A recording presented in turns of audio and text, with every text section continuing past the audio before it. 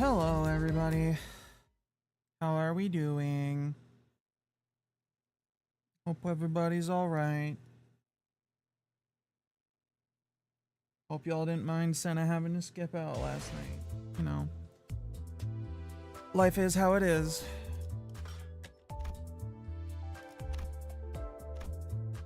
Lol. Anniversary time has begun.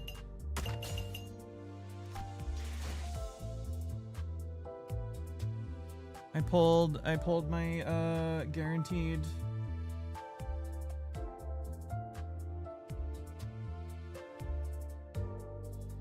extraction cards. Used my selector and I got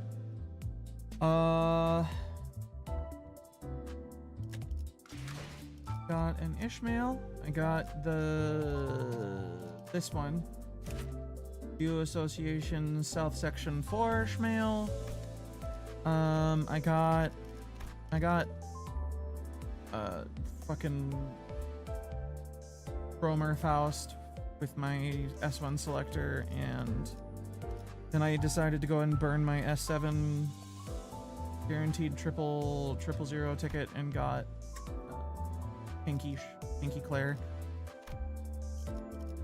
Not really what I wanted out of the season 7 thing, but you know, it's certainly never bad to have. How are you doing, War? Hello, everybody. Once again. Hello, lurkers. Hello, War. I think I'm just gonna get into the dungeon real quick because dungeons usually don't have a whole shitload of dialogue. I'm just gonna go and get into it. Get through this place.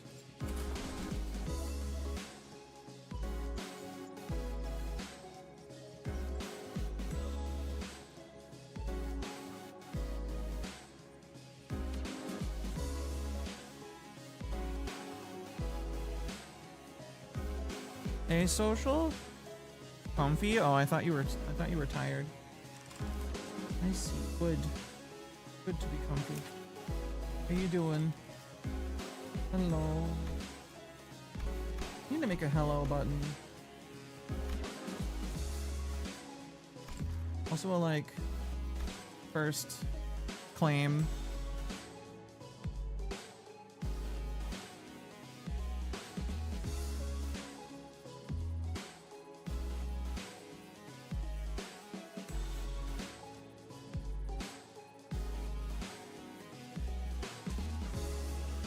Let's see, who should I level up next?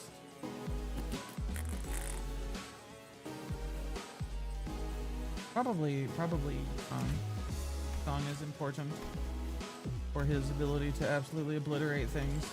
He does that good when he is the absolute maximum level he can be.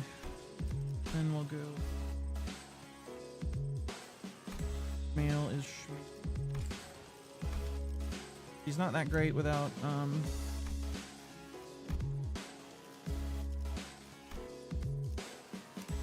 Coral Cliff. Grab him since the dungeon. Yeah, we should be good. 어떤 조직 놈들인지 면면 좀 받을까?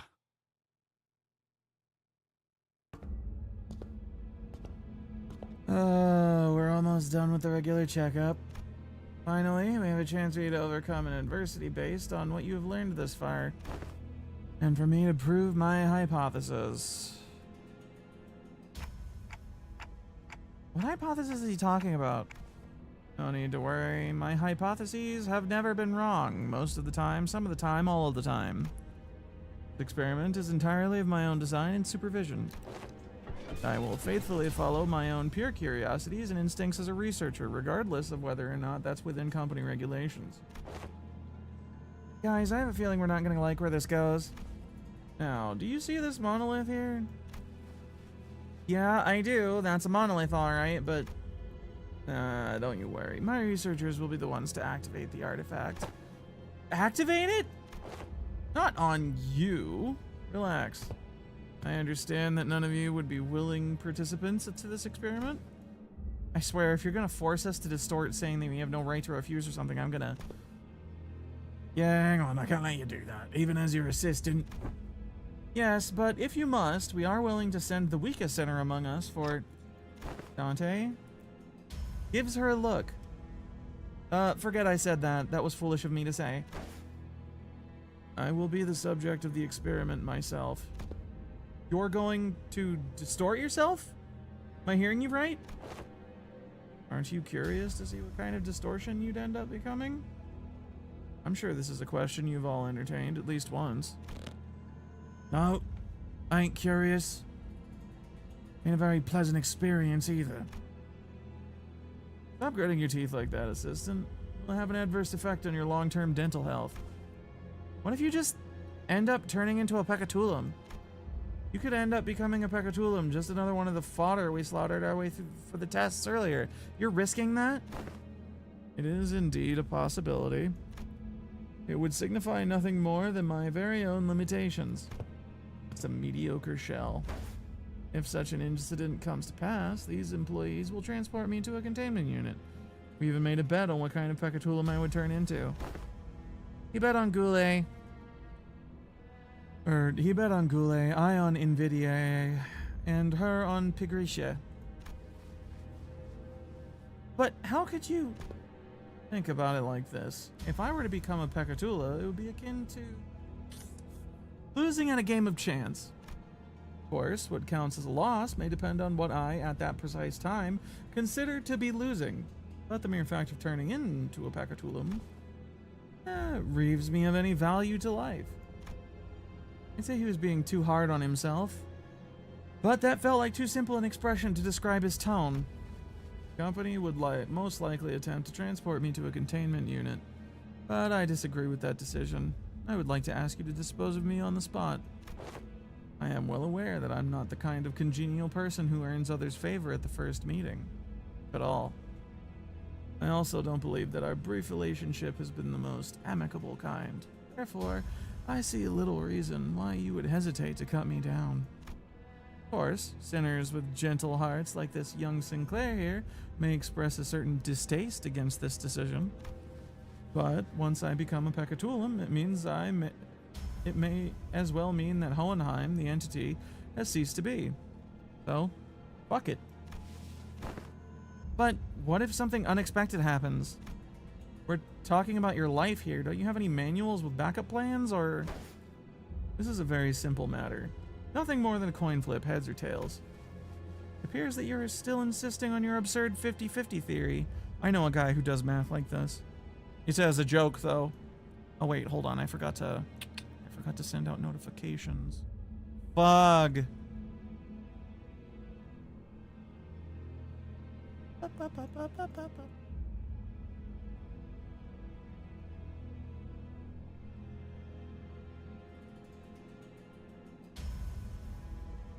Fuck. Where the shit? Oh good, I did go live in the other place. Yeah. Oop. I am a researcher who wishes to humiliate the field of mathematical statistics, unlike the general way of the academia.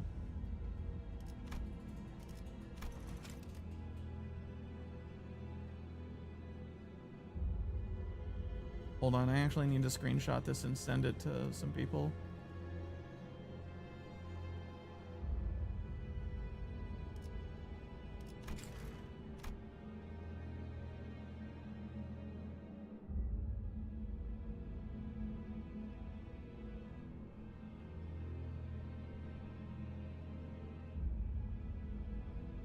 I believe there is a certain romanticism to research. It is much more exciting to run as many tests and gain as many samples as we can than to be stuck behind a desk pouring day and night over books and paper, isn't it? If it's tails, then you may dispose of me immediately. Employees here will take care of the rest. Don't forget to destroy the key inside that coat pocket and the files inside my cabinets, for example.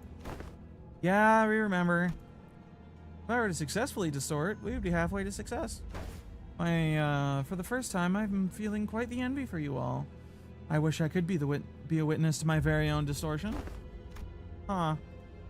If you've been paying attention to my lectures, perhaps you could even come up with a classification code for my distortion too, going by the standards we've discussed earlier.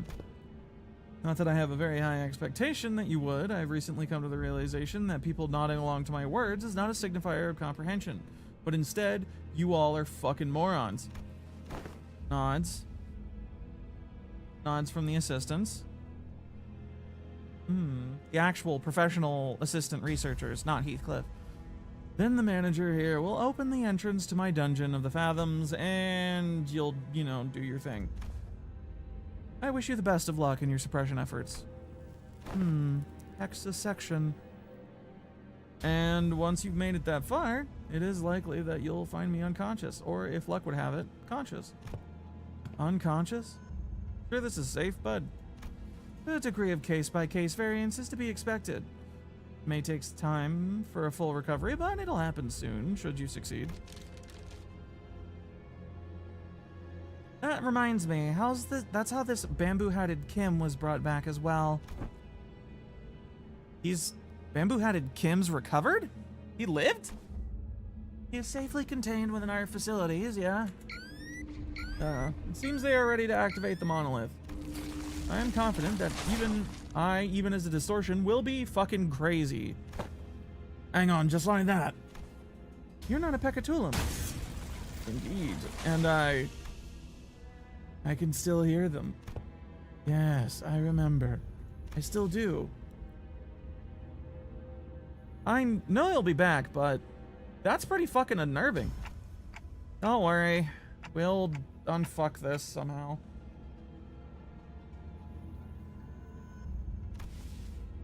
Manager says that we will bring him back no matter what.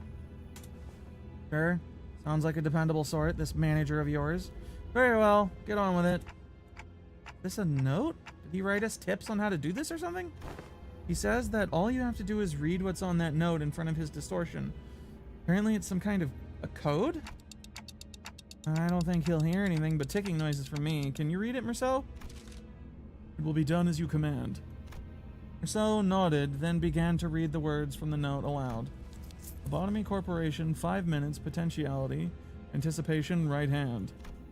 The moment Merceau uttered them, the all too familiar portal began to appear around Hohenheim's distortion, as though they were a key to a door. Scattering shards of familiar yet alien sights appeared intermittently beyond the shimmering veil.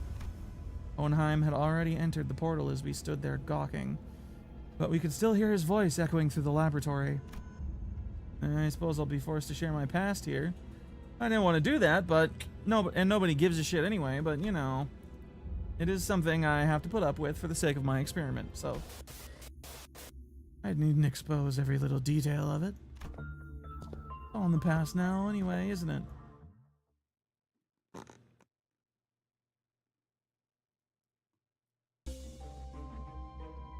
I suppose we'll find out, won't we? Hohenheim's Fathoms. Here we go. At the starting point of the Dungeon of the Fathoms. In a room that appears to be a workshop of ego gears. Scored below 100% synchronization rate in the aptitude test. Take only a single ego from here. Ominous warning sign greets us, and the same words repeat ceaselessly from the speaker. The sinners all go take a look, enticed by the sign telling us that we can pick up ego gears here. But what we find there are gifts. Appears the ego manifest, blah blah blah. We just take them all. Differs from the usual mirror dungeons. It's highly advisable that its rules are followed. Oh, what should we do? Flaming gauntlet, combat boots with spiky bits, or the cleaning spray.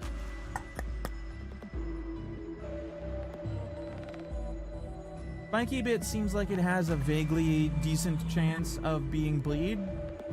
Something? So we'll go with that.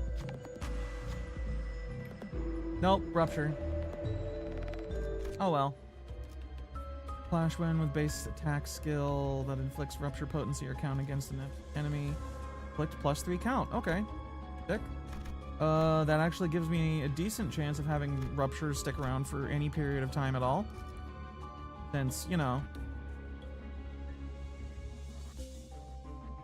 pretty sure my blood fiends do rupture.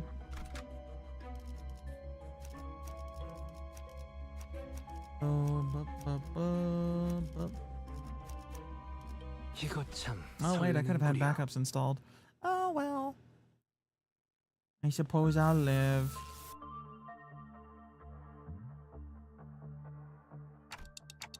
What's going on with them?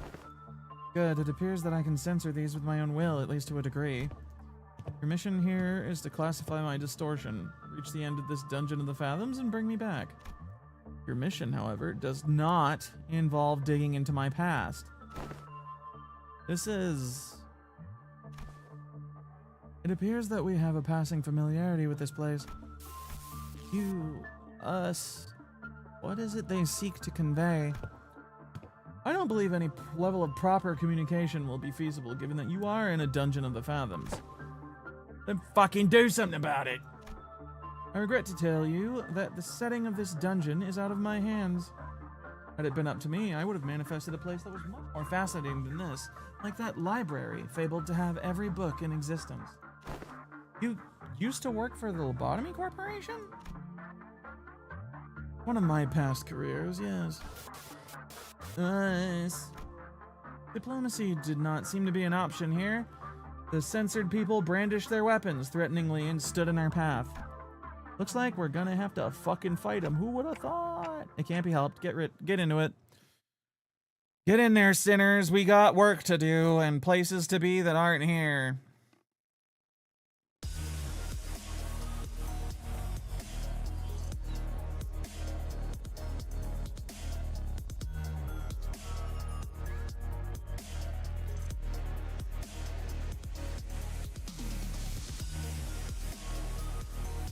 Alright. Yep, we're chained. No reason to fuck about with it then. Just get clapping.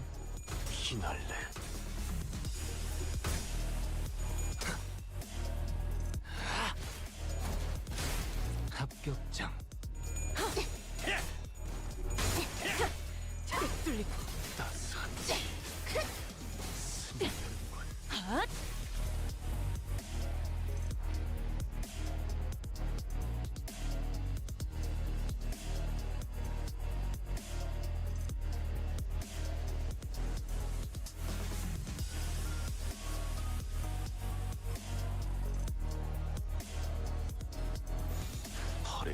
나가서 싸워. 뒤는 내가 봐주지.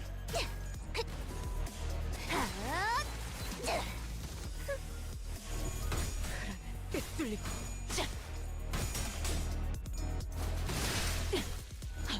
꿀을 건드렸겠다.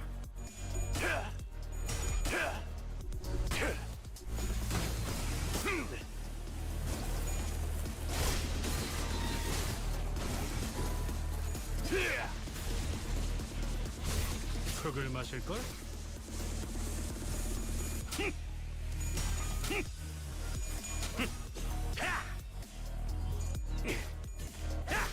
목이 피었잖아.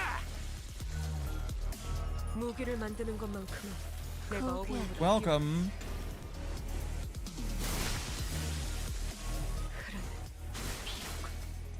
쏟아내라.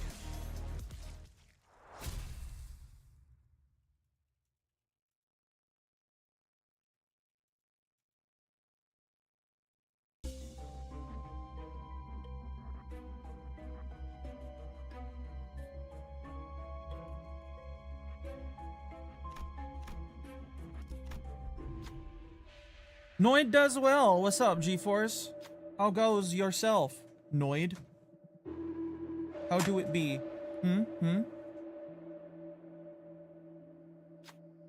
We've entered. So, do you real quick though? Do you remember? Were you here for the last Limbus stream at all? I'm tired, but alive and mostly good. Excellent. Tired is a state of being that is temporary, mostly. But alive, that needs to continue. Yes.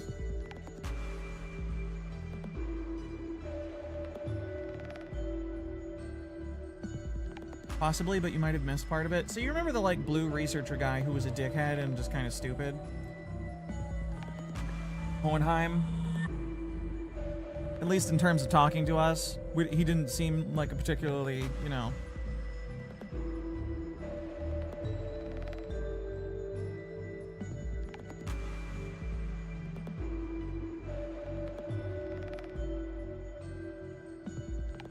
He probably is very smart.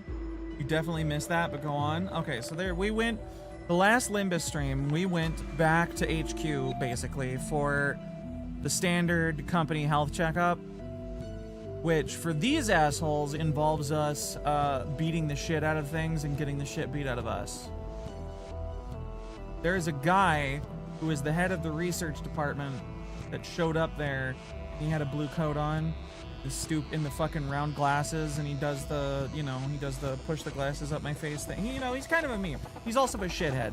Anyway, he's that kind of stupid mad scientist that, like, does stuff that is definitely inadvisable to anybody with any amount of sense, but he's so fucking curious that he has to do it anyway.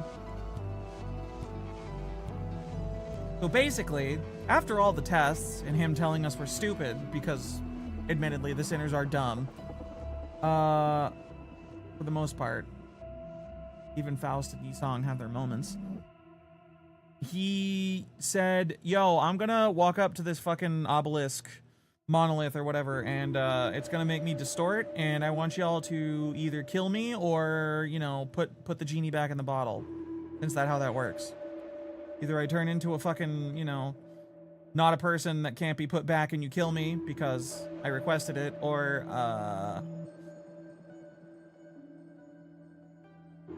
I totally distort, you go into my dungeon and fix things. And just about everybody that was in the room when he said that was like, you sure you want to do that, dude? That sounds really stupid. And he was like, I have to do it. I need to know what happens. And I appreciate the, like, need to know, but it's also clearly a dumb fucking maneuver. One way or another.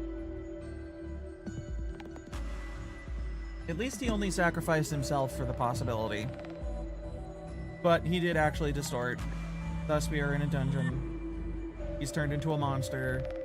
He apparently still has control over most of his head somehow. And that's it. Persons with a glint in their eye. Are you the sample who's agreed to this experiment, by the way? Rip Bozo? Nah, he lived. If they fully distort the dungeon... Oh, you remember the chicken guy? The, like, chicken restaurant owner that we put him back to normal? That's what happened to him. He turned into a weird, like, monster dude, but we go into the dungeon and beat the shit out of his brain, and he'll fix himself.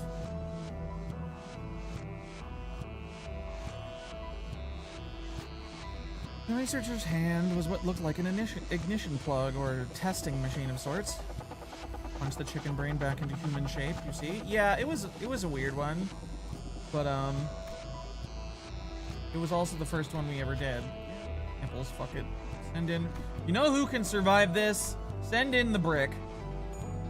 Marcel can handle it. I promise. Scribbling their observations in the various papers, the researcher let Marcel go. So, took off the gear and presented it to the researcher before returning. He just said, gear seems to fit you perfectly. Take it with you. Marcel has gotten a thing. I have no skills that inflict burn, and thus, this does not matter. Hohenheim's foundations. Put the rest of the team on the team.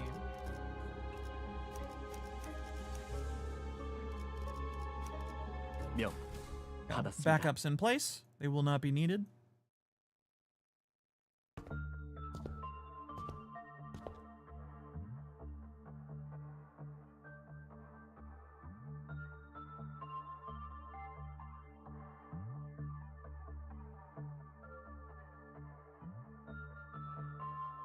So, how do we know this guy's actually distorted?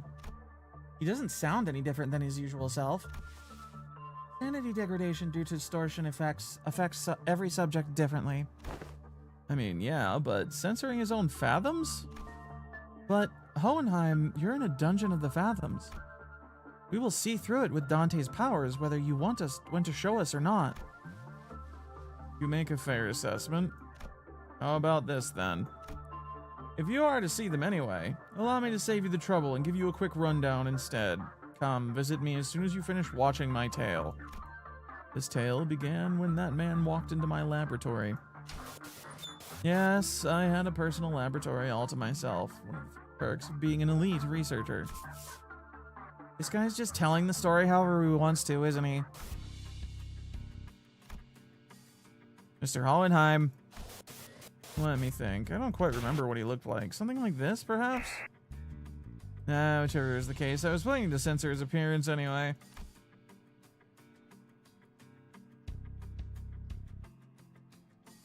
This dude is looking remarkably like a butch lesbian through his distortion to me, but maybe that's just because, you know, that's what I want to see. Hey, Hohenheim, I wanted to talk to you about something. Stop. Are you here to express your displeasure with me or something? Some shit? What now? If you are, do let me know from the get-go. I had a feeling it was about time this would happen. 3 months. Not a bad record for working without a workplace conflict. Oh, if this is about quitting, then you would find a much better audience among the human resources team. No, I mean, I'm just here to thank you. For picking me, some dude from the back streets to work here, you know?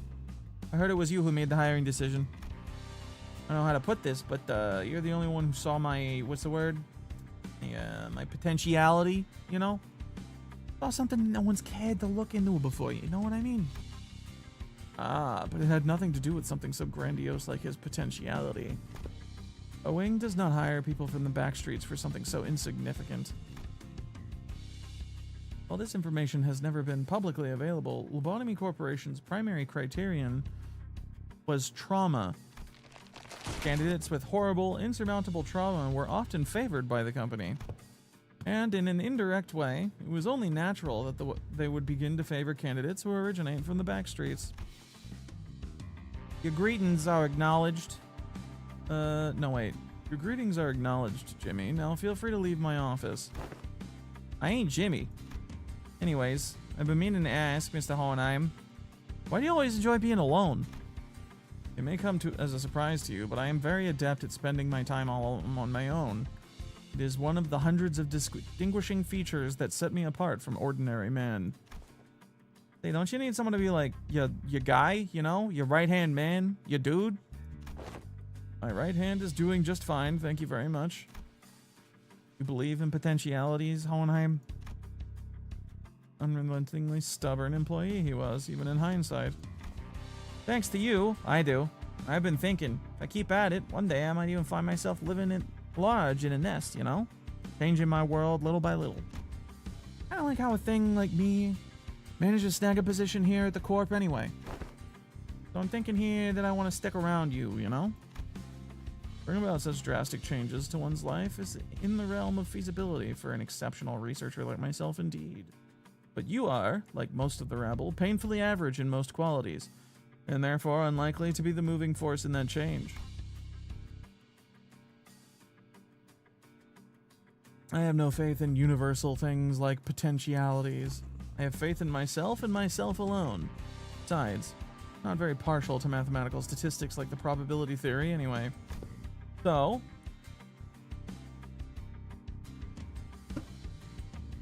what do you mean the probability theory? I guess in science that it would just mean that the theory of probability, which is probability. But so I'd like to keep both my right and left hands as my own. Fuck off. Want to know something about me? I'm the kind of guy who doesn't really think about things. Action before deliberation, you get me? Ah, thoughtless and carefree. Possibly the only merit to be found in those who originate from the back streets. Or was that the thinly veiled threat of physical assault? Oh, I'm talking about the new app? No, that just got shipped here. The tricky one to manage, I tell you what. Read your mind, screwing up all kinds of strategies or whatever, as long as it's based on hard logic. Want to shoot for the Department of the Year award together? Seem to be rather skilled in the art of transactions. One of the few merits found in those who originate from the back streets. I will admit, I suppose I was overcome by a certain ennui back then. And in hindsight, it was foolish of me to engage in such inane conversations. Ghost fucky squish noises. Ah, the remnants of my past come to haunt us. Perhaps it is time they truly wish to hurt. It is I whom they truly wish to hurt. Yes, perhaps. Perhaps it is indeed. Who could assume such a thing?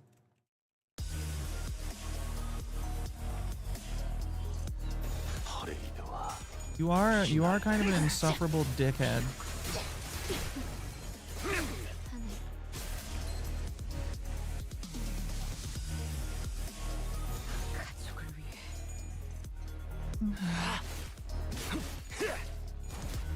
이제야 완성되었나? 목이 비었잖아. 다음 놈 나와.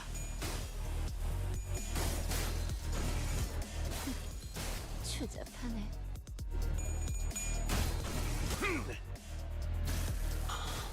행진의 꽃, 이것이 서곡의 피날레다. 나는 가족이 되기엔 약한 이 정도로 나와 건물 위에 쏟아내라.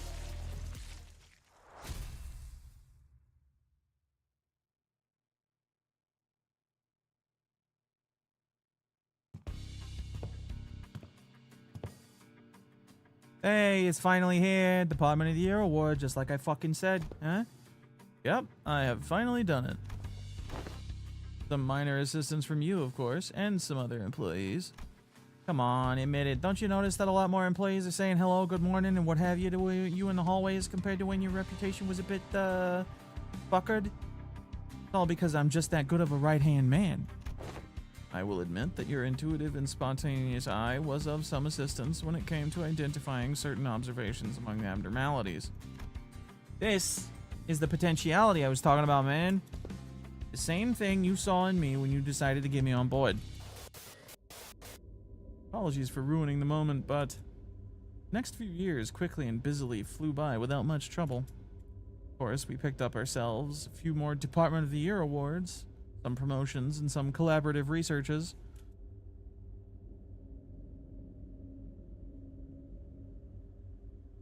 Yet all things must come to an end, because, you know, reasons. The infamous fall of Lobotomy Corporation, for one. So, I don't suppose you have any trouble hazarding what they're all telling me, even as the words come out fragmented. You left us. Nothing but words of endless resentment. You left us behind. Fall of the former L Corp. I remember what Miss Yuri told us. The site crumbled in an instant, trapping the employees here in there with the abnormalities. What the fuck is that sound? The whole structure is quaking, man. What the fuck is this? Initiating site burial in 100 seconds. Any remaining employees must immediately evacuate the structure. Counting down. 95. 94. Fucking the escape pods to the surface are here, but there's only one seat left. They're saying then the next one's in 5 minutes. I listen closely. At the risk of sounding rather callous, I must inform you that the chance of survival in cases of crises such as this is usually granted only to a very small minority of those affected. Some of who prioritize the fairness of the process may settle on primitive methods, such as drawing lots to see who gets to escape. And in more barbaric groups, the survivor would be decided by none other than the rule of might. However, glad to find myself among those who are on the side of intelligence. So I make this argument, a suggestion before you. Prepare yourselves, whose sole final purpose in life is clinging to your mediocre office jobs and making good on your debt payments. And me, who has produced several groundbreaking, epical theses and research results at such an early age. Whose life, in your eyes, is of greater worth. Yes, and that is how this tale ends.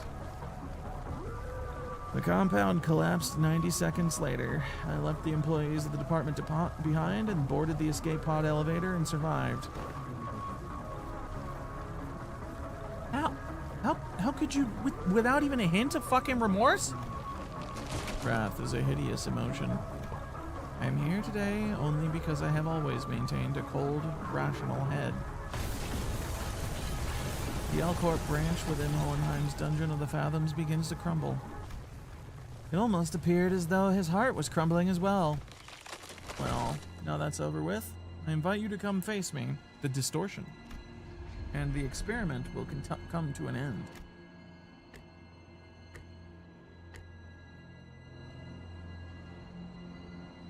But just finding and defeating his distortion in a fight, I don't think that'll bring him back.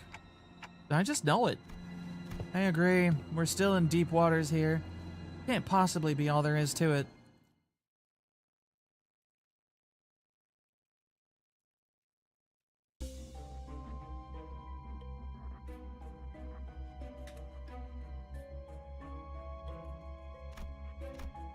Oh yeah, we've got a few more. Definitely got a few more still. Feline turn within a containment unit, Cyan Harry, specimen this feline. I feel like I've seen this before. What ego gift can you? Midwinter Nightmare?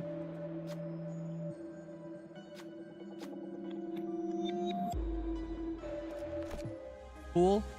More rupture stuff for my barely having rupture skills 내 team. 명을 들은 시비수 결집이다.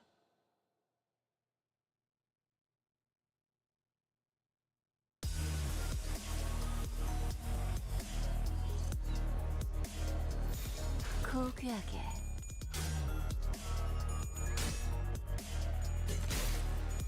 흙을 마실걸?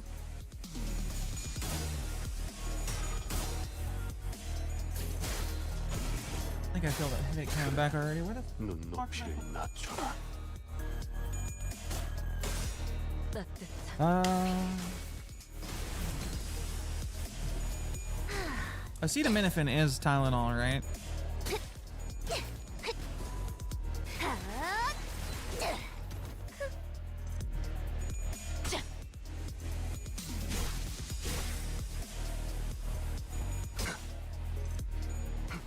Okay, good. 들어졌구려.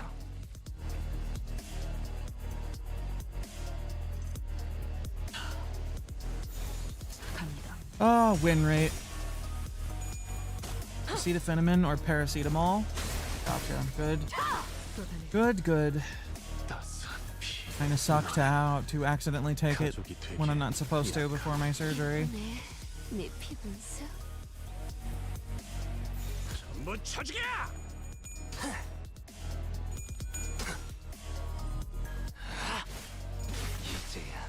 I woke up feeling kind of ass this morning.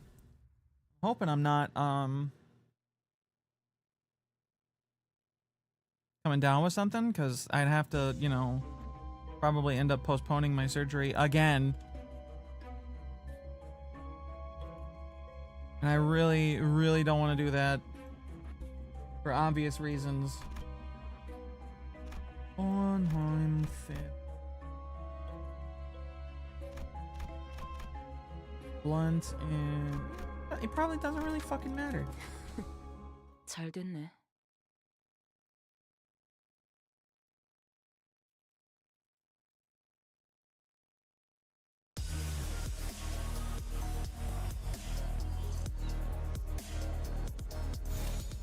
점 찍었네.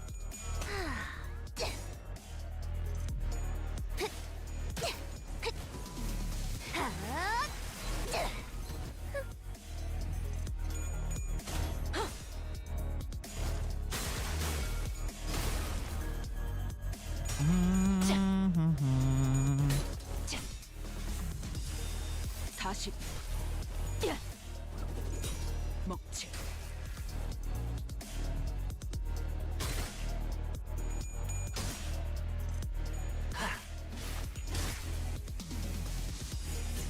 다음 놈 나와!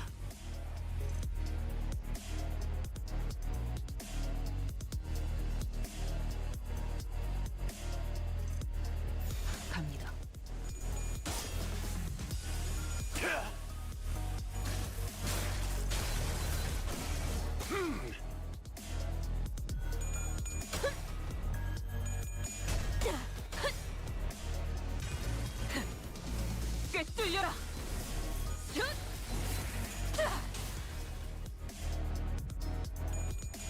You know, since I accidentally finished the early access content in Menace the other day, I've been trying to figure out how the fuck they're going to expand, how they're going to move forward with the story, as they seem to have indicated that it would. Meaning the, like, actual military forces that didn't blow up on their immediate arrival showing up. And you having, like, resources and things. And I'm going to assume that the only way to actually do that and still have the core gameplay make any fucking sense, meaning the whole like barter system of equipment acquisition and trading, and that when the dudes who are like the main fleet shows up, they all also explode. And so basically you just get more crap to salvage. Maybe slightly cooler shit to salvage. Some new people to hire. But it will be a it gets worse thing instead of hiding under the guise of a triumph.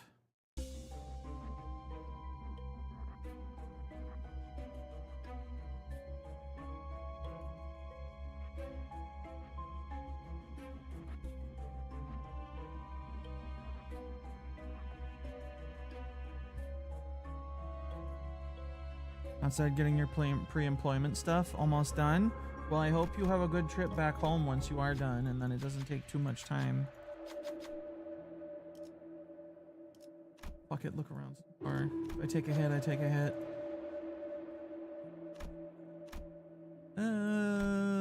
Shmail. Not Shmail. Dawn. Dawn can handle it. Allergy meds. 2 woke up with a nasty itch and rash this morning. I woke up with a scratch in the back of my throat and knees that didn't really want to work, so, you know, I understand. Both of those things have gotten better over the day. It may have just been dehydration and sleeping bad, but like I said, I'm worried I picked something up. It's gonna get in the way of my surgery.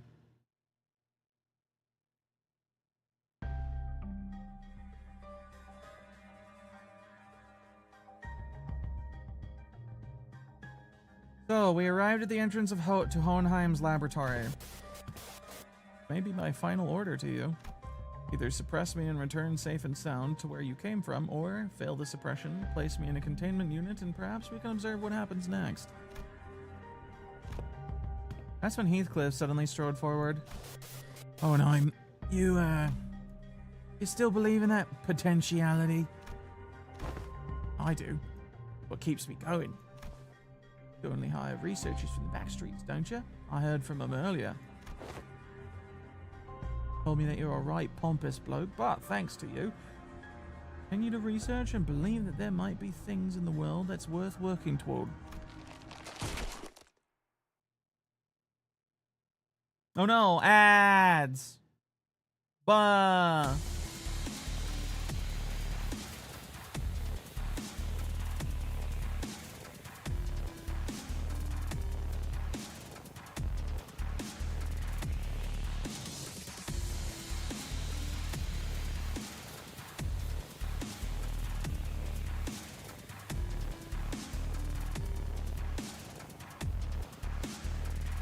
See what teams you can make once wallpaper IDs arrive. They usually are good enough to be like team defining for the statuses, like Magic Bullet Otis. Yeah. We'll see who I pull. If I just get Heathcliff, then I'll probably just throw him and full stop in a poise team and let them all crit everything to death.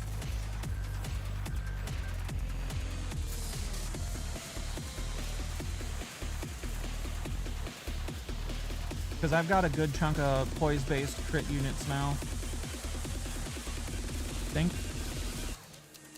Is there an ID that like supports poise for the party? Let me open shit up real quick. I don't know how poise team works, to be honest. It's just a bunch of IDs with selfish buffs. Yeah, well they do a lot of damage though. There's ego that do. Okay, let me open that one fucking spreadsheet I got. Maybe Blade Lineage? It might be Blade Lineage, yeah.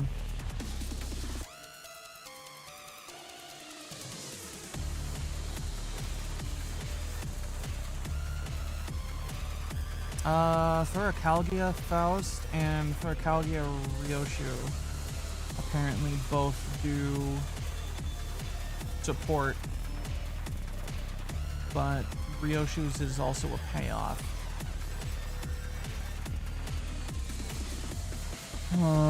Blade Lineage Merceau is a supporter, but specifically for Blade Lineage teams can poise and poise count and attack buffs for Blade Lineage factioned allies. Increases the speed at which BL gains poise a lot. And then BL Dawn, Venture Field, she helps support a struggling ID with their poise potency. Y'all are quite insular with their buffs. Yeah, it looks like it's just kind of,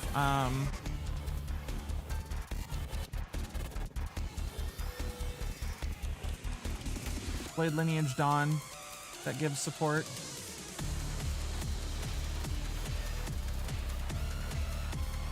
Outside of the two listed egos that I've never seen, so I don't know how they support.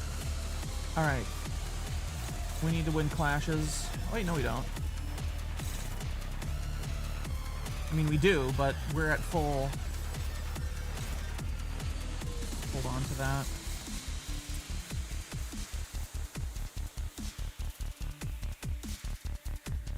Full Stop Duo, pretty much a team all on their own, and they're really good plays. Really good poise and IDs in general. Yeah. I do recall them cleaning shit up. Right nasty.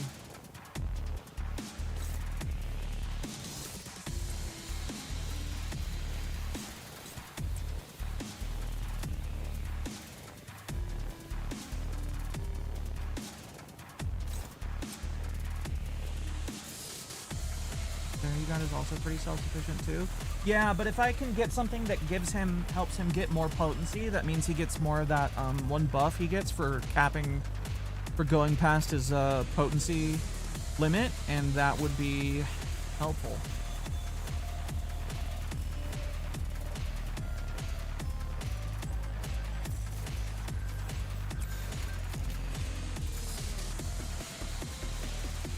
Calgia Ryoshu gives Neutralizer and Faust gives Devil's Cut, I think. I don't know what either of those do. But good to know.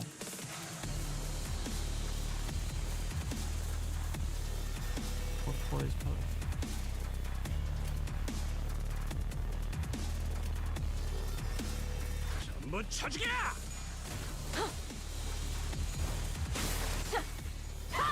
엎드리도록.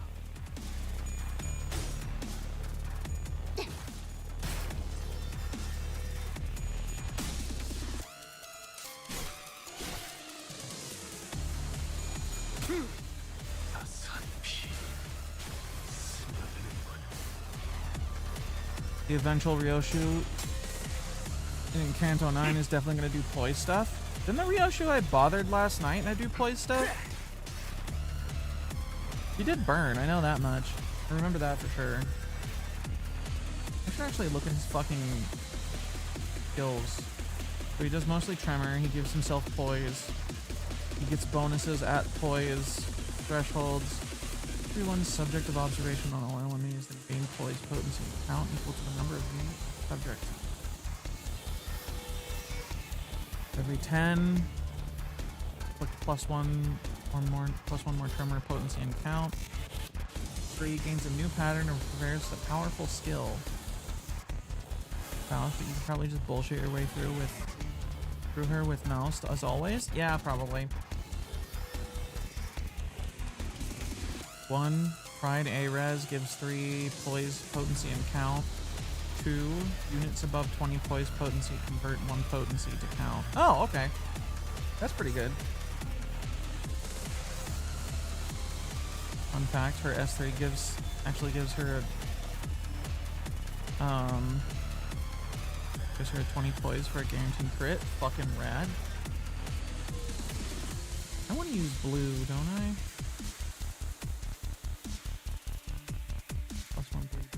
Yes.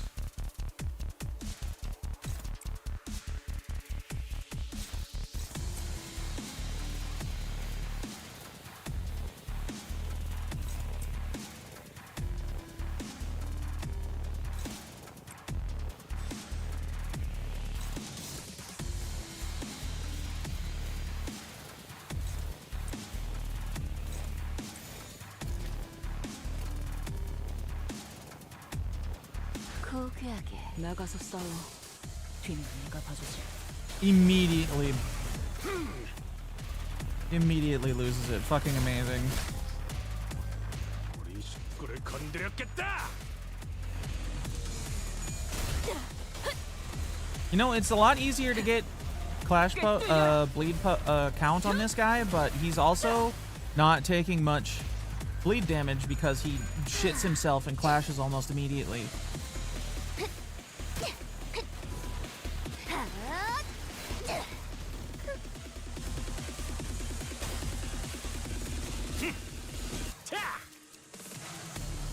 So far, anyway. 40. 먹지.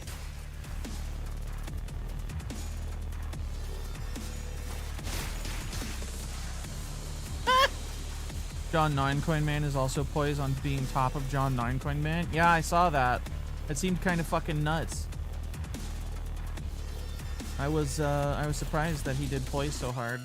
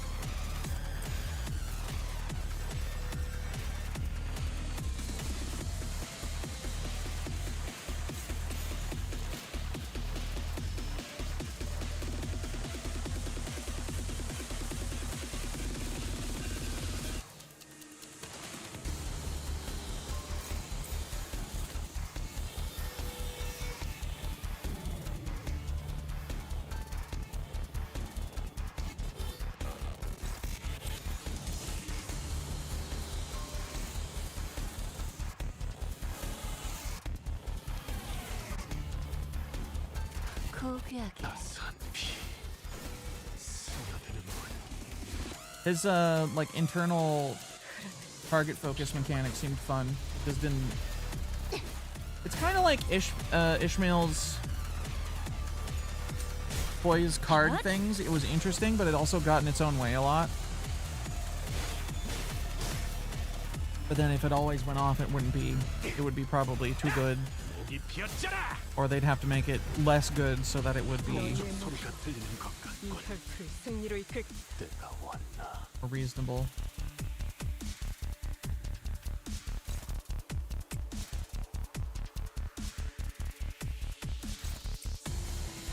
Hopeless.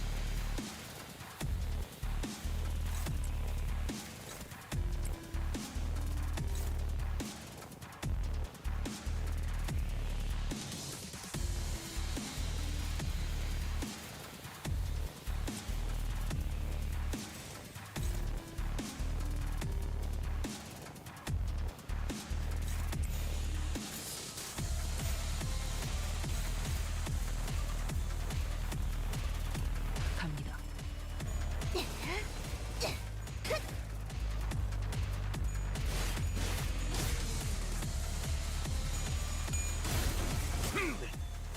베르츄레.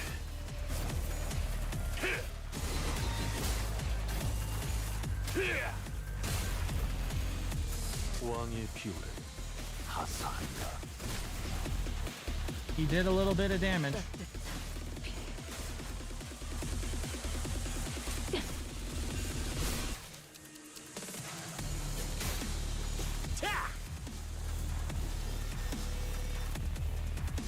Plagues your mind, manager. Your suppression efforts seem to be smooth sailing. It is exactly as you have seen, manager. Save for a few parts that were censored, I concealed nothing from your view. I don't believe I have committed any wrong by escaping that place alone, leaving the others to be buried there. Of course. It may be reprehensible from a moral standpoint, but why would anyone ever look at it from that perspective, manager? Especially when you are well aware that in the city such a perspective is entirely irrelevant and worthless. I can feel his gaze on me. Like he said, the suppression is going well, but this feels wrong. But it shouldn't end like this. What should I tell him? Hohenheim trying to hide from us.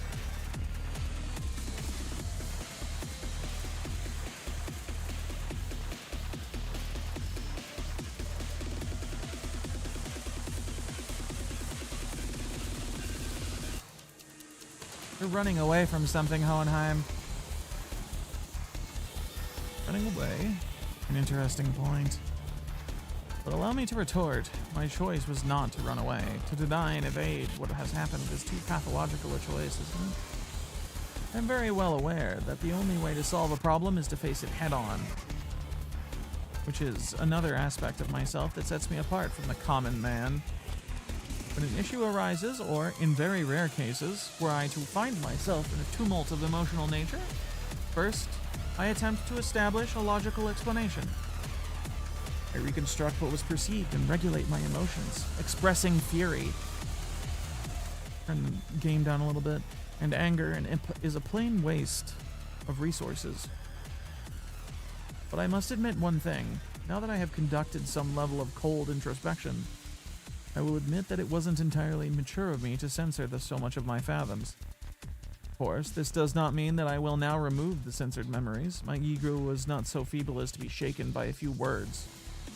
I didn't really understand most of what Hohenheim was talking about, but take this the thought that everything he's been saying was just an effort to distance himself from his own emotions. Distorted shield passive weakens, and we continue to beat his ass.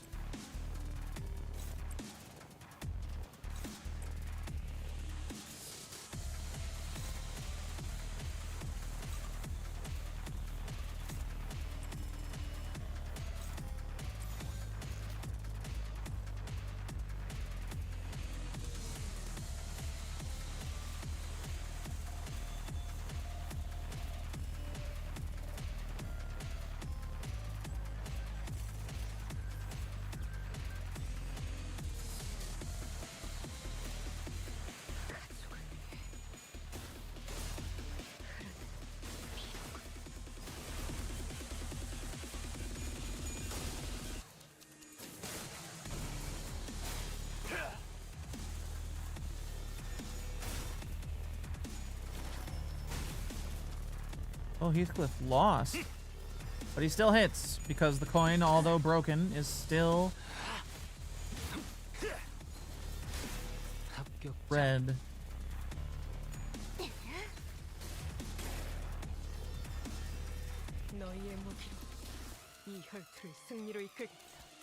Oh, now he's gonna have a problem.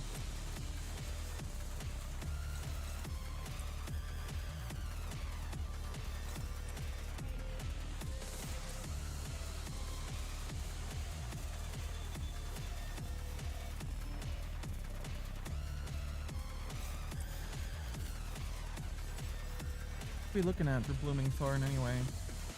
Pretty good. Solid. What was the rate of defense and offense power to final power again?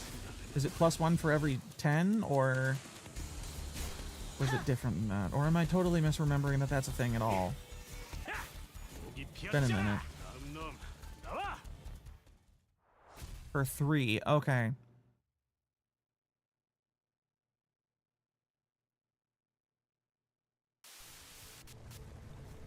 Escape pods to the surface. To the surface I hear, but there's only one seat left. They're saying the next one's in 5 minutes. Look, I don't actually believe you hired me because you saw my potential or something like that. But I want to believe that you found the hope and potentialities because of me. A hope. An anticipation that we can make things better as long as we keep at it. Can't leave you all behind. Can't just save my skin without... Not without everybody else. This is what a right-hand man does, isn't it? Take my potentiality you found and rise. Take it with you to the surface. But Johan, what about you? Well, maybe next time. Some other time. Wrath is a hideous emotion. That is why I did nothing at the entrance of that branch. Me. Remembering nothing more. Remembering the ones I have left behind. Comes the dungeon of the fathoms, slowly beginning to close. Sometime later. Ah, I've returned. Safe and sound. Hey, welcome back, boss. To be frank, I once wished to be someone like yourself, Heathcliff. What are you talking about? We don't want Heathcliff. We don't want Heathcliff to be like Heathcliff. Because it's not as easy to put my faith, not in games of numbers, but in those slimmest potentialities of the world and continue to exist. I know it's not very befitting a researcher to be so, but it is quite the romantic attitude for a human to embody, is it not? Well, the experiment is over. Was a huge success, all thanks to us, right? No, it was a failure. I had established this hypothesis that the sole answer was to hold a firm belief in the self and nothing else. Had my hypothesis been correct, I would have remained a distortion. Thus, I would like to extend my gratitude to all of you. Thank you for making me fail. Seems that the classification for my distortion was HE5SU. Disappointingly mediocre, but I don't suppose it can be helped. The world is a place where we must find the ray of potentiality among the mediocre, after all. Let us move on now. Mephistopheles is prepared to depart. Hohenheim's researchers waved at us. Well, we'll meet him again, right? No thank you. Everything has an end. So do consider this to be our final meeting. Down to the last exchange with this guy. The last thing we saw before the portal activated were the LCE researchers pushing up their glasses. In our general direction. Though I'd only taken a step or two, the entire world around us seemed to transform, landing us back inside the transportation instrument. Now that I think about it, we didn't even get to learn why Gregor's bones made those cracking noises. All we learned from this experience is that the sinners have all become mediocre, but they each held certain potentialities within themselves. Each of us mulling over the events at the LCE, we returned to the bus where Charon and Virgilius were waiting for us.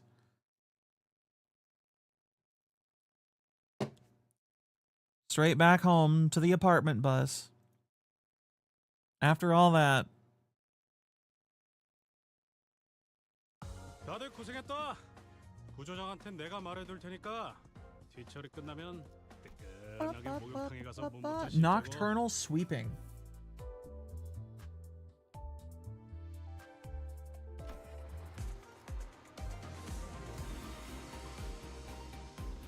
Oh no. China music. Whatever shall we do?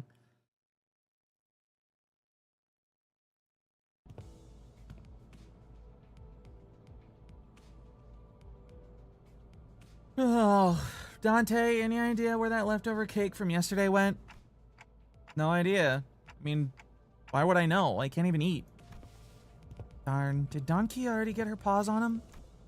Rhodia rubbed her tired eyes, muttered something about how we should have partied in her room instead, and stumbled to the back door. The New Year's came swiftly to the inhabitants of the bus after the various incidents at the LCE. The sinners all came from different backgrounds and parts of the city, but annual celebration for New Year's seemed to be a thread that connected their cultures together. We began floating the idea of a New Year's party, and... Excellent! Then permit me the honor of hosting this banquet. With her usual overdramatic boast, coupled with the familiar twinkle in her eyes, Don Quixote declared that there would indeed be a New Year's party, and thus it was decided. Again, after all the hell we went through with the back door and whatnot for the out-of-season Christmas celebration. Yet I must insist, for 'twas but an effort to decorate the bus, the intent quite divorced from the act of celebration, you know. Don Quixote glanced at Sinclair, sheepishly scratching the back of her head. Huh? Oh, don't worry about me, really. I'm traumatized. Well, 'tis true that mine actions hath brought thee quite the distress, unintentionally, I might add. Thus, I ask thee, wouldst thou not agree that a communal event to mark the occasion might freshen both our spirits and our bodies? Can't even begin to imagine her amnesiac self even taking a moment to give a damn about how Sinclair might take it. But I guess with memory came tact. You know, it's our first New Year's together. Sure is an occasion for a celebration, huh? Gotta hear that bell go ding. Really mark the transition to a new year, right? Ah, it seems that we shall be welcoming the first light of the new year in the company of one another. This is indeed the cause for celebration. A bowl of noodles before the last night of the year fades. Classic. Oh, such bubbling enthusiasm from ye warmeth mine own heart. Forsooth, the grandiosity of this banquet shall be one for the books. Fireworks most brilliant. Enough delicacies to... Got on. When's our next stop? Mephi'll be running non-stop for 3 days at least. Only dum-dums stop on a fast road. So she says. Virgilius muttered with his usual sardonic edge, one fist under his chin. Fie. For next year's celebration, the banquet shall be prepared ere the promised hour. Don Quixote's idea of a grand banquet depressingly fizzled into nothingness, but Rhodia brought out the cakes and cookies she'd stashed in her room so we could at least hold a small celebration for the New Year's together. After that, we all stayed up together, watched the New Year's first sunrise, briefly paint the city in gold, and then retired to sleep.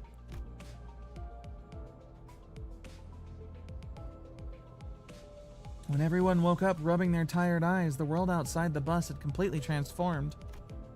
There was a behemoth of a structure, bizarre in its presence, and its walls seemingly made of gargantuan steel plates. There seems to be a lot of windows on it, though. H-Corp? The sinners began to voice their surprise, appropriately so, as what came into view was different from any of the nests we'd passed by on our journey thus far. Is that massive structure all one building? That whole thing... that whole thing's the nest. And where the hell's the back streets? Big enough to cover H-Corp's territory and then some.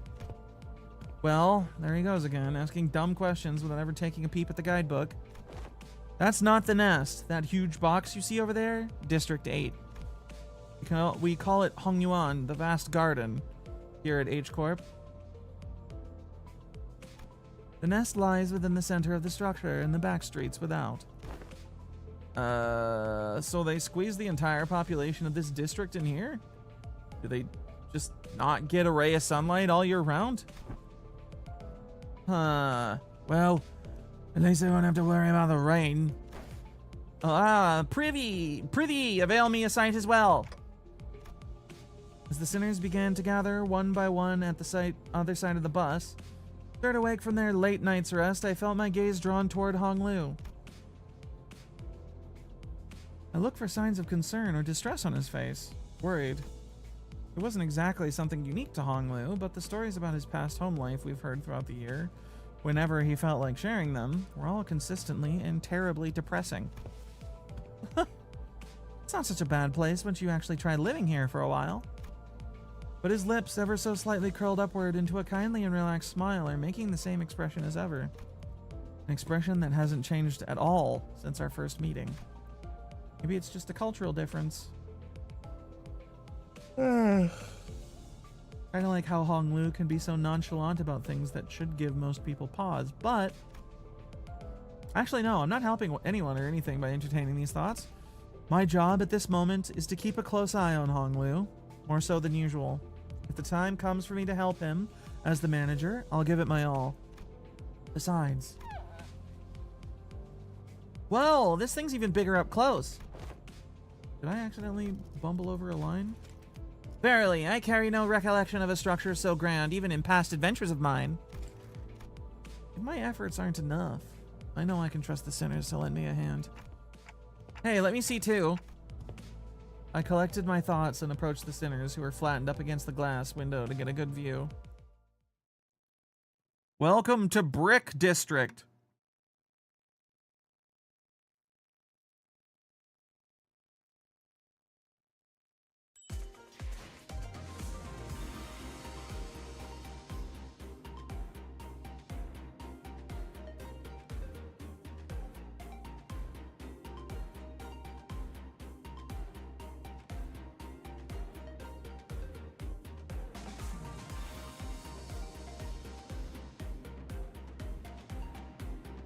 Alright.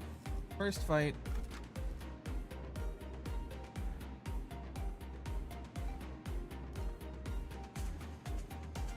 So I take this to mean that we're gonna be coming up on the old... 망치를 쥐고 검은 가로뒀다. 나를 점 찍었다니. 격에 맞는 조언도 한. 몸이 찌뿌둥하던 참이었어. 때려 부수러 갈 시간이다. 검은 가로뒀다. 나를 점 찍었. 명령하실 때 군주가 나선다. Honglu time. 나를 점 찍었다니. 명령하실 때까지. 군주가 명령하실 때까지. 망치를 쥐고 명 받았습니다.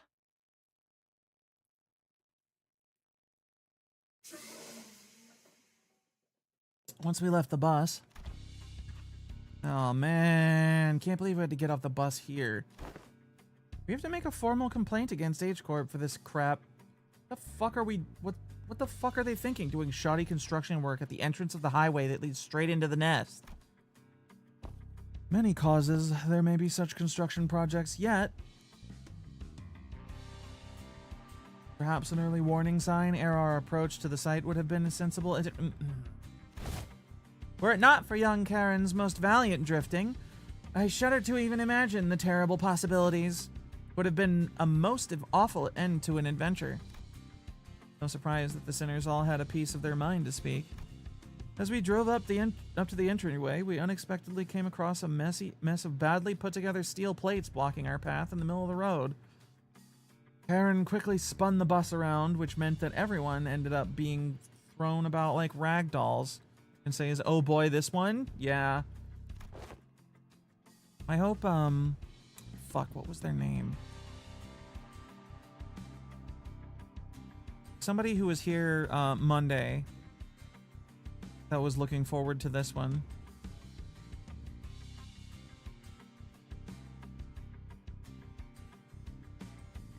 Good thing there was another road off the highway that leads into the city, right? I bet Karen would have tried to reverse gear all the way back to the last interchange. But looks like we'll be going through all these winding alleyways to get to the nest. So dark in here.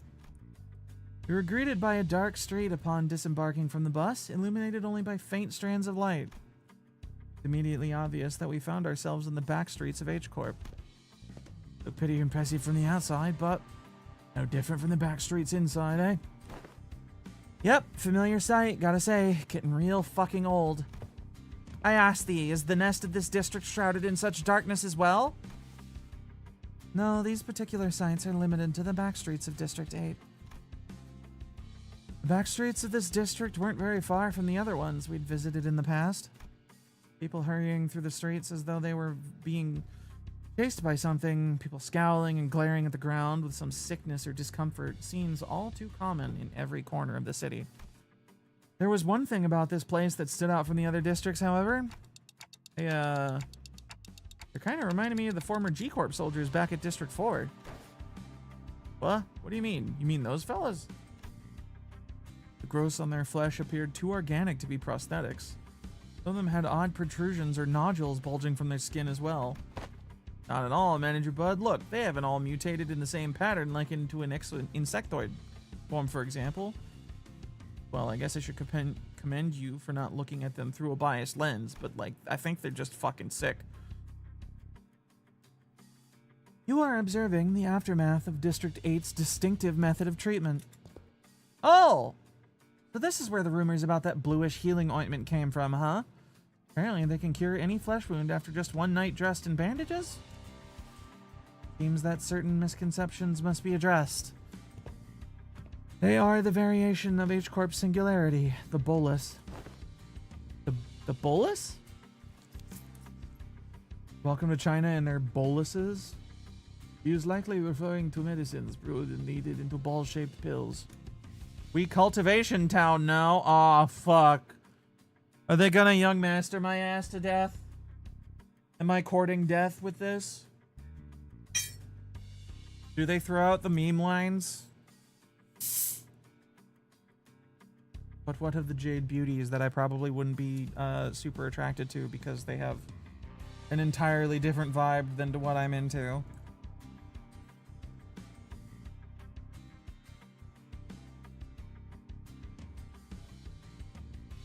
You are bar for bar saying some of them right now. But is Fatty Wang here? I've read like one story, one cultivation thing ever, by the way. Which is probably why I like the vibe of it. I don't know. Actually, oh yeah, I did, and it was a shit post of a manhwa, so that's probably why my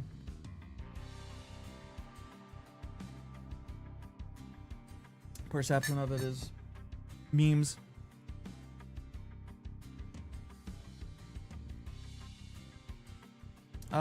Correct. H Corp of the Hongyuan Bioengineering Group mainly manufactures boluses that contain essences of treatment. The boluses may be taken orally, ground with water into a paste, or applied directly to the affected area, or dissolved in water, soaked into bandages, and wrapped around the necessary area for treatment. I guess rumors transform as they travel. Oh, I see. I was just thinking about how they do things back at the, K-Corp.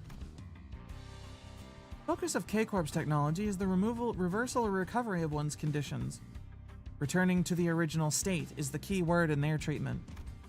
It is no rare sight to find unique techniques and technology developed independently by the inhabitants of the backstreets of District 8 using the manufactured boluses. Treatments are not individually customized for each patient. Instead, their focus is on selecting the appropriate technique from a myriad of choices to address the deficiencies in their statuses. Perhaps one could choose the words transformation or evolution as a more illustrative descriptor for their method of treatment. So that's what counts as treated? A crowd Sinclair was pointing at certainly appeared unhurt, as though none of them were bleeding or walking with a limp, but many of them appeared dazed, staring blankly at nothing, scratching absent-mindedly at their mutated parts. Ah, they must be the regulars. Unexpectedly, we found our answer not from Faust, not from Marcel, but from Hong Liu. The regulars? Yes. I've heard of them as a child. Perhaps people who've grown too accustomed to visiting the clinics in search of their mystical treatments. The regulars might appear more intimidating than most people at first glance, but apparently all the side effects they've been stacking changes them in strange ways.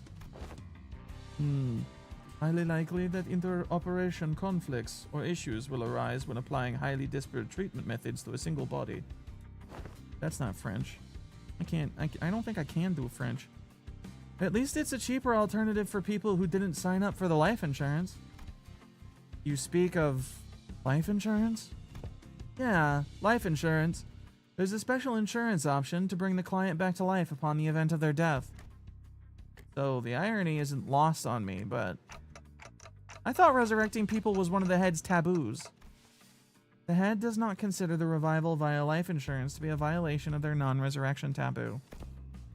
It is likely that, on a technical level, this revival is actually categorized as brain resuscitation, as opposed to a full resurrection, degradation of its functions considered, of course.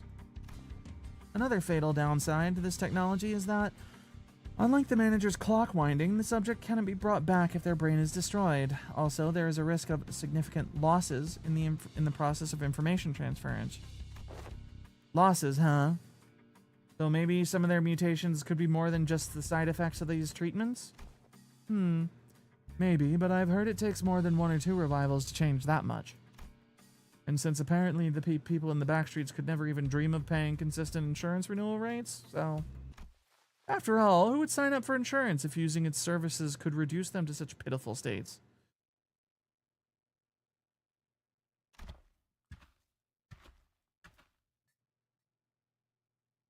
The head basically allows anything so long as it's human enough. Oh, I gotcha. Yeah, they appear pathetic and pitiful to you rich bastards, don't they?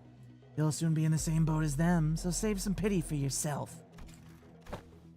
Identify yourself. Stranger's voice cut through our discussion like a foreign instrument. We turned around to find a large group of people who were clearly up to no good. You must be the young master of that high and mighty Jia family, eh? I can tell just by looking at your pretty face. Your friends, Hong Lu? No, I haven't had much chance to get acquainted with people from the back streets, so... Nope, never met them before. Of course you haven't. Too busy living large, playing gods in a whole different world from us plebs, huh? Not that it matters. Jesus Christ, the facial hair? Yeah. Man, it looks like it's literally glued onto his face. Just like the thinnest margin of being on there and by a technicality. Welcome to Cultivation Town, G-Force. Do they all have stupid facial hair? Not that it matters. We're just here to take the thing you brought here for submission to the family hierarchy evaluation, you know? The what evaluation? Okay, there's clearly been a misunderstanding. Scavenged from a barbershop floor and stuck on with a purple Elmer stick. He seems like the kind of weird-ass shitbag to do that. Doesn't he? He has that air. Like, strange guy who can't do a thing on his own, so he's like scavenging. Glues it to his face. There's quite a lot of them. Not off to a great start here, man. Actually, no. It'd be a violation of our office's core values to jump them like we're some common thugs. I, Shan San, third son of the Triax office, challenge Jia Baoyu of the Jia family to a duel. Our wager will be that the winner can take anything they want from the loser. Wait, what do you mean a duel? Duel? Fucking Don. I have heard tell that duels of the honorable fixers of the Sonk Association Eastern Branch announced their intent to duel by stating their affiliation and name instead of casting their gauntlets. And the pamphlet that young Ishmael had presented before me earlier presenteth the truth that the Triax office is indeed an office of the East. Though they are indeed of a lesser quality, 'tis a true, genuine, accurate declaration of a duel that we behold. Oh... So, it's just a fancy way of saying 1v1 me, let's go, innit? I mean, this guy doesn't look too tough. What do you think, Faust? Agreed, this individual does not seem to possess any particularly exceptional skill that may pose difficulties for Hong Lu. I think it's gonna be okay. I'll be back in a minute, Dante. Not a barbershop, must have been from a horsetail. For the Feng Shui. I think. One of those two, but the glue is right on. Yeah. You sure this is good? I don't think you're gonna lose against it, but you know, just in case. No worries. I have some childhood experience with duels myself. I've done about 10 of them, I think. Ha! So the rich boy's dabbled in some duels, has he? I think you misunderstand. I meant to say that I've done about 10 of them a day. Oh, but grandmother sometimes lets me skip them. So it might have been slightly fewer than that on some days. What? I, Hong Lu of Limbus Company. No. I, Baoyu of the Jia family, accept this duel. Hong Lu stepped forward confidently as the opponent was processing what he just heard. For a moment, Hong Lu stood there in a stance that did not express even a hint of aggression, before curiously cocking his head to the side. Sorry, are we waiting for something? Huh? Oh, so I always let the opponent get the first 2 moves in duels. Please don't hesitate. Let me? You little... Your cocky pride shall be your downfall. The man who introduced himself as Shan San leapt toward Hong Lu. Then, after about a minute... How is this? What the fuck, man? Unlike Shan San, who was throwing punches and swings with boiling hot passion, Hong Lu was effortlessly gliding between his opponent's strikes, like he's out on a picnic, as though this was but a leisurely stroll through a garden. Whenever Shan San threw a powerful punch, Hong Lu redirected it to the side with ease, the fist only grazing his clothes. We remember mesmerized by the feather-light movements of his hands and feet that effortlessly glided through the air. Until after one blink-and-you'll-miss-it moment, we realized that Shan San was fucking dead. Face down on the ground, bleeding. Huh? Young Hong Lu, hast thou been concealing thy full strength in our presence? Oh, no, I wouldn't say that. I always put my all into every fight. Yet to defeat this foe so soundly. Oh, Jesus Christ. To dance with such grace between his strikes, 'twas as though thou wert dueling someone whose skill may only measure against a child's. But most of our fights happen in environments with a lot of variables, and we usually fight against enemies with all kinds of unexpected weapons and powers. You read him. Already familiar with that fool's moves? Oh! Yes, one of my Biwu instructors used similar techniques as this gentleman here. Practice makes perfect, and perfection makes an expert, right? Right, but I'm not sure that's entirely relevant here. Oh, he's not dead. Well, anyways, looks to me that he soundly kicked your ass in this duel, so why don't you let us through? Eh? And preferably not do the thing I think you're about to do. This duel wasn't overseen by a notary office anyway. Our employer is not going to let this failure slide if we just leave. Don't just sit there, move your asses and jump them. Huh, pathetic. I can kind of see how we're becoming experts at getting jumped. With the bitter cry of the defeated, his gang rushed toward us.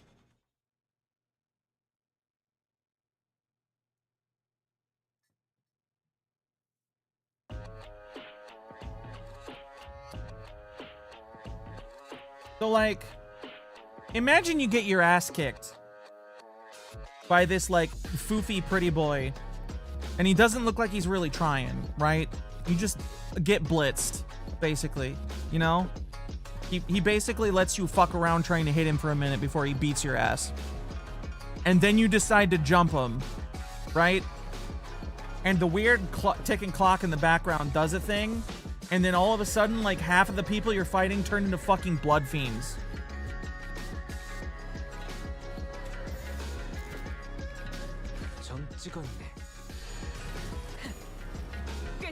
I feel like, if it were me personally, that there would be a point in which, I see that I just fucking quit. You know?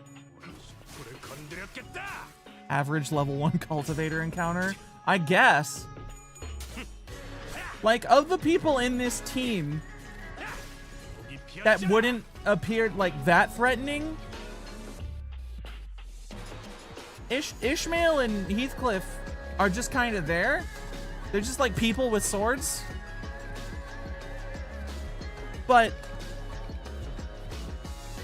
I think Yisang is like actually visibly covered in blood at his base level of existence in that ID. He's got blood on his smock and shit. I know it's paint. Some of it's paint at least, but some of it's also the red's. I'm pretty sure the red is actual blood.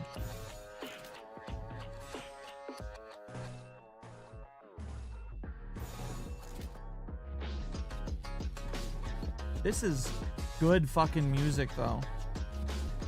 Yeah. This is a vibe. It's not like super hype, but it's got a good low-key fight vibe to it.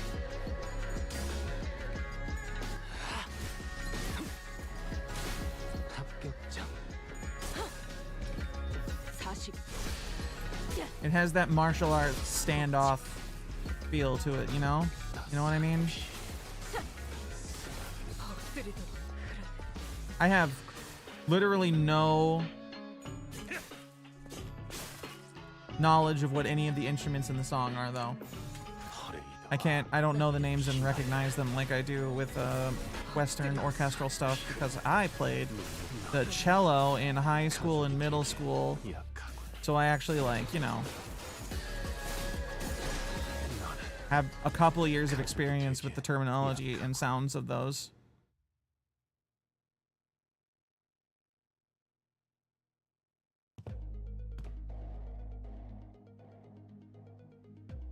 Oh, this isn't really a great start, fellas. Never easy, is it? Hey, at least we got a nice warm-up. It wasn't all bad. I don't know, this seems more serious than our usual street brawls. Ishmael's right. They weren't your everyday thugs who pick fights with random people for no good reason. They were contracted by someone to specifically target and eliminate Hong Lu. And given how open they were about their intent, calling it a contract, it doesn't seem like whoever gave the contract was exactly going for subtlety. They were hired by his family, weren't they? Then maybe this is what Jia Shichun was talking about on her way back when she mentioned surviving his heirs. Whoever's behind this must have a bone to pick with Hong Lu. Indeed. It seems that we must expect more skirmishes like this going forward. Alas, was this trial not readily overcome? Not the point. Think on it a little more. Seems like they're assuming that Hong Lu has brought something here in order to participate in that family hierarchy evaluation thing. Then there's no reason to assume that we've seen the last of them. They're gonna try again to take out the competition. A highly accurate assessment of the situation by the executive manager. I expected no less from someone of your genius. I love that fucking upper face shadowed expression she gets sometimes where she's like, yes, I am a scheming, vicious little shit.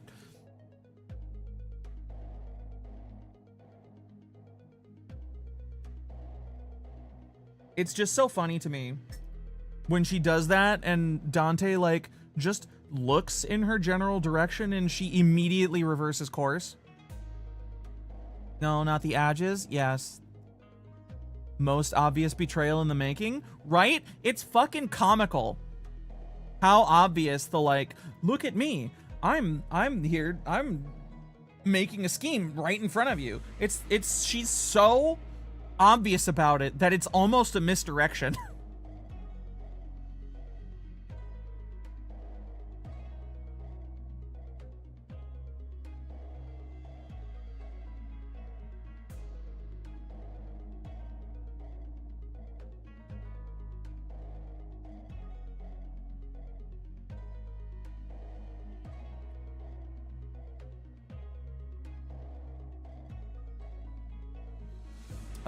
I need to go to the bathroom.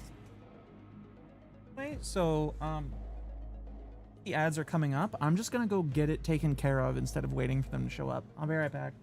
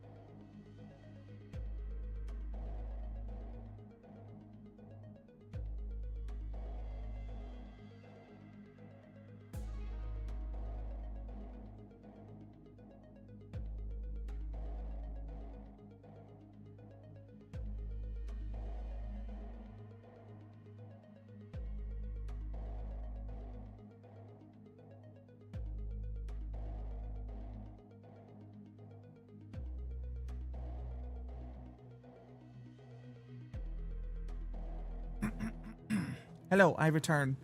I survived yet another round of the vicious cycle. Hello, Mike. How's it going? Started the next Intervallo, as you can see.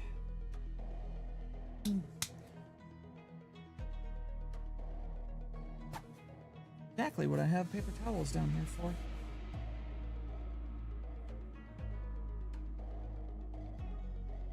Oh. Welcome to reading time once again.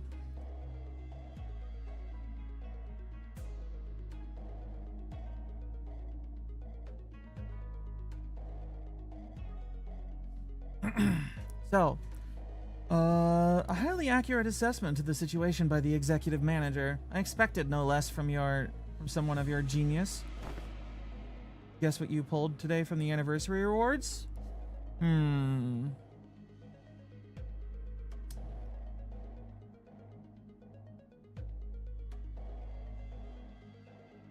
One of the, I'm gonna say one of the Hey Show. Reindeer Ishmael? Such as goofy. Is that one good for anything? No. No, it's definitely not by the emoji. I'm sorry.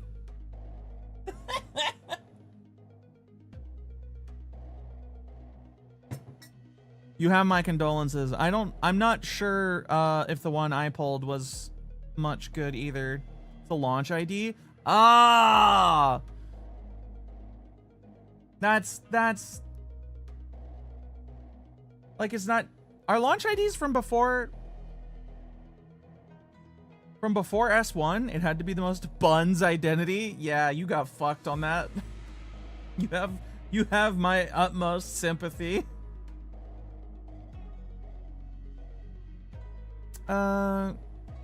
I got an Ishmael. It's burn focused, but it doesn't look like it has a lot going on to its mechanics, so I'm not sure. I don't think it's like, it's definitely not recent. I know that much. I just don't know what season it's from. I went and burned my guaranteed 000 for S7 ticket though, and I got Pinky Claire.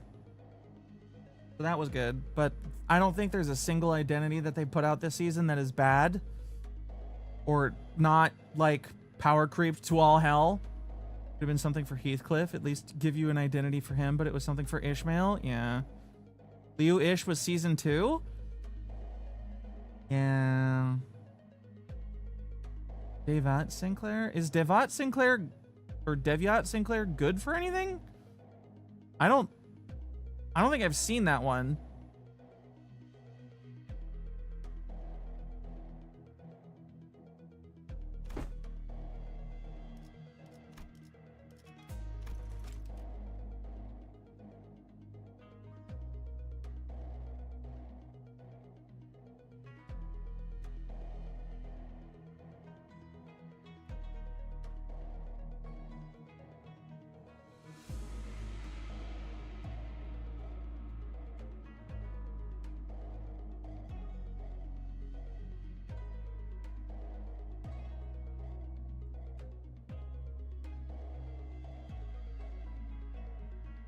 Deviath are good.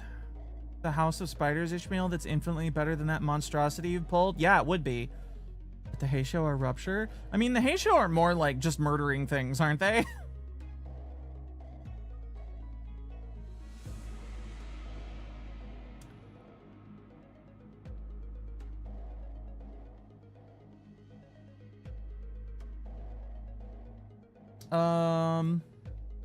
Going for the classics of brown nosing today, Otis? Since when was it brown nosing to compliment a job well done? Do you not expect? This inane conversation is most riveting, but I would prefer some silence while we wait. It seems that the company foresaw such difficulties. They've sent you a support team to help handle this issue. We heard voices coming from behind us from where Virgilius pointed. My, you guys still haven't learned how to stick to the plan, have you? It really threw me off when I was told to meet you in some backstreets location away from our agreed rendezvous point. Familiar voice, a voice we couldn't forget. Been a while, everyone. I'm here too. Wow. Dowd looks like nothing's happened to her. That's kind of crazy. Considering that she got fucking crashed.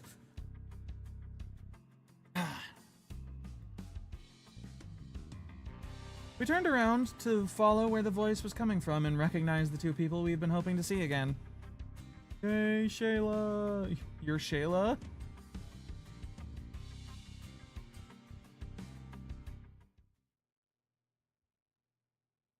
Going to tweak it? Tweak if you don't get a good identity? I pray for you all. I would share my gacha luck with you all if I could, but unfortunately I cannot do that. You said this Ishmael? Where is it? This one? This one was S2? That means it's bad, right?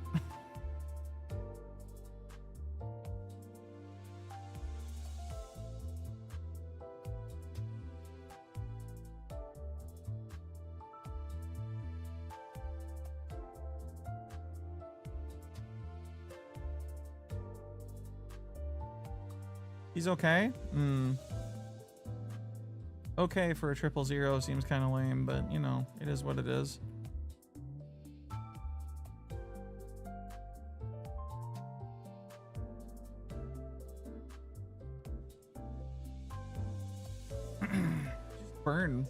Burns things, right? Burn is also okay. It has 6+ burn count, just deal more damage. Target is staggered or defeat. Gain +1 coin boost next turn.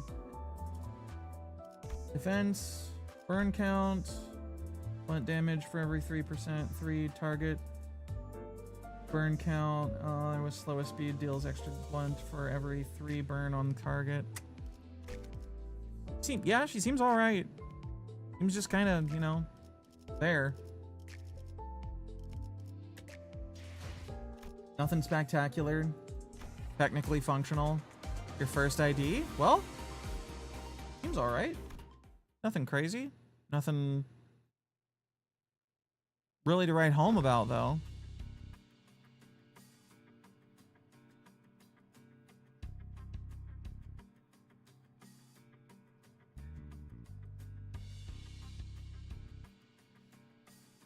Soud? Hey, pilot, right? What's wrong? It's like you're all looking at a ghost. Pilot, didn't you tell me that you shared my news with them from the last time? You're also looking at UT1. Oh yeah, I know.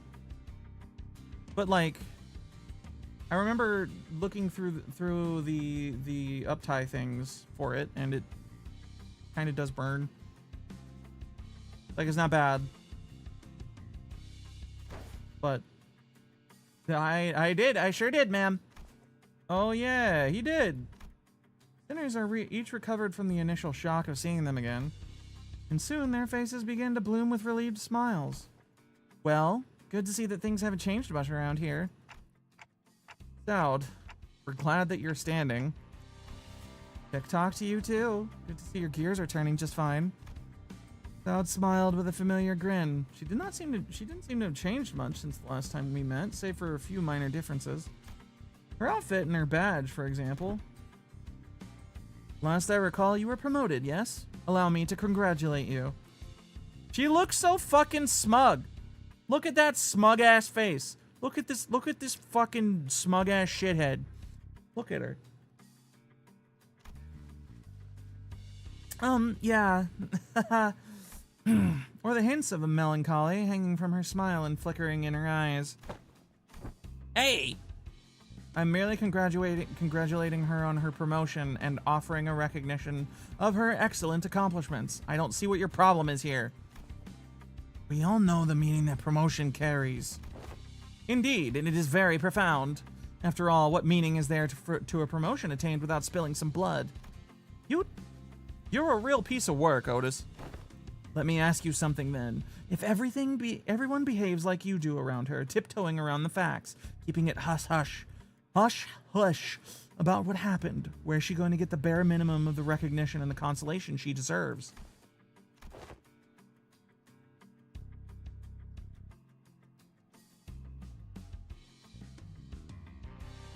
Hush, hush would have been nice. I've even overheard some of them whisper that I let my partner die just so I can snag a promotion. So, in that regard, I appreciate that, Otis. If we're being technical, I did die, except my brain was intact. Not even K-Corp's regenerative ampules could have revived me if it wasn't. Then did Effie also? Apparently, they went right for Effie's head when they stabbed him with a prosthetic. According to the coroner's autopsy. Corp ampules, life insurance, neither of them can revive someone with a damaged brain. It is what it is, you know? Anyways, let's not dwell on that. We've got shit to do, and I can't be depressed during work. So, we're here for work. Let's get some work done. Let's talk about work, okay? Pilot? Yes, ma'am. Well, let's see here. Coincidentally, I happen to make friends with a feller who has ties to the Gia family, so I brought him over. Is that everything? Yes, sir. Briefing over. Just as everyone was reeling in stunned silence at the least informative, least helpful briefing we have ever had the displeasure of sitting through, Ishmael was the first to catch herself. She looked up at Saud. Saud, can you like do better than him, please? The briefing was a good demonstration of the necessity of educating the 5 W's and 1 H principle. Haha. Looks like we'll have a lot of fucking extra training and PowerPoints for you to sit through when we get back, pilot. Did I do something wrong? Shh, pilot buddy, just stop. You're digging yourself a deeper hole with every fucking word. Trust me. Just shut the fuck up.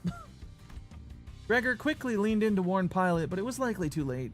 Nigh unnoticeable crease had already formed between Saud's brows. Prior to commencing this high-priority operation, it was necessary for us to find individuals with connections to H-Corp. So we, as the preliminary observation unit, were put to the task, and we managed to establish a connection with an individual. Oh, someone from my family? No, we tried, but your family proved to be a rather difficult nut to crack. However, as we were wasting our precious time with all of our leads, Pilot pursued an unconventional method to establish this connection. I really didn't hold back on compliments then. And this is how you... Our collaborator is a former employee of the Jia family. After leaving the family, he now runs a lodging business. Then it is likely that he is far removed from the family politics, less motivation for him to attack us due to conflicting interests. Yep. And according to Pilot's report, he still regards the Jia family positively. How can I not, considering the blessings they have given me? An unfamiliar voice butted into the conversation as though to continue Saud's explanations. I humbly present myself before the Fellowship of Young Master Bao Yu. Please call me Qing Tao. He greeted us in a most polite fashion before bringing his hands together in an odd motion. Oh, is this how people greet each other here? Yep, it's called the Baoquan... Baoquan? I don't know how to fucking say that.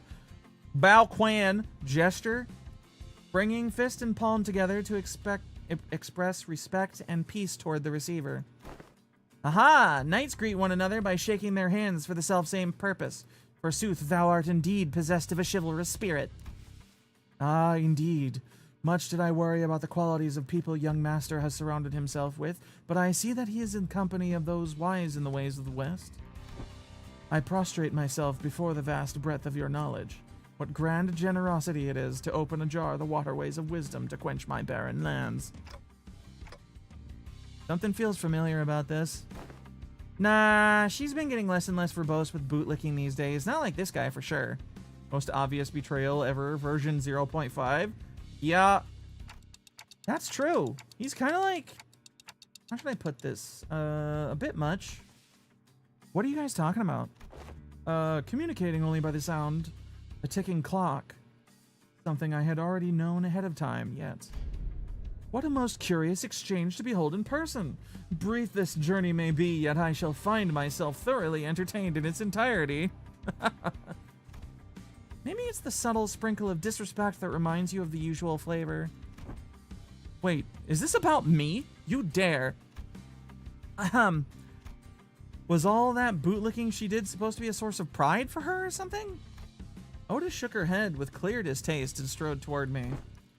We are nothing alike, executive manager. Never have I once said such empty flattery in your presence, filled with nothing but hot air and superlatives. I'll leave the guidance of these back streets to him. Well, looks like this is where... Dowd fell silent, her eyes lingering on Virgilius, who stood somewhat apart from the rest of us. So I finally get to meet the Red Gaze in the flesh. I've been looking forward to this day for a long time. Effie would have loved to be here. Manager. Virgilius seemed to sense her lingering gaze and walked toward us after nodding slightly in her direction. Manager Sowd, let's not make this any longer than it has to be. I'm not happy to be helping with your businesses. I'd much rather put this behind me as soon as possible. Oh, please. It's our historic first collaborative operation, isn't it? Can't you spare a little more time with us? The guides... Buds actually do something? That guy? Yes, unfortunately, LCC has our own business to take care of today. Though I won't be accompanying the LCB this time, and the Red Gaze will be helping us get out to get it done. Taking Mephi there. Vroom vroom. Maybe it's not that unfortunate now that I think about it. I feel like every mission with the LCB has always been an uphill battle to get anything done. Well, you see, back then we were, just messing with you. I'm sure we'll have another chance to work again. Boss, we don't got much time. Wait, before you go, I think you owe us some explanation, Virgilius. I will leave the details to Miss Faust. I'm fucking busy, and I don't want to be doing this in the first place. Very well. Virgilius turned around and left toward Mephistopheles with an oddly disgruntled expression. Well then, I'll see you around. Next time I'll show y'all I can carry my own weight, I swear. You know, oh boy, the last time we met I really was so darn pathetic. Fuck. Pilot, competence is shown through action, not words. Dowd and Pilot give us a light nod before following Virgilius. Some sinners opened their mouths to speak, but hesitated and then closed them again. We let them go without a word. Perhaps we didn't know what we could say to not make this an awkward farewell.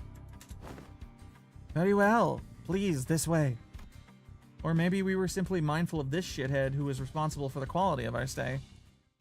And so, very obviously, up his own ass.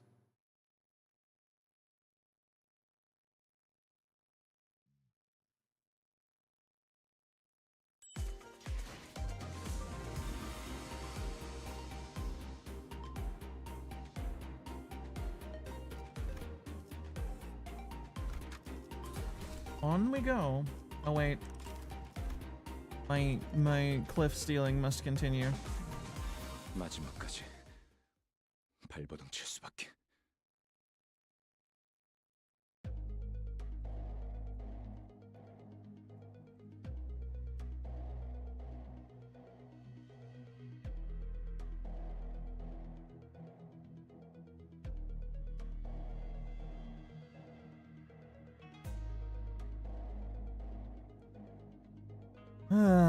Singing.mp4. Yeah, deep resentment ought to be washed away, for when the far one comes betwixt the burnt door shelf, a starfall astray. Are you sure we're going the right way? I don't like the sound of these weird songs. The main streets are likely teeming with those seeking to bring harm to the young master. We must venture an alternative path. And, like he said, there weren't any skirmishes once we made it deeper into the dark alleyways. The lack of foot traffic would normally be pretty unsettling, but I guess that's what we needed at this moment.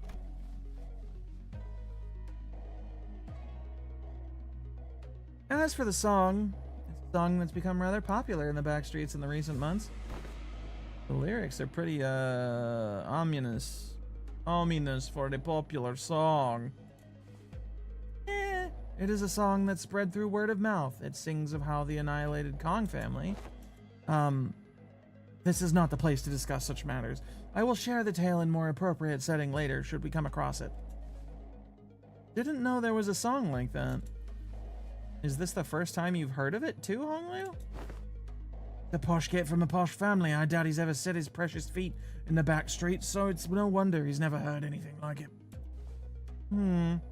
I have been to the back streets before, but Heathcliff isn't wrong. I did spend most of my time in thy room. That is precisely because you are the most treasured one of them all, young master. Much like how the jade of the greatest worth is to be cherished, prized, and hidden in the deepest depths of one's coffers, where none shall reach. I'm like him? To a lesser degree, particularly as of late. So that guy used to work for the Jia family, huh? Do you know him, Honglu? Young master, is there something on my face? Ah! Honglu stopped himself as though a thought flashed in his head and glanced quietly in my direction. Then, it's nothing. Shall we continue walking down this road? Indeed. Humble as I may be, I am very well versed in the roads of this area. Honglu shook his head at me as he casually changed the subject. It was as though he was trying to hide something we know from Qingtao. Should we be suspicious of something? He is a collaborator, but only a temporary one. A degree of caution would be advisable. Given Pilot's clear inexperience and naivete, we would do well to remain suspicious of this character. Faust and Otis approached me as Honglu was nodding along, chatting amicably with our guide. Well, looking back at our journey so far, I think we learned our lesson about blindly trusting every collaborator we came across. With this growing mistrust in mind, I slowly made my distance from the guide before asking Faust the burning question. So, what was that back there about Virgilius? Or with Virgilius? Something about him going off to help them? The consequences of his actions at Wuthering Heights. Oh. His actions were a violation of one of the more important items in his contract with the company. He is simply taking responsibility for the breach of contract. Think back to the incident at the manor. Feels like such a long time ago now. Well, that's kind of a bummer. He really helped us out there. Well, that's what they're dragging him away for? Is there a problem, honored guests? Nothing. No, don't worry about it. No problemo, right, Ryoshu? It's you, idiot. Marcel, can you carry Heath for a little while? He's dead tired. It will be done. Heathcliff, punched in the gut by the hilt of Ryoshu's sword, fell forward right onto Marceau's welcoming shoulder. Rhodia? You know the kind of person I hate the most? The kind of dull people who can't read the room. Don't you feel the same way, Dante? Yep. I nodded enthusiastically at something seemed to imply that she wasn't really asking me a question. I don't think she was about to punch my lights out, but, you know. Rodion and Ryoshu judged correctly this time. Classified company information must not be discussed in the presence of an outsider.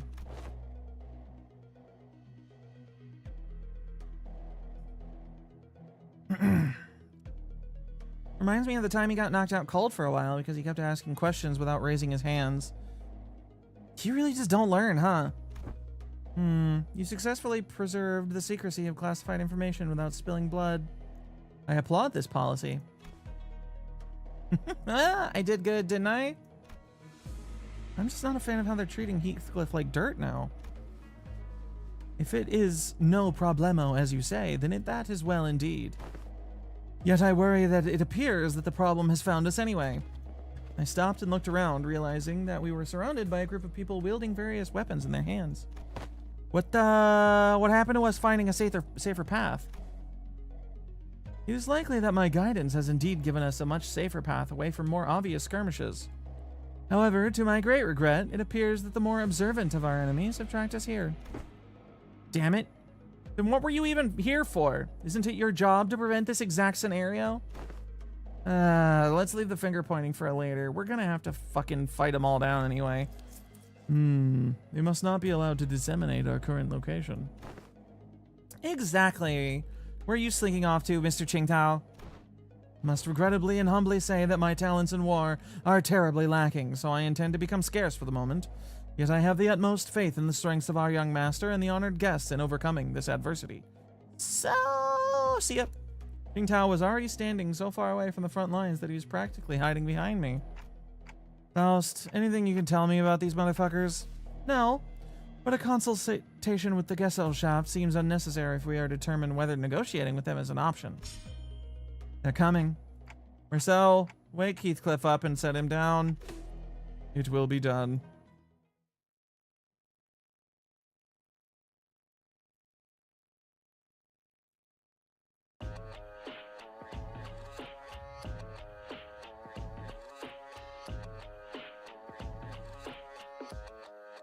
Marceau, restart his heart, please. Immediately CPR Heathcliff into being a real boy again.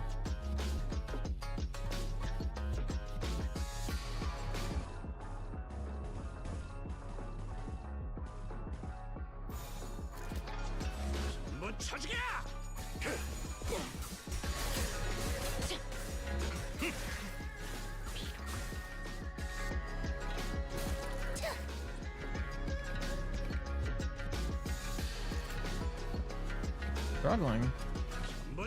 나가서 싸워. 괜히 내가 봐주지.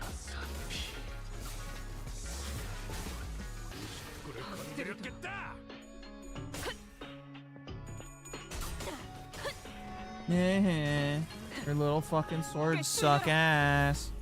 Motherfuckers start rolling rudely high now. Fortunately, Kurokumo Shmael's dodge is actually really good. I think she's like, I think it might be one of her higher rolling skills.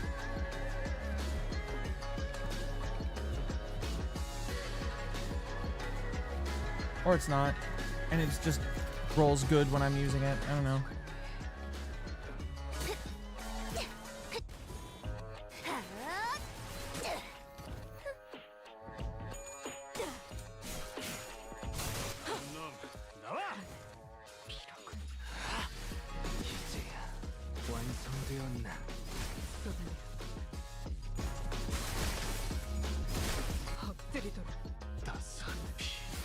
But we're clowning on him pretty good, so not super worried about it.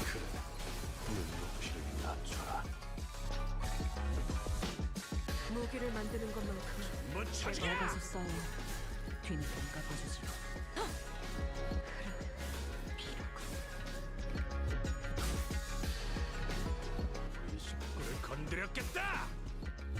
산초류 경혈 온 라샹.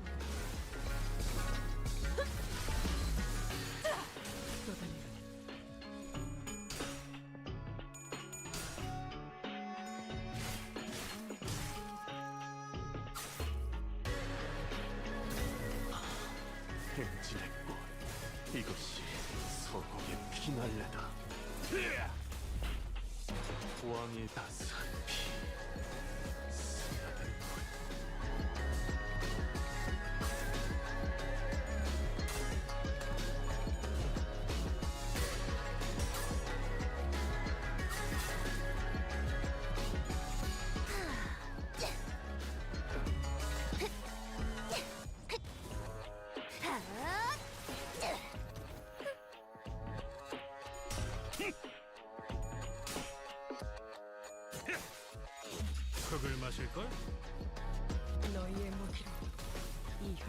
Dodges are nice since levels don't affect them. Oh, that does change things.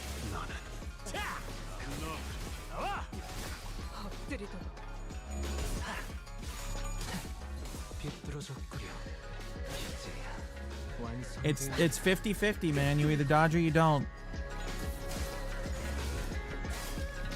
That's how that math works out, right? Clearly. 내 피분수.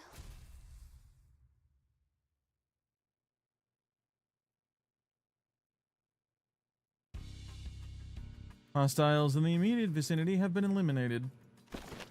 Our collaborator, who'd been hiding far from the battle, quickly ran up to our side as soon as the fight ended. Are you unhurt, young master? Yes, I'm totally fine. Of course, our honored guest's martial skills were all exceptionally brilliant. But, young master, your light was the brightest, even among the incandescent, which is really weird considering how he wasn't actually one of the fighting people on the squad. But still, haha! This humble servant could not hold back his tears at this wondrous sight, to witness such excellent martial arts from none other than the young master himself. What an unexpected surprise! But don't the children of the Jia family undergo all kinds of strict training regimens from childhood? It was simply my assumption that young master had ceased his trainings once he departed the family. Several differences give clash power, and evades don't clash. Yeah, that's true. Anyways, how do you think they tracked us down? About that, it appears that we weren't exactly tracked down. Perhaps it may be the ilk who lurk in these parts of the back streets recognize the young master's venerable countenance. I don't think my face is that well known. The family hierarch evaluations are nigh. Every soul living in Hongyuan must know the face of the young master, who is loved by every elder of the family. It must be that they are under the assumption that you are carrying something of great value. Family hierarch, huh? Didn't Jia Shichun say something about heirs back then? They all assumed wrong then. I didn't bring anything precious that the elders might be looking for. Young master, even now, I just couldn't care less about it, that's all. Besides, many of my siblings are much better fit to be the family hierarch than I am. Huh, that's... Well, that is indeed a relief. A relief, is it?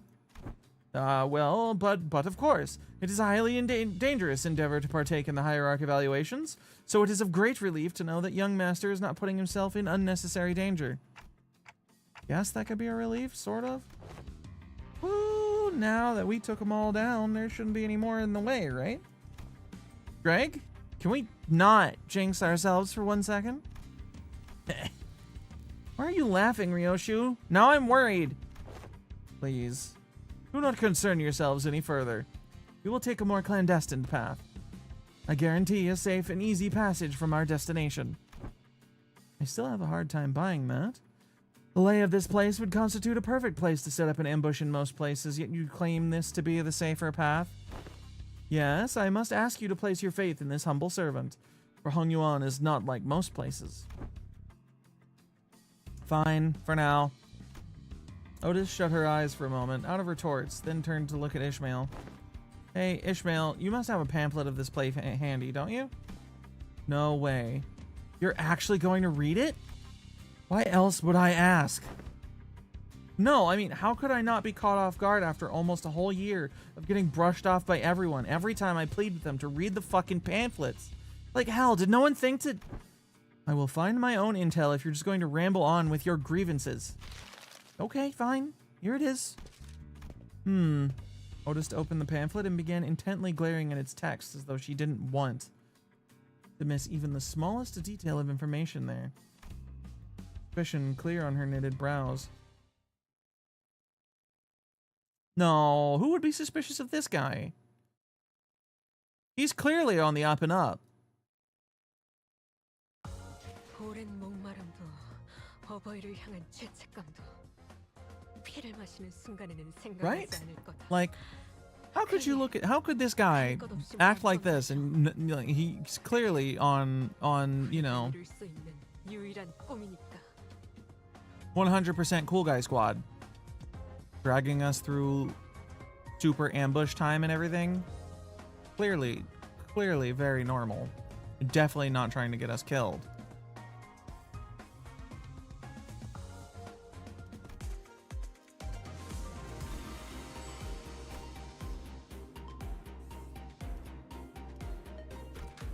I mean, why would he do that?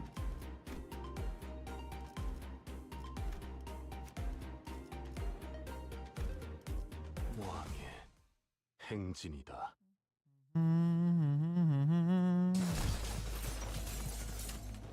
Oh, we were on a desperate run. all the while fighting off hordes upon hordes of enemies. Oi, what happened to safe and easy passage? Explain this shite. It appears that the young master's radiant countenance was made known. I thought we were finding a more clandestine passage. How come we're getting jumped by even more fucking people? As I have said, the young master's radiant... At least try to give a little variation to your bullshit. I cannot so easily say that he is being untruthful given the disjointed allegiance of the enemies attacking us. Otis played with the pamphlet in her right hand, clearly frustrated but unable to establish anything concrete. For people without a clear allegiance to attack a member of the Jia family, looks like everyone in the backstreets has been getting pretty lucky while I was away. Back then, I wouldn't even catch a glimpse of their faces. They'd all be on their hands and knees whenever we walked past. Ah, what a wonderful change. Oi! Shove that wonderful change up your ass, you bloody loon! How much longer do we get there? My Kazan is near. Calm your worries. Our guide seems oddly calmer now that he did at the beginning of his journey. Did he really get numbed to all the violence that fast, or... Speaking of, what's a Kazan? It is a term commonly used to refer to taverns, inns, or equivalent places of lodging in this region. Lodging, huh? Like a hotel? It's gotta be pretty fancy then, huh? They serve like complimentary snacks and drinks like the warp train? Not sure about that, but it seems like Kajans also serve alcohol and food alongside their lodging services, so maybe we can, like, you know, eat actual food there. And, hopefully we won't be attacked there like this. Residential non-aggressive taboo. On fuck shit. Any mutual acts of violence inside a residential building is within this particular area and floor of Hongyuan a taboo. Taboo, we may rest easy within then. I saw Faust's eyebrows slightly twitch as though she had just heard the most ridiculous thing, but I guess I'll ask her about it later. Phew. Man, if it's for some kind of family hierarch or family head selection contest, why couldn't they save all this fighting until then? Because it would be too late. Eh? Late how? Every hierarch candidate must have brought incredibly precious treasures with them. It would be nice if they believed that their own treasure is the most precious of them all, but everyone's gonna try and take each other's just to be sure. I see. Just in case someone else brought something even better than their own. And might as well kill them too for the sake of convenience. Is that how the folks in your family think? The fuck kind of thinking is that? But other families didn't seem too different from mine. Deepest apologies for intruding upon this most enthralling conversation. However, we may be inviting even further trouble by dallying here. With that, the guide pulled out a watch to check the time. It will be nighttime soon.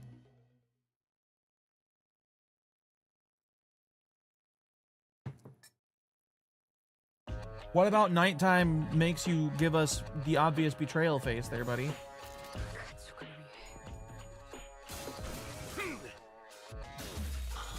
What if the really super obvious betrayal guy is just a misdirect? And he's just like that.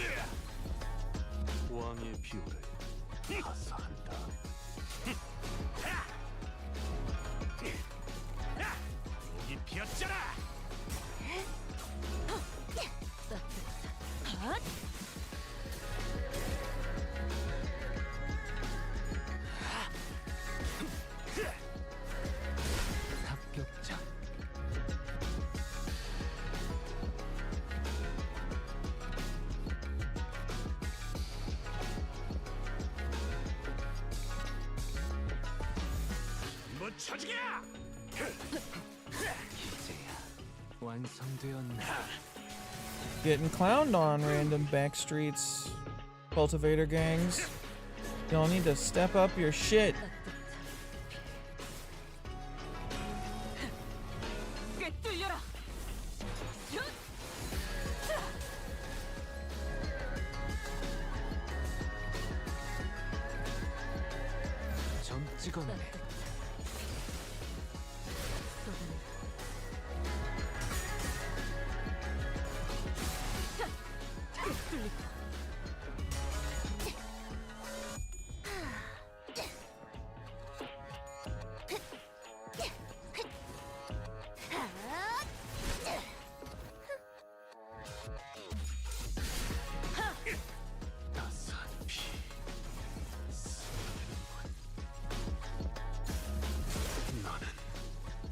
가족이 되길. 너희의 목표.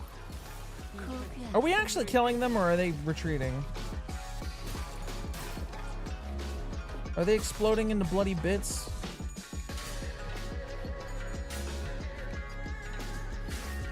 Limbrella returns once again. Hello, Lazy. 따스한 피. How you doing, bud? 왕의 비운을 하사한다.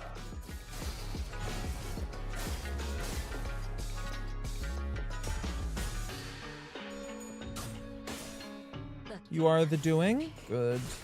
Continue the doing. I'm getting a little eepy here, y'all. Expect my reading to get even worse.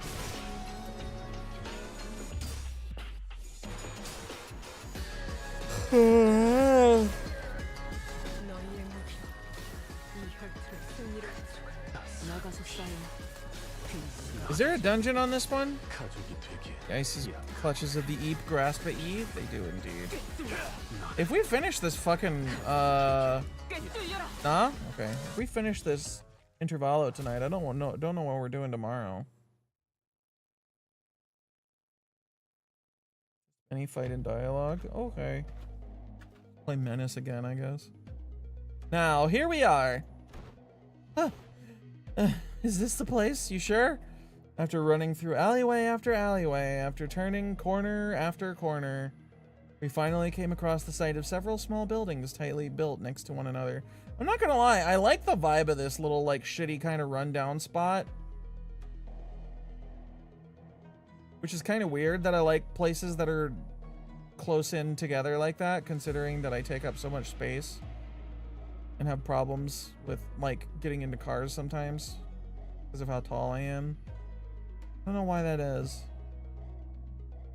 I don't know, they feel cozy for some reason, even though it's, like, obviously a shitty rundown part of town.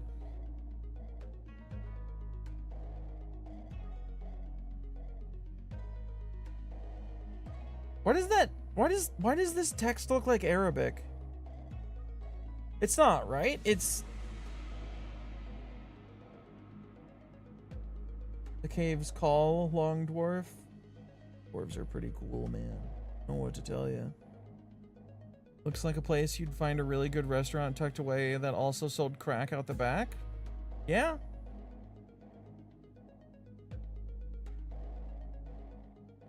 It looks like the kind of place that, like, V lived in when Cyberpunk started. Like when you're, like, playing, your real play started, and where you weren't in the prologue shit anymore. A little less, like, the streets are cleaner, I think, looking at it. But after we found at the center of them was a building, very cyberpunk. Yeah. But cyberpunk is also very, like, Chinatown in general in terms of its aesthetic.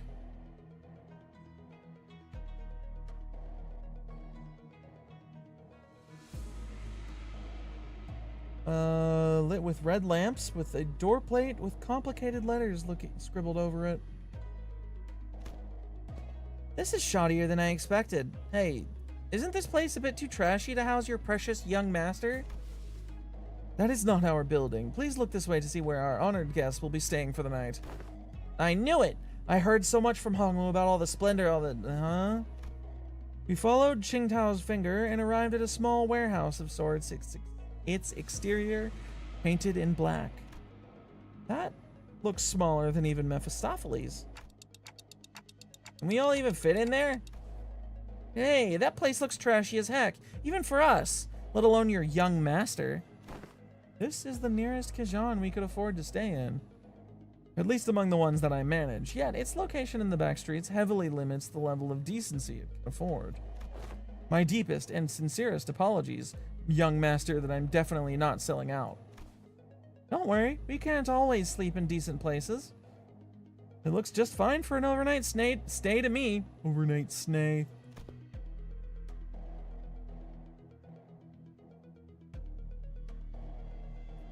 Are you fucking nuts? Can that thing even fit all of us in there? Much did I wish to guide the honored guests to the family mansion in the central zone. However, the time Oh, the sweeping wave. Doesn't that start at 3:13 morning? I feel like we got plenty of time to get there. Exactly. Don't we have more than enough time to get to the family mansion? According to the H-Corp travel guide, the central area is only like an hour away from here. Has the honored guest traveled to District 8 before? Well, no, this is my first time here, but then one must ask how the honored guest could claim to have full understanding of a place merely by flipping through a book, when she hasn't had to contend with it in person. Innumerable, unpredictable changes await in this teeming jungle of buildings. The ever-shifting structures, the constantly changing paths, ambushes from foolish yet vicious syndicates, or even offices of the backstreets. Oh, we are beset by danger from all sides. Such bold, flippant approach to predicting the phenomena of this place is to court death. Even a toddler must know that. He said it! He said one of the memes! You are courting death, young master. Honored guest. Welcome to Cultivation Cyberpunk Shit Town. Why have I never seen a cyberpunk cultivation thing before? It feels like a natural like combo. Wait, that's just Shadowrun. I mean, that story could take place in Shadowrun. One fails to disguise his utter sorrow at the inadequacy of her wisdom.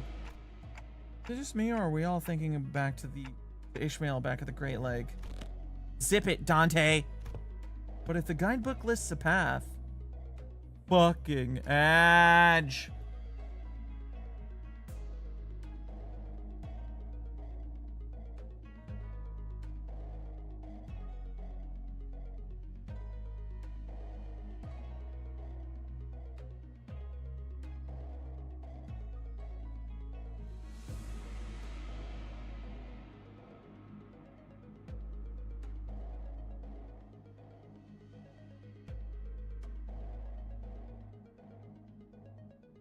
You think, chat, is this man a misdirect? He not secretly plotting against us with his obvious betrayal face?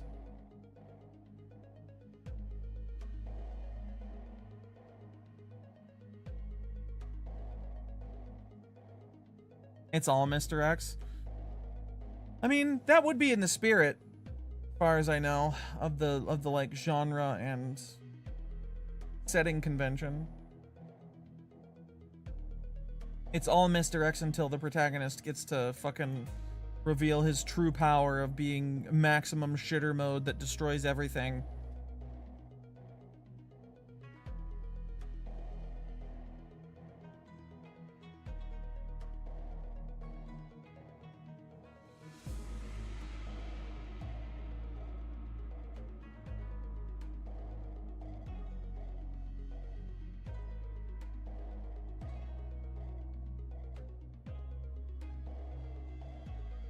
Did I ever tell y'all about the only fucking cultivation story I've ever read? The Legend of the Crazy Demon or whatever? Because that was a meme. It was very stupid. In the most amusing way possible. It was also very cultivation Yancha shit, but it was very stupid intentionally. I remember you mentioning that to you and it going on the list. Yeah, I think I recall that as well.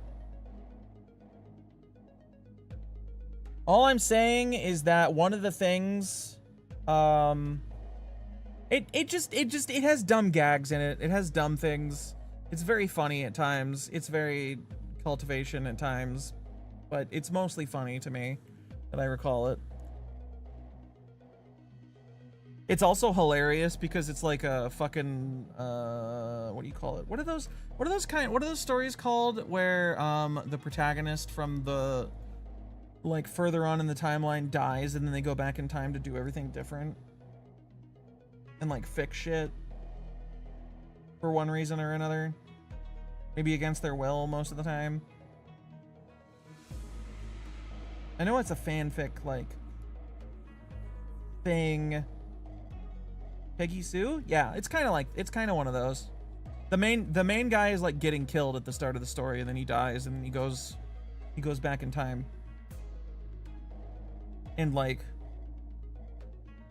but he keeps all his shit, so he's just OP. I think, if I remember correctly. I'm not sure. It's fun. It's done well. It's good fun.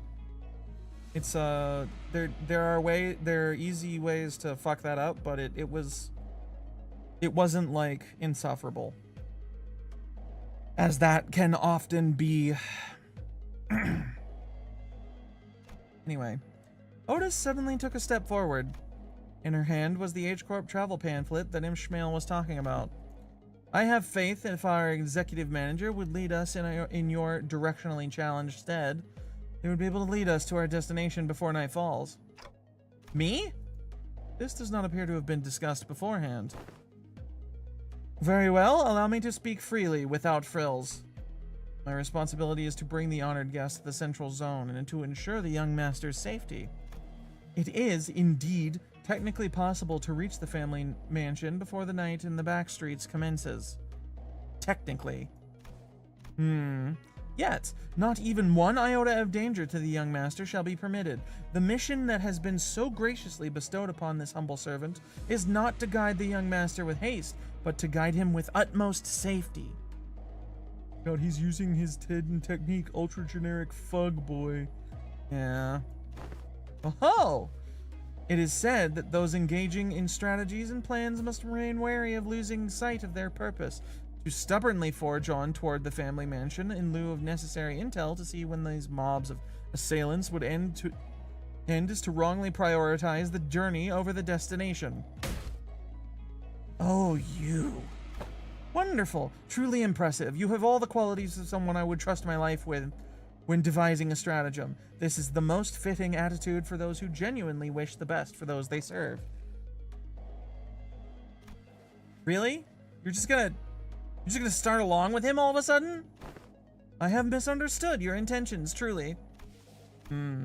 They sparked my ire by comparing some of your choice words with my very own. Yet now my eyes have been opened to the honest loyalty that lies within your heart. This humble servant did not imagine even in his wildest dreams that there would be someone who understands the fathoms of his loyalty. It seems that young master certainly has gained an eye for allies and fellowships. This is a cause for much relief in my heart. What if they're actually both extremely genuine with what they're saying, and they're just like that? It would be really funny.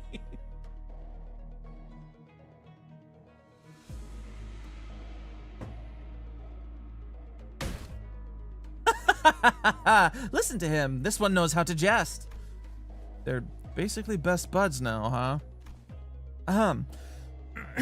I may have lost my cool for a moment there. Anyway, this man speaks true. It is highly likely that we would be exposed to attacks of similar nature were we to continue moving at this time. She's just fully on his side now, isn't she? That's when I realized she was looking in my direction. The exaggerated smile had all but completely faded from her face, replaced with an odd but dead serious expression. When our gazes locked, she nodded. She must be completely turned around by that guy. Is this her way of saying, so long, I'm gonna quit and go work with this guy now. Thanks for everything. And as for this hotel, it's still much better than sleeping in outdoor tent barracks. Be able to relieve ourselves of some fatigue here before moving on. Dante, I think you might be stupid.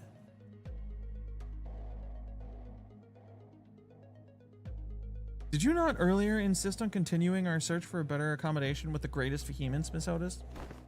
Yeah, whatever. We get your point. Fucking go inside. My humble self can only behold your generous acceptance of this insufficient lodging with the deepest gratitude. After all that serious talk, the man seemed oddly relieved to hear our decision as he brought his fist and palm together. Can't think of a single thing Dante has done that might suggest he's not stupid. Dante has their moments. Dante definitely has their moments of, like, brilliance. Although it's usually not necessarily intelligent that they display. It's usually, like, steadfast determination and insight. wisdom. I feel like Dante is a weird cleric. If you were gonna put it into shitty D&D terms, I feel like Dante is a specific kind of cleric, and I don't know what it would be, but they definitely feel like they're they've got a solid wisdom score. Negative int, positive whiz, kind of okay charisma, but not really. With Rhodians surrendered, wouldn't that be nice? We made our way into the building. Oh. Oh, this ain't so bad. I mean, it's clean in here, I guess. This place presents a rather classical aesthetic. The landscape paintings lining the walls give off a rather sophisticated mood. Yeah, it doesn't look bad. And it's much more spacious inside than it looks from the outside. They use some kind of space embiggening tech in here too. No, it seems that the building only appeared small due to the density of structures in proximity. Dante does not throw hands personally, though. No, no, no. Dante is not a fighter.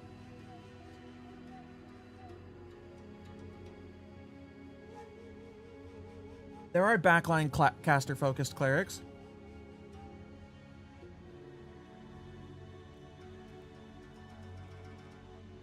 At least there are in Pathfinder. I know D&D 5th is a little...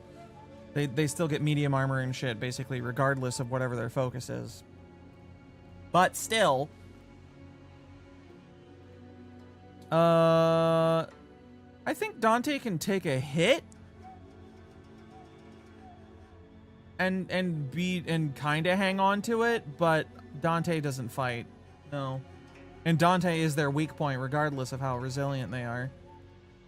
They roll the brain cell.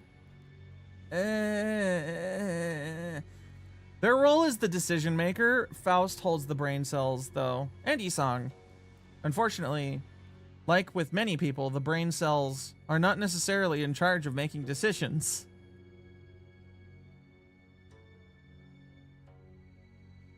I mean, they've been hit by a bullet, struck by Ishmael's harpoon so far, and got back up relatively quickly. That's true. Dante trips and lands on a spoon, dying. No, Dante is tough.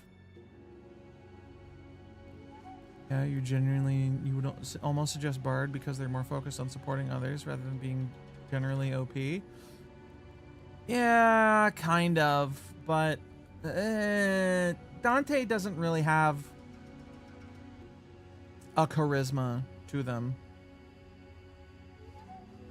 Not usually. In like specific circumstances, they can pull some solid like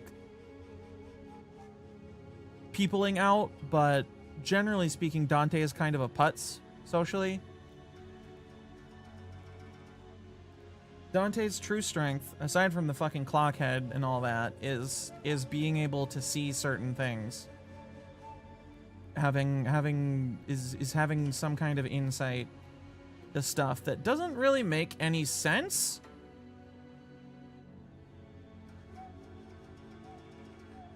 A lot of, well, it does make sense, but like how they would come to that conclusion, they kind of pull like insightful, decisive actions out of their ass sometime. Just as a natural working of their thoughts, I think. Specifically a buff to the sinners, but beyond anybody else is pretty much just a background character. I mean, Dante can't talk to anybody without one of the sinners translating, so why pay attention?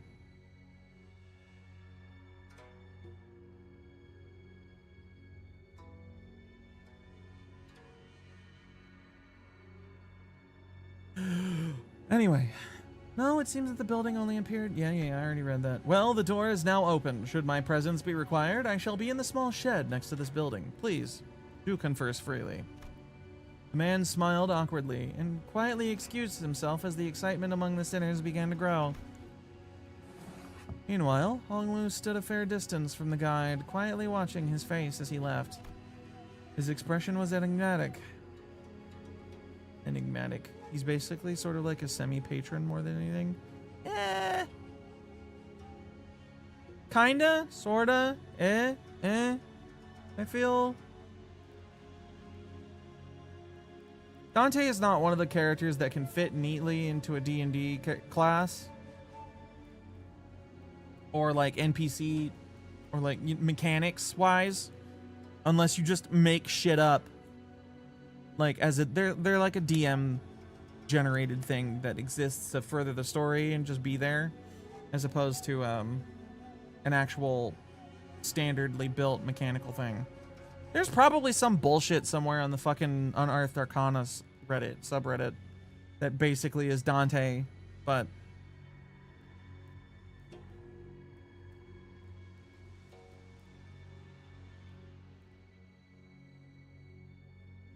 Maria, didn't you say there's like nearly 300 citations on Dante's fucking wiki page somewhere about how they only really seem to use they them pronoun? Yep, that's some fucking dedication. To cite that shit is funny. Oh, his expression was enigmatic, as if he were gazing upon the clouds, the flowers, or even the wind. Yet there was no light in those eyes. It was as though they beheld a storm cloud, a desolate field of wilted flowers, and a howling, destructive gale. You suspect something, Honglu? So I decided to ask. Not yet, I don't think. Not yet? So, big brother, something felt off to you too, huh? 119 specifically? That's a lot. That's when we caught a familiar voice. Wow, Shichun, it's you! And so soon, too. Yeah, I told you I had a feeling we'd be seeing each other again very soon.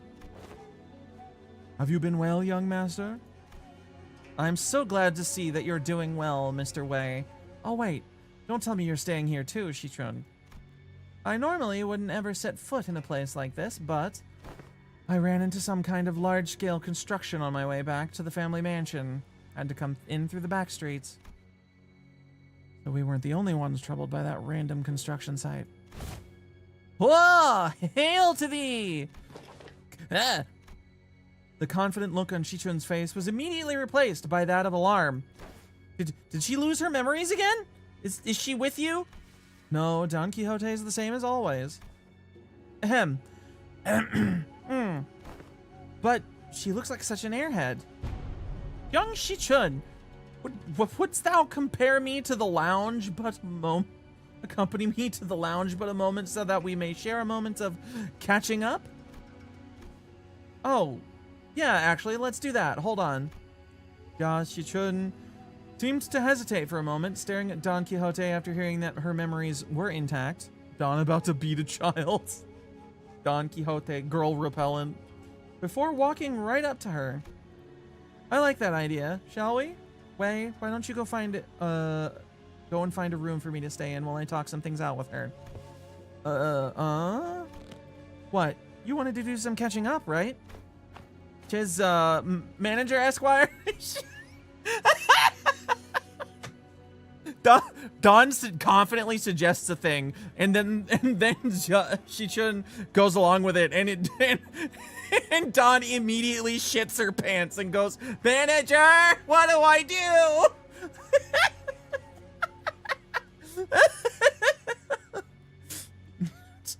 Don with her big wet eyes pissing and shitting about not knowing how to talk to a girl.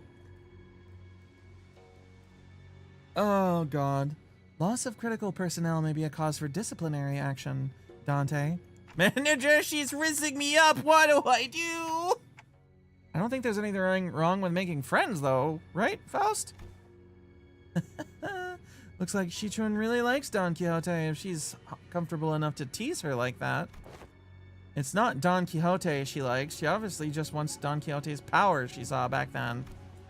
My lady, this is hardly the appropriate place for turns Chinese Sonk East. Fine, I'll try again later. Go get some sleep. I'm heading in too. Yichun sighed with a bit of disappointment before heading into the lobby. Well, let's all head inside now, I guess. So I and the rest of the sinners followed her into the lodging. Yay, bedge time. Sleepy beepy.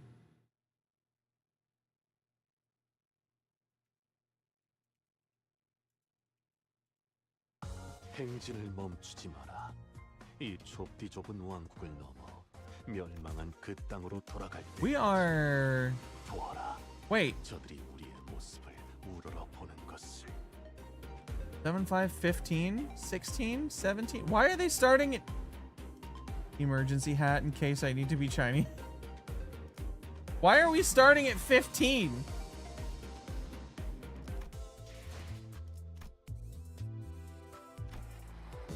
Oh, okay.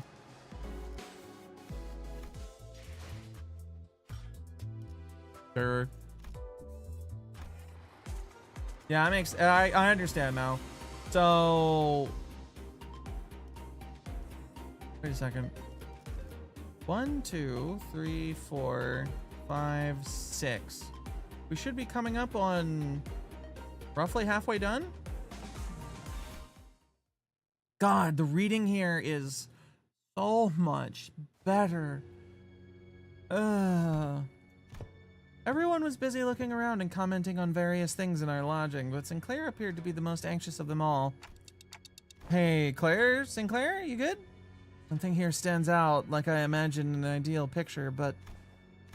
Did you call?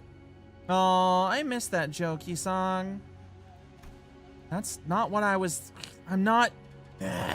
Anyway, am I the only one who feels like something stands out like a sore thumb from the whole picture? Oh yeah, glad you brought it up. I didn't say anything because I just thought it was me, but Rhodia. So, what's so off about this place then? Isn't it obvious? Where'd all the complimentary snacks go? What's the weird mystery table in the center of the room? That is kind of weird though. What's that table doing there? Its saturated colors are quite the pleasant sight to behold. For you see, science, technobabble, smug technobabble science. So is it any better inside? Wait, the fuck is that hideous table? Wait, that wasn't there before, was it?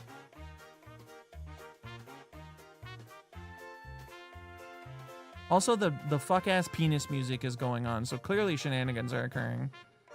Of some sort.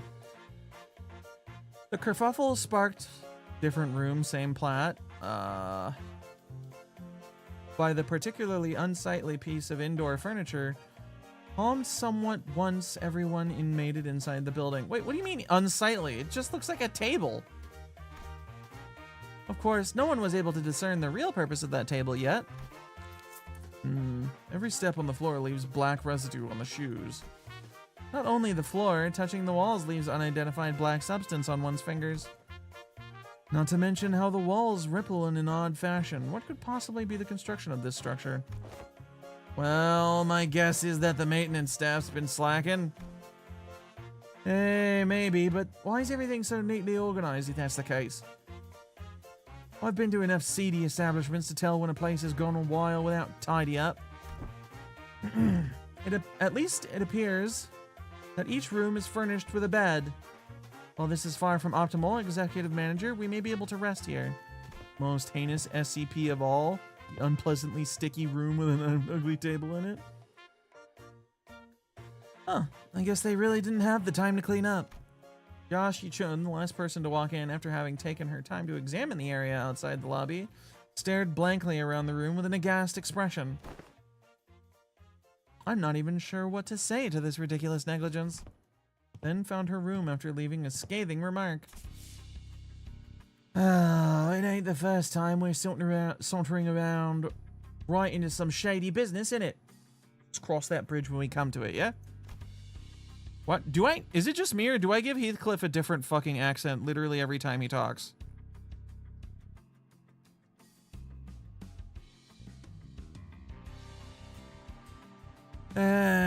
So long as it's British. I'm trying, sometimes it slips.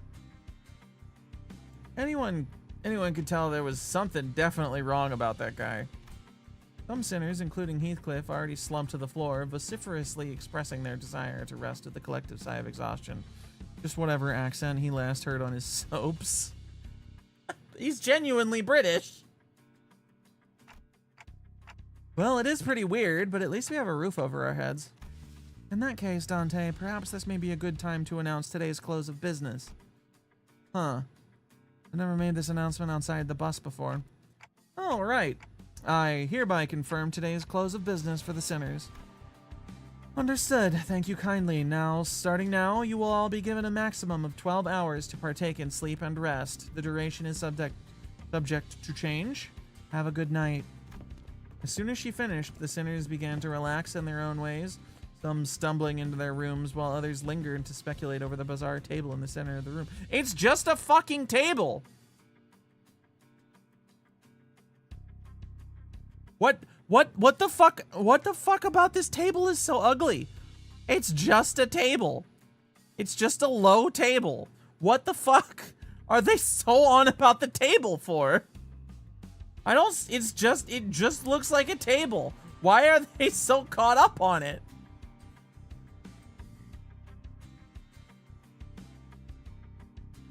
The feng shui here is trash.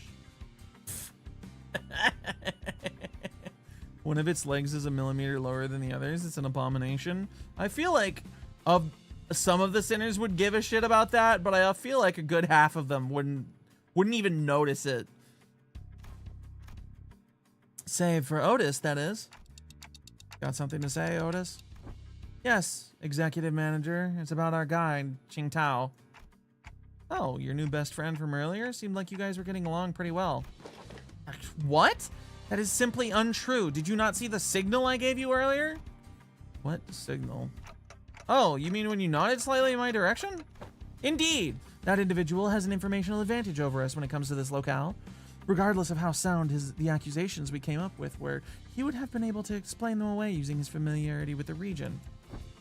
I thought, as the party with an informational disadvantage, it would be wise to feign camaraderie and friendship with that individual and go along with their plans while trying to dig out as much intel as possible.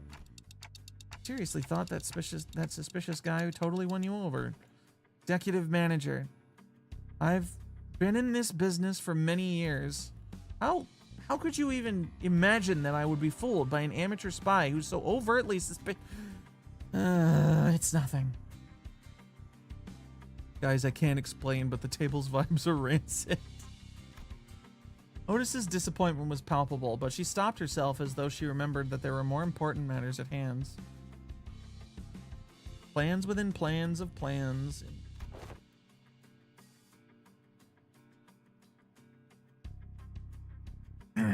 While it is uncertain as to how long that individual will be accompanying us, it would be reasonable to speculate that he approached the LCCB with the explicit purpose of eliminating Hong Lu.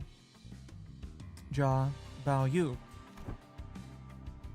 I present the fact that it was Pilot, that inexperienced greenhorn, who somehow conveniently came across this connection.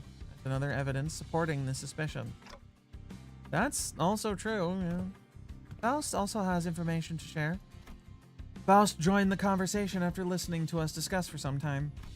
A review of every known taboo has failed to identify one called Residential Non-Aggression Taboo that universally prohibits acts of violence within residential areas. Then that also has to be... It is too early to come to conclusions regarding that matter. It appears that this area, Hongyuan, has taboos that change depending on your location within its territory. However, considering every other circumstantial evidence, we can come to a conclusion that he was most likely lying to us. Your assessment cannot be denied. In that case, we must already be deep within the enemy's machinations. Constant stream of random assailants we faced earlier was also most likely a part of their plan. It may very well be that this building itself is also a trap, yet we lack intelligence about this particular backstreets to be certain. However, we do have one minor advantage. Seems that they have severely underestimated our capabilities, given the low caliber of the assailants that they decided to send after us. One thing we can capitalize on is that mutual lack of intelligence. Keep our guard up, remain alert, and we should be able to navigate our way out of this trap, Executive Manager. Alright, I got it. I'm sorry about the misunderstanding. Honestly, I didn't know who or what to trust. Then I would appreciate it if you could trust me fully next time. Otis bowed politely and returned to her room. Faust and I chatted a little more about Qingtao and his plans, but our discussion ended without bearing much fruit. What could possibly be dangerous in this building? The table uglies menacingly in the background, looking hideously rancid, even though it just kind of is a table.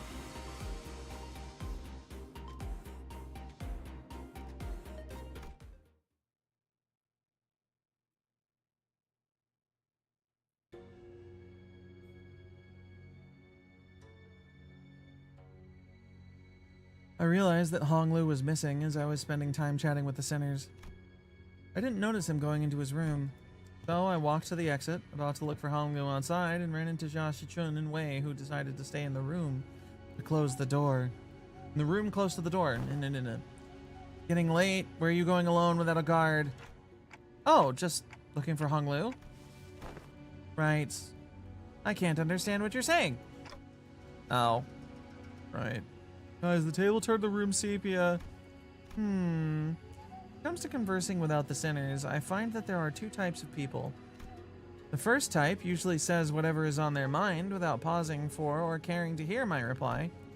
Given that this type of person isn't actually looking to communicate with me, that simplifies things a little on my end. However, it's also oddly insulting, as it seems as though they don't recognize me as a human, but rather a wall, or a clock on the wall. And the other type is the one that reads me so well that they might as well be able to hear what I'm saying anyway. Vergilius falls in the latter category. He reads the exact pitch of my tics and talks, reads my body language, and sometimes even claims to see my expressions like how Don Quixote does. Jia Shichun, who saw through me with that short exchange. Okay, let's see. Just looking to get some early morning air. That prosthetic head even have a respiratory function? Wouldn't have guessed it from the way it looks. Not belong in either category. No, not really. I'm just looking for Hong Lu because I haven't seen him in a while. Shaking your head, so no. Then are you looking for something to eat? He's a new one. The type that tries to figure out what I'm saying without asking for help.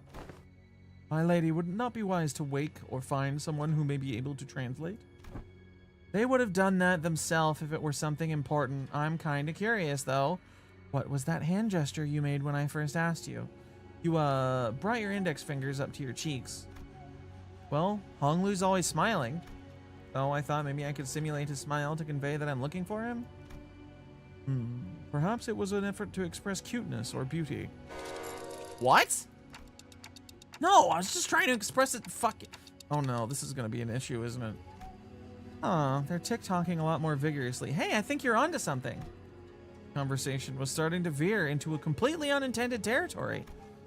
After a bit of trial and error, I see you're looking for my big brother, huh? We took some very roundabout ways, but I was eventually able to get her to understand what I was trying to say. Well, if he's who you're looking for, that's easy. You should be able to find him by the lounge back there. I doubt he got very far from there, if he even left. So that's what you were trying to communicate? Jia Shichun was, strangely enough, disappointed and dispirited by my reply. Imagine not being able to even rub your temples in frustration. Yeah. Or pinch the bridge of your nose. Sigh. I did have something to tell you too, but never mind. I feel like the mood's been ruined. Let's talk about this at another time.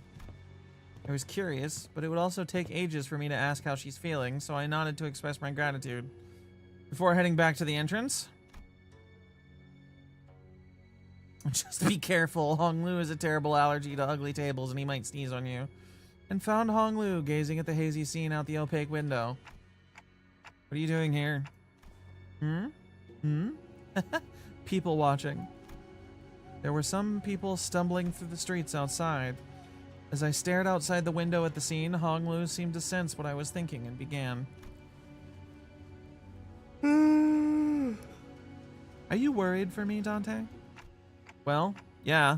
It's your turn, Hong Lu. Yes, it really is. I'm back at H Corp and everyone's talking about the family hierarchy selection. But you don't have to worry about me at all, as I did not wish for anything from Limbus Company. Really? I'm not like Hisong. I'm not hiding my true feelings. No one gave me a wonderful promise like they would help me recover my torn and broken wings. I joined only to have some new experience, that's all. But we don't know that something's definitely going to happen, whatever it might be. Something that will shake you. We do know that something's definitely going to happen, whatever it might be. Something that will shake you to your very core. Even if you didn't wish for anything, going through something like that could, you know. Probably, yes, but it's okay. I'm used to being led by the will of the others anyway. No matter what happens here, I can't do this like everyone else. Because that's how it's always been. Whatever happens to me, or those around me, I only... A loud, boisterous bellow suddenly cut off Hoglu before he could even finish his sentence. Oi! Let go of me! Just listen to that sod talking and tell me I'm not supposed to get mad at that. Dang it, lower your voice. What are you guys doing back there? Gregor and Heathcliff, who were most likely hiding behind the entrance door, tumbled into view. I knew I shouldn't have come here with this guy. Couldn't you be patient for even a few minutes before busting out here? How long have you two been listening? From the very start, course. I thought he was finally making some sense at first, but what's that? That you're used to following others' will? I didn't mean to irk you, Heathcliff. I'm only telling the truth. Bloody hell, I'm about to burst a vessel. Oi, buggy bloke. Am I supposed to practice patience after listening to that fucking drivel? I think I'm practicing plenty of patience despite you calling me buggy bloke out of nowhere. So yeah, you are. That's not what I... Finally, some silence. Anyways, sorry about listening in, fellas. I'll let you in on some big secret if you let this one slide, though. What's the secret? Gregor rubbed his arm awkwardly as I stared at him in silence, then pointed at a pillar in an exaggerated motion. Guess who's hiding behind that pillager? Guess who's hiding behind that pillar, manager bud? With that, two familiar figures stumbled into view from behind the pillar. How could you betray us like that, Greg? Waha! Bad week and highly annoying. Good night, snooze fest, she says. Honking noise crossbow firing. Hello, Roto.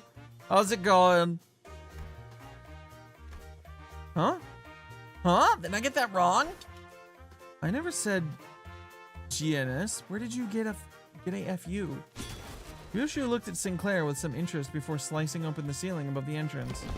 And with an uncharacteristically wet noise for something cutting through a wall, a black ink-like substance dripped onto the floor, followed by Rhodia and Otis crashing through it. GTFO! Wow, I didn't realize I'd garnered such an audience for my story. Gregor pointing at stuff with his bug arm is really amusing. Executive manager, the sole reason I followed you here was for the purpose of protection. As I was concerned for your safety, I'm not like the others who followed you merely to sate their curiosities. Me? I was just bored. You know? And shall we continue the conversation, Dante? Everyone back to your rooms now!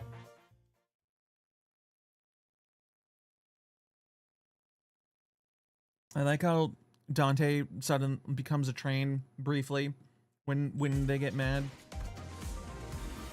Don is in the ceiling. No! Rhodia and Ryoshu were in the ceiling. That's why, Rhodia and Otis were in the ceiling. That's why Ryoshu cut the ceiling open. They were hiding up there. Not even to listen in. She got lost. Ah, the floor then? Yeah, probably the floor. Or the walls. I could definitely see Don Quixote getting into the walls. That seems fitting.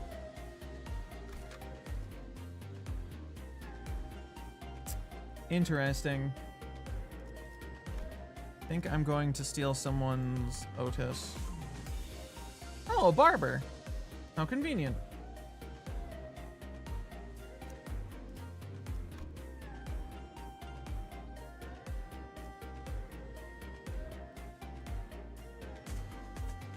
카니발 타임.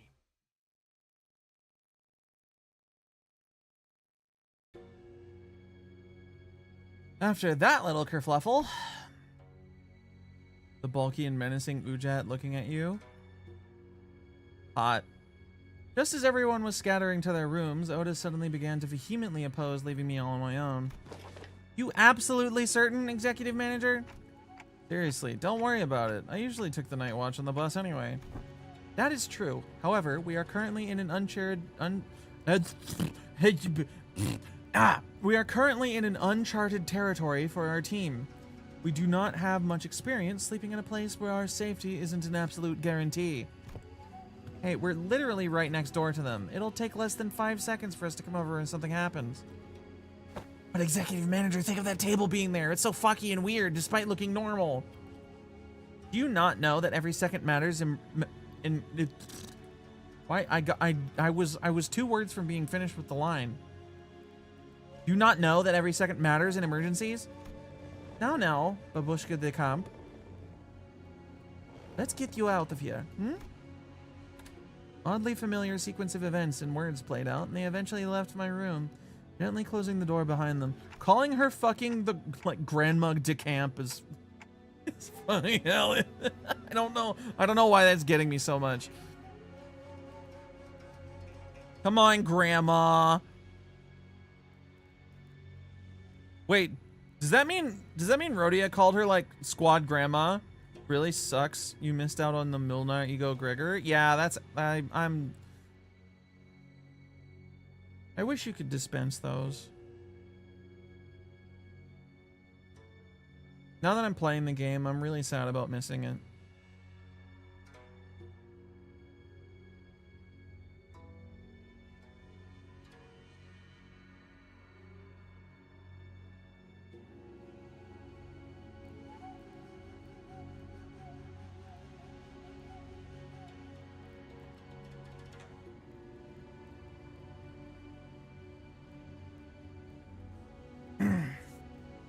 Finally, some peace and quiet. Sit on the corner of the bed, surrounded by silence, and allow my shoulders to slump for once. I don't need to sleep like the sinners do, but the fatigue doesn't go away on its own. I needed some time to relax and empty my thoughts every once in a while. Well, I've gotten someone used to the pain. It still hurts like hell when I rewind the sinner's time. And the longer this journey got, the more frequent and severe the sinner's injuries became. It did get stronger, that's for sure, but so did our enemies, which means that my clock is always turning and turning without a moment's rest. So I think of the star. For the great gates, which I face with every revival, I witness its intricate engravings and feel its silent vibrations. Even after a whole year, I'm still no closer to understanding what they were supposed to represent, but by emptying my thoughts and just taking in the sights, I find myself calming down. Also, the wind is quite cool and crisp tonight. Wait, that's weird. Wind? Sudden chill. Something opened the window, but there's no way this gentle breeze could have unlatched and left my window wide open like that. If it did, it would have made a pretty loud noise. Besides, this chill isn't coming from in front of me. I slowly turn around to look at where the window was supposed to be, only to see a melted wall and an intruder slinking through this newfound opening. Who the fuck are you? As though driven by some unknown survival instinct, I rolled off the bed. But there was already a blade right where my neck and head met. Its steel, a shearing cold. Just a little nudge, and I'd be dead even before I could make a tick. I remembered how worried Otis was to leave me alone. I thought she was just being paranoid. I should have trusted her judgment. Just as I was getting ready for my final struggle, my final moments filled with regret about not listening to Otis's advice. What a pathetically thin blade! Too delicate to have the clock CIH, don't you think? Yoshu leapt down from the ceiling and deflected the assailant's dagger away from me. Yoshu? Snuck in thinking I was about to see something interesting, but you're just some beast with steel. I looked up to see the ceiling torn open, dripping with the viscous paint, like fluid just as I saw earlier during my conversation with Hong Lu. Executive manager, are you unharmed? And Otis peeking out from the gap. Aye, Otis was the one who instructed Ryoshu to hide, that the ceiling had a room to hide in, remember that. Shut up and help me. Oh, I thought this one was just some beast with steel. I could have cut this beast in half, sword and all, had I not been on the bus. Yoshi was scuttling around in the vents like a beetle, like she do, of course. All of your abilities were diminished the moment you were hired by this company. Equally defanged and depowered, if you will. I recalled Hohenheim's commentary back at the LCE. I had a vague notion of what he meant, but now I really was feeling it. NFW, what is happening? Just as Ryoshi was struggling to stop that one blade, the intruder pulled out another dagger with their other arm and slashed at Ryoshi's neck. A beast of the Heisho pack. The intruder, who would have cut her throat had Wei not burst through my door. It sounded like he literally burst, like the door exploded when he came through. Who wields you now? I don't suppose dialogue is an option. Light enters not the vast garden, yet falls a star into its fathom still. Ah, no! The intruder reached into his clothes, muttering an odd invocation. Little shit, a talisman! Wait, get it together. My lady? I guess dialogue isn't on the table, because the table is shitty and not good enough. Just as the intruder's muttering began to grow intense, Jia Shichun leaped into my room and struck the stranger with her fan. Were you going to let that bastard finish that stupid spell? They almost activated the Q-Corp talisman. Apologies, my lady. It seems that I still remain somewhat bound by that spell.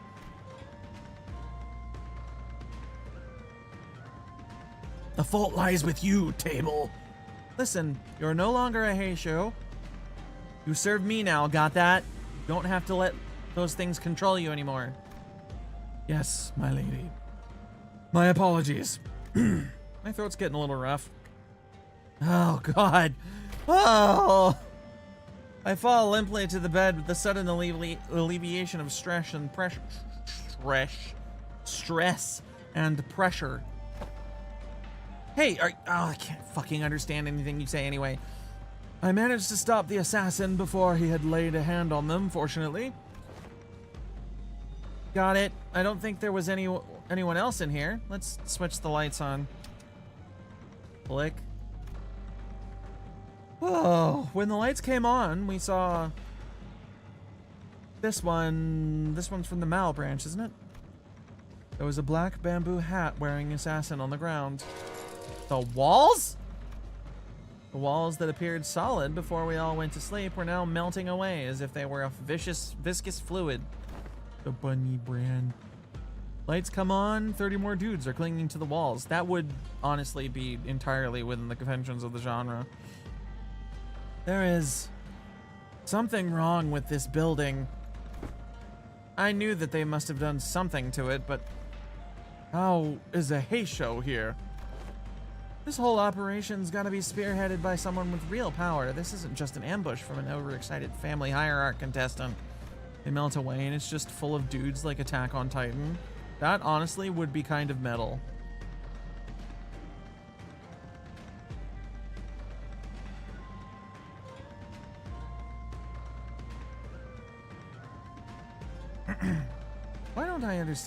What I don't understand is why the Mal branch?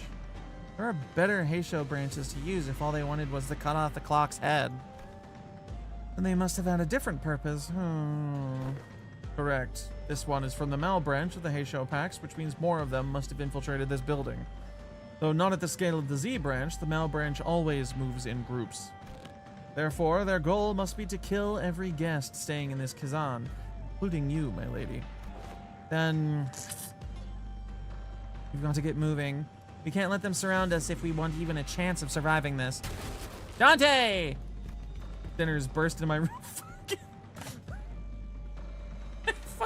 I know for a fact that Don Quixote was the first one to get there, and she literally came through the wall.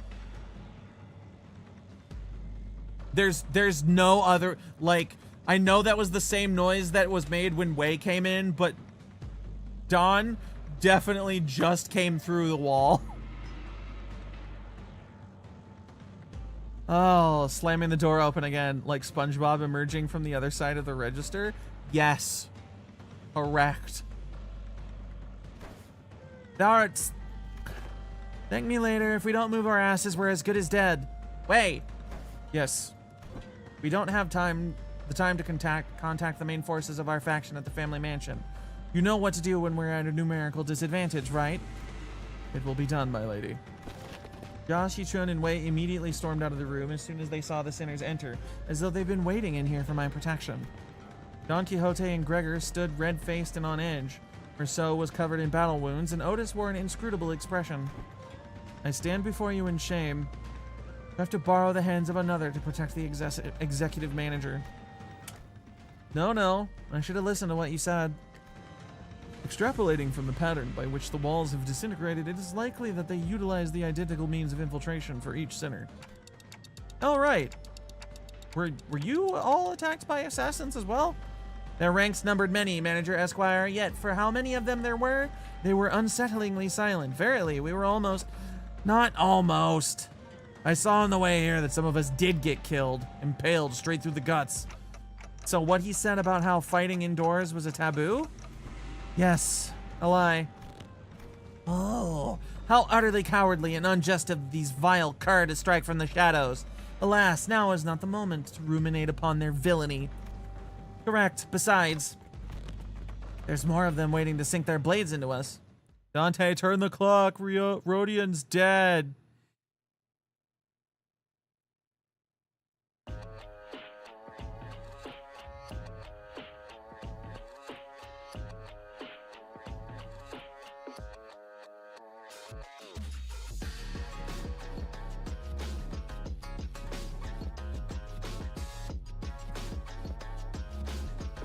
Guess what?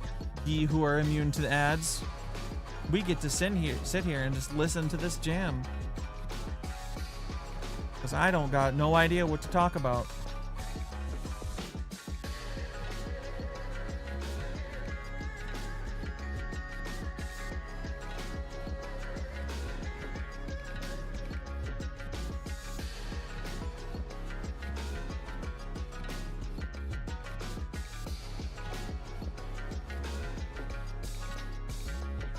Oh gosh.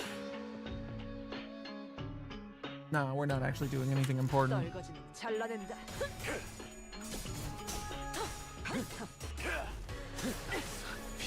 I'm just win rating anyway. It's not like I'm making actual content.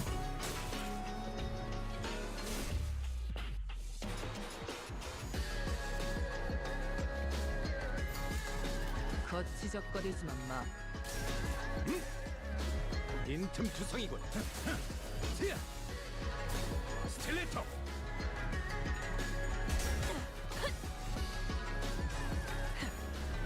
꿰뚫려라. 꿰뚫리고.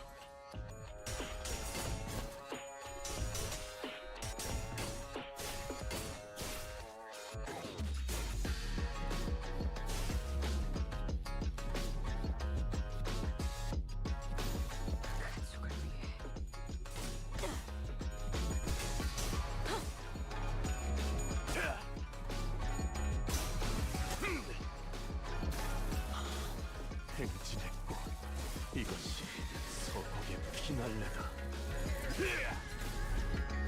왕의 뒤에 하사라스 피.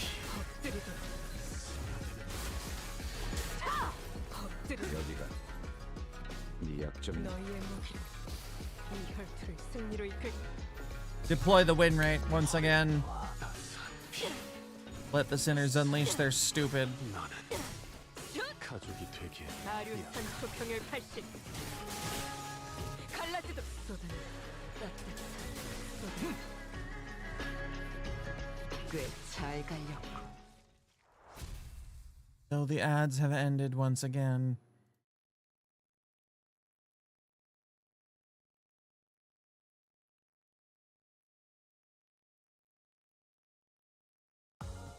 오랜 목마름도 어버이를 향한 죄책감도 피를 마시는 순간에는 생각나지 않을 거다. Oh, there's 그러니 2/3 of the way through. 가릴 것 없이 마음껏 마셔. 그게 그리가 이룰 수 있는 유일한 꿈이니까. So, everyone else is dead, huh? Can't turn the clock just yet, don't have time. 마지막까지 발버둥 칠 수밖에.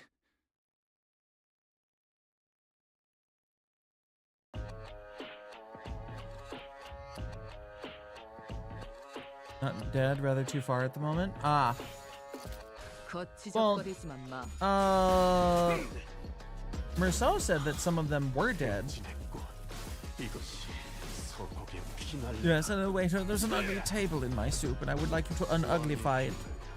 하산. Also, why is there a table in my soup? I did not order soup, table soup. Fuck off. What is this? What clownery are you attempting to deploy upon me?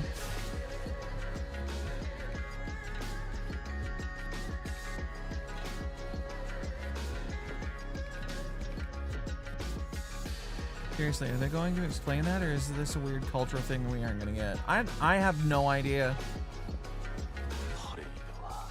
I think we're just never gonna find out what the fuck that was about. Because it really honestly just looked like a regular fucking table to me. 스틸레터. 허술하고. They never do. It's probably a cultural thing. Alright. If it's a cultural thing, it's a cultural thing. I don't need to get it.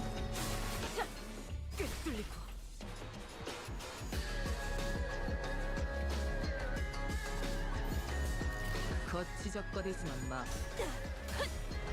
You know what else it could be? It could just be that they're stupid. Sometimes you just gotta like accept that the sinners are fucking stupid.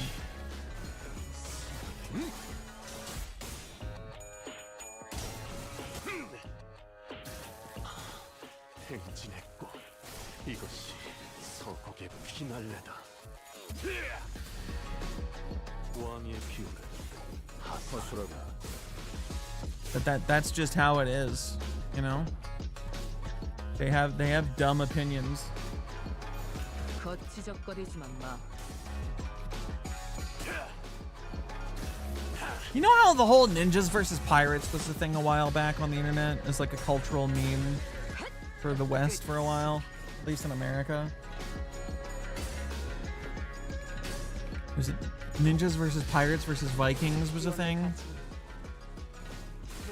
Like this weird triangle of shit. 자세가 멀어졌네. I feel like you could make a funny shit post out of vampires or ninjas versus vampires. No, that was definitely global, especially the ninjas versus pirates part. Pirate 1, so Blake. You would say that, wouldn't you, Mr. Pirate Man? Excuse me. I think we're safe for now. Something tells me that they're not fighting us at full force. At least we routed them, so hopefully that means something. Where'd Don go? Hark, for I am here! Don Quixote rushed into my room from the hallway outside. For some reason, when she said that, I, like, visually, like, entirely too much, like, in the highest possible resolution, imagined her face doing the stupid fucking Izuku morphing into All Might thing from the MHA anime. And her literally saying it like him. Because that is the kind of curse that Don Quixote is at times. Photorealistic curse? Yes. Exactly. Yeah, no, you get it? I figured you would. Don Quixote rushed into my room from the hallway outside. I had gone to espy if the other servants had suffered as we have. Verily, they were indeed targeted as well. Most defended themselves well against the curs and shall be here post-haste, yet not everyone survived, huh? Young Sinclair and Yisong, while it appeareth that they had risen and battled, they were caught unawares by our foes. 'Tis likely that their demise came soon after tripping over each other's foot. How embarrassing. And young Heathcliff, isn't that fellow our resident mob fight expert? How'd they even get him? They didn't get me, mate. I'm good as new. Heathcliff! Huh? Got you so gobsmacked, lass. I recall a blade piercing young Heathcliff in the back of his head. Didst thou turn the clock for him already, Manager Esquire? No? Not yet, anyway. Blimey, so that's what this funny itch on the back of my head is. He gets stabbed on the back of his head and he's just like, no, I'm good. I'm good, man. Shit just itches a little. Don't worry about it. He walks over and as soon as he actually knows he's been stabbed in the back of his head, he's like, fuck, and fucking crumples.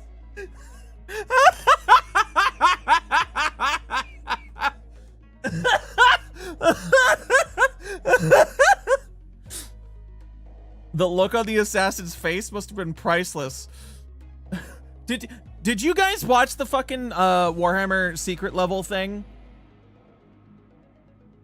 I hope you did, because it reminds me exactly of a moment like that, where there's the fucking one of the Space Marines is climbing up the tank, and the guy in the fucking like commander's hatch tries to shoot him with his pistol, and it just bounces off because it's a regular handgun versus Space Marine armor, and he's like, wait a second, and he looks at his gun just to make sure that there's still an actual gun in his hands, and then he dies. But like, it's the exact same kind of energy that would have had. Stab Heathcliff in the head, and he just walks off. You just look at your hand like, there's blood on this knife. I did stab him. Yeah, okay. What the fuck?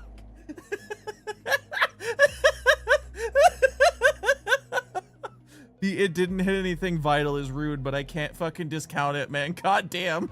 Holy shit. Stabs someone in the back of the head, he turns back to you and smashes your face in and just walks off. Yeah. What a Chad. Heathcliff's not breathing anymore. He's dead. Fuck, did he manage to walk all the way over here with a hole in his head? Looking at the knife, you're like, damn, I need a refund, and then dies. Young Heathcliff! No! The other sinners are starting to gather, manager. As pathetic as this force may be, we cannot spare any hands at the moment, executive manager. We must also join the others as soon as possible and assist them. There are sounds of altercations coming from the lobby. Genuinely wouldn't have died if Don didn't point it out. Yep. Real talk. He's built different. Built stupid. Gotcha.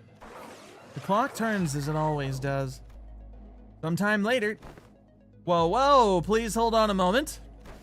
You! I can still see some people inside the lobby, which was also in the bizarre process of melting away. Woo! Oof. Among them, I noticed Jia Shichun clashing against a figure wearing a bamboo hat. Going on the offensive already, huh? How come a big shot in control of the Heisho pack decided to come after small fries like us? And behind the black bamboo hat wearing assassin stood... I see that you have tracked me down, so certain of your own safety, but my master has already prepared countermeasures. There stood Ching Tao, our supposed collaborator who led us here, and Wei, who was threatening him with a sword. Highly trained assassin versus some British guy with a bat license? Oh, come on. Heathcliff doesn't have a fucking license for that bat. He's a criminal. So you were behind this. Ah, it's you. I sussed out that you'd be planning something like this, but you lacked the patience to pull it off. Gasp, the Tao of generic evil fuckboy. It's true, his evilness has been revealed. So subtle was it that none of us could have possibly spotted it. You are quite observant. I thought I had completely won you over. I feel like that double ellipsis from Otis was like, really? I didn't expect that to work. I just knew I had to try. Really? That extremely obvious ass kissing won you over? Money starts exchanging hands and this guy just progressively getting more upset. Yeah. You must know that at H-Corp, there is but one path to survival and riches. Choose a family hierarch candidate and serve them with utter loyalty. But who in their right mind would serve young Master Bao Yu? He who has grown up with no hardship, he who doesn't possess even a single speck of ambition. You shut your bloody mouth, yeah? And you rich boy, oi, you're just gonna sit there and let that bloke talk shite your face? But he's right, I don't have any ambitions. Have you got no self-respect? What do you have anyway? Okay, everyone shut the fuck up. He's obviously taunting him. taunting you, so stop indulging him. Wei, speak. I know that you have no means to wield a Heisho pack. So speak, which master did you choose to serve? Who controls them? So they are curious. Stay your sword, Zilu. Another unfamiliar voice from the shadows. 40k orc energy. This is the true power of the British. Young master, are you certain this is wise? Oh, worry not. They're destined to be swept away by the morning dew anyway. This kid looks like such a fucking slime ball, snake ass fuckboy. The trajectory of their fate shall not alter course were they to witness me. The voice soon reveals himself from the shadows. God, not the dew. Yeah. Honglu pulls 3 shiny buttons out of his pocket, and Heathcliff is immensely jealous. Everybody knows that the British are weak to shiny buttons. God, not the dew? Huh? Seriously? You? I see. You're... Allow me to grace you ignoramuses with my exalted name. I am Yihua of the Shi family. He's even more of a tool than his henchman. He is. It's wild. You may know me as a very prominent candidate to the throne of the family hierarch. I don't know you as anything, dude. It would be really funny if we just like accidentally killed him in this fight coming up.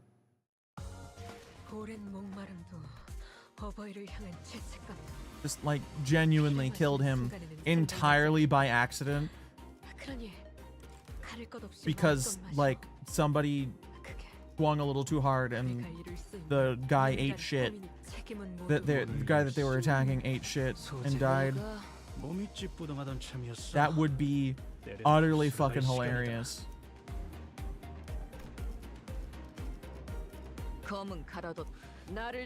군주가 나서 명령하실 때까지 You know, since I'm gonna be out of the... Someone in the background leans to the left and tries to quietly whisper. You have any idea who this guy is, but everyone hears it? That's because it's Don Quixote trying to whisper, but it's Don, so she doesn't have any concept of an inside voice. Prominent? But of course, I claimed control of a branch of the Heisho packs, while you were wasting your time out there searching for the River of Immortality or whatever. I don't even know where I'd start to refute your brain-dead accusation. This is way beneath me. I don't even want to address you as my senior either. So who is it? Big Brother Juan? Oh, can't imagine he'd ever be interested in someone like you. What are you talking about? I'm asking whose teat you've been suckling on to gain control of the Mal branch, because we both know for sure that there's no way in hell you have the means to control them, right? You little twerp. Are you sure you want to insult my height from where you're standing, fuck ass? Master Yihua? Didn't seem like the mastermind of this operation was actually anyone important. Agreed. I can tell by just the look of that traitor with the physiognomy of a deceiver. This is a waste of time. Hey, Zilu, kill them all. Mission was to assassinate them. To meet them in an open battle to take the lives of hierarch candidates was not what was agreed upon. What the blah, blah, blah. Just shut up and do as you're told. I may fight to protect your life, yet I cannot do more. A Heisho needs no voices but that of the one who holds their leash. Looks like that Shi Yihua doesn't even control these guys. There is an apt saying often invoked in the East. A fox may pretend to the throne, but only with the blessing of the tiger. Shut up over there! Damn it, this Heisho pack is useless. I can't even get a simple job done. Intense rat behavior? For real. This dude is more of a rat than the Halo 3 rat. And that was prime rat specimen. Master Yihua, the Heisho pack was here merely as a backup plan. Our true strategy involves... True. This is fine. I have other plans to sweep you all away. This guy really likes sweeping. He must have a broom fetish. This is the second time this individual has made an odd emphasis on a variation of the word sweep. What are you saying? That you bribed the sweepers or something?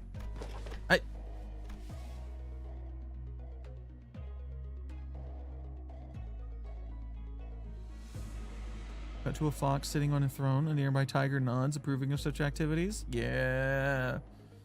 While their reactions may appear suspicious, that suggestion is an almost absolute impossibility. Head is at the top of the sweeper's chain of command. In other words, only the head possesses the authority to command them. Right. Yeah, of course. Moreover, they are prohibited from touching, let alone entering, any designated residential areas during the night in the back streets.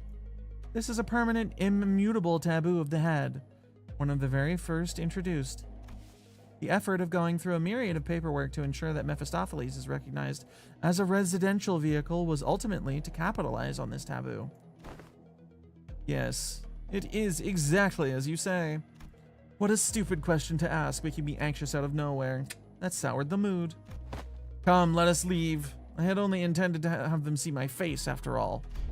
Too bad I won't even remember them in a few days once they all get swept away. Master Yihua? Best leave before any more unnecessary words are said. Faust is right. These guys are acting way too suspicious to not have some scheme brewing behind their back. They literally said they do. So overtly suspicious that I'm starting to wonder if they're trying to use reverse psychology on us into walking right into their trap. I'm not a table, but who says I'm a table? I'm leaving to go sweep. And then the table turns into a broom and kills somebody. Well, when surrounded by nothing but uncertainties, there's a solution that usually works. Faust? Faust had intended to make the suggestion first, but it appears that you share the idea. Yep, so, Otis? Yes, executive manager? We have 12 sinners, Jia, Shichun, and Wei on our side. And I don't think the so-called Mao branch are willing to fight. Means that we only have 3 enemies, Shi Yihua, our guide, and Zilu, the assassin. We have the numerical advantage, don't we? You always make the most accurate read of the battlefield. What's going on over there? What's that tick-tocking noise? Jing Tao immediately fucks off. Our former guide seemed to have figured out what our conversation was about because he took a few slow, careful steps away from Shihua before bolting off into the distance.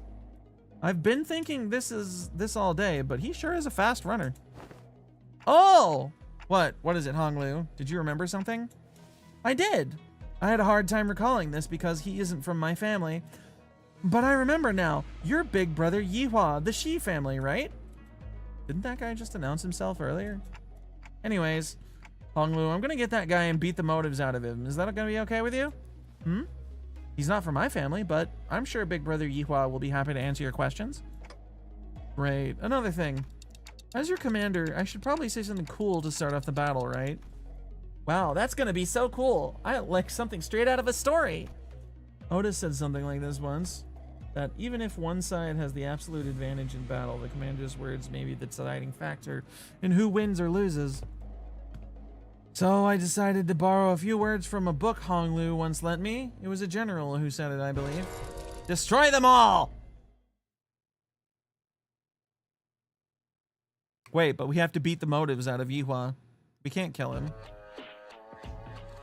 What do you mean? Wait, what do you mean it's Morbius? Oh no.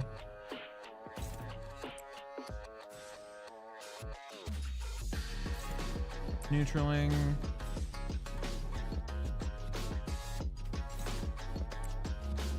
Morbius sweep. Oh, right. I forgot about that somehow.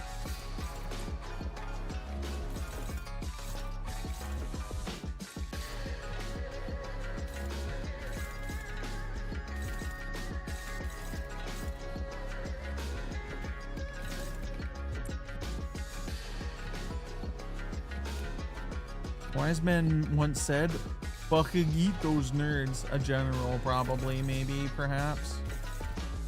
Whoever is getting targeted should be able to block it. Yeah. But we need to send Zodia after that one. And Merceau can block that. Flash with it? Yeah, yeah.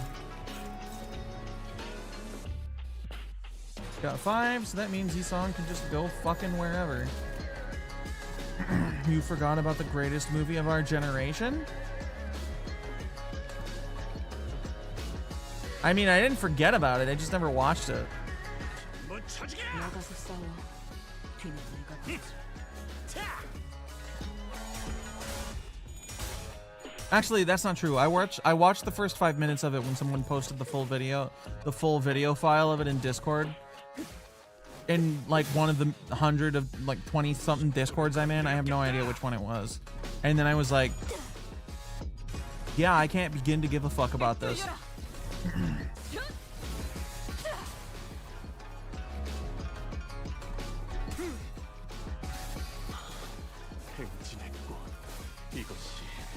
And that was the end of it. And then I simply enjoyed memes for the rest of my days. Because memes are funny. Especially when they make fun of corporations who do stupid shit.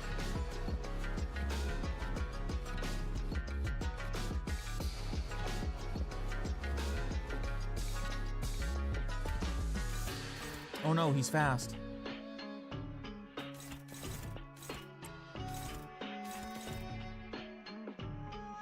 Such speed.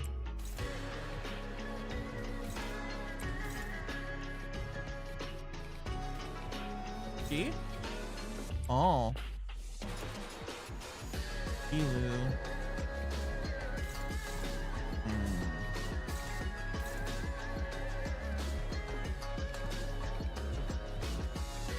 You go fast. Why would someone's gender be spoiler?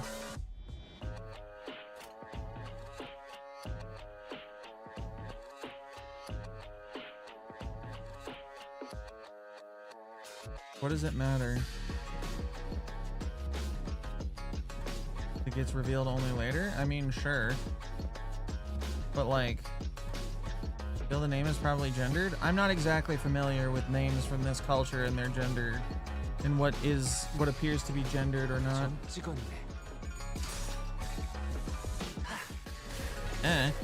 I wouldn't worry about it. Unless the like reveal is somehow relevant to some mystery plot. It's not a big deal. But do be careful. You know?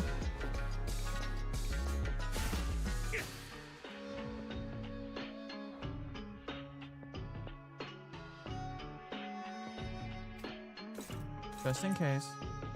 Why does the name matter? All the sinners are male in their sources? Huh? Oh yeah, true.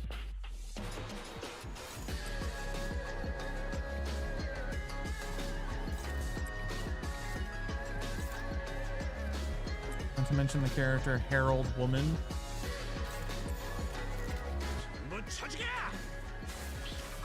Both Ishmael and Ahab are men in the books, as was fuck, what is her name? Ishmael's gay lover. Her name, I can't remember. Quick, yes, that one. Her. They're all men in the source book. We're doing a little bit of the fate treatment here. A strange tune crashes through the sound of the fierce battle.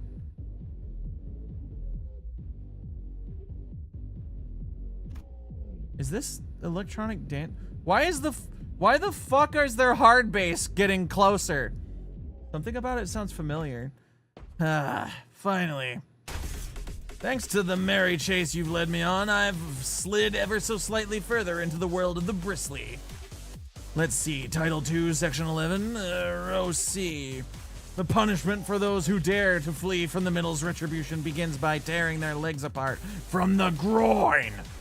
I will make sure you suffer for all of my time you wasted. What the fuck is he doing here? The hell's wrong with you? You've been stalking us this whole time? Since when is chasing after a thief conflated with stalking? I'll have you know that I'm still banished from the world of the luscious, thanks to you who dared to pinch my hair coupons. What the hell? Where'd they come from? You guys are just pissing people off left and right, huh? Zilu, take him out! What an utterly insular fool. What did you say? Do you not know? That man... What's the middle doing here? Ricardo, a big brother of the middle. The man who slaughtered the sinners like they were nothing. The man who almost forced me to self-destruct. Valis, don't tell me I have to get ready for that again. No, not yet. According to the evaluation data at the LCE, the sinners' powers had grown since their time at the Great Lake.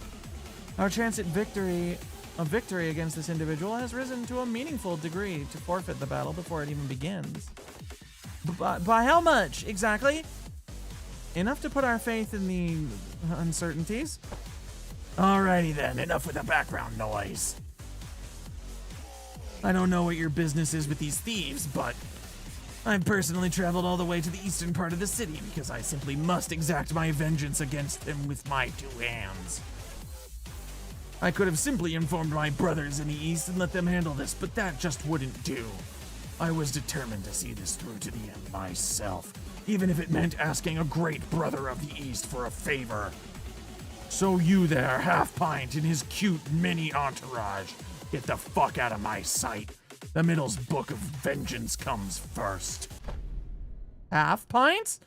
Keep babbling that fat lip of the fact that the fucking music stopped for this little shit is entirely too much respect being given to his existence. Keep babbling that fat lip of yours, minion of the fingers. You don't scare me at all with your cheap hairdo and that garish as hell botched dye job. You're in the H-Corp turf now. I am.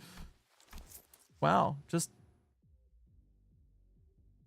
fucking hell, mate. That's messed up. He's far too absorbed in his own foolishness to see he's walking into his own demise. Top 10 anime blunders of history. Unexpectedly, Ricardo's face wasn't contorted with wrath. Even after enduring that barrage of insults, instead he looked surprised. Moment of silence followed, during which he seemed to be absorbed in thought.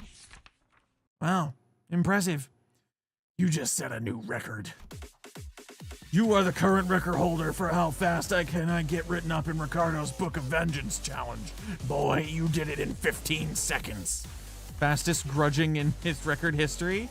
They stopped the music? They were so shocked? Yeah, I guess so. Then, with the trembling hands, he reached down to grab his Book of Vengeance, opened it, and began to write something down on the paper. Slowly and deliberately, as though to make each stroke of pen count. Unfortunately, your audacity is terminal. I'll rip your jaws apart myself as punishment. Boys, make sure this little band of thieves won't get away while I deal with this pipsqueak. What the hell is his asshole talking about? Hey, Zilu! Actually, I don't care. Stop me if you can. Effective immediately, the punishment for all involved parties and bystanders at the site of your crimes shall be complete and total extermination. I think we can slip away unnoticed in this mess. I don't think we got much of a chance here. Ricardo practically rocketed toward where Zilu and Yihua were standing in a burst of speed. But his henchmen had already begun to slowly surround us as he ordered. Ready your weapons, everyone! Payback time for what happened at the Great Lake. Let's do this. Besides, I've got a score to settle with that son of a bitch. I love it when Ishmael gets her little insane face on. So it's so good.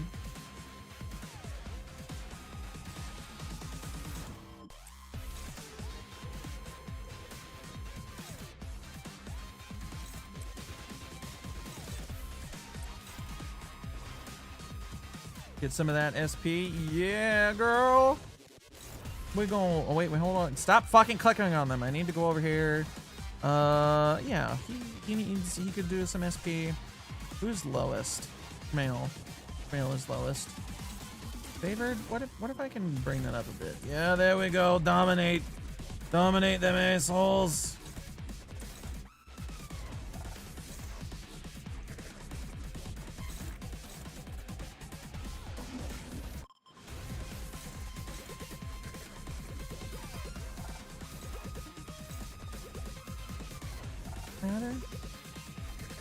Middle battle music is really good, it's true.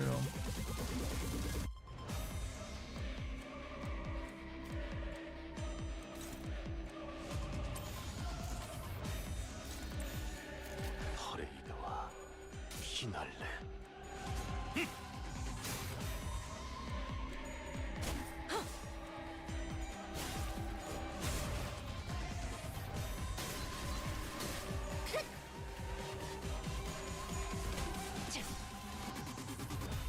사십.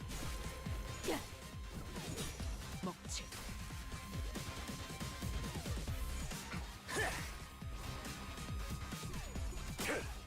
따스한 피 스며드는군.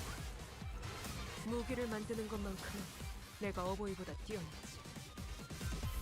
Alright, who we on lowest SP is still Shmuel.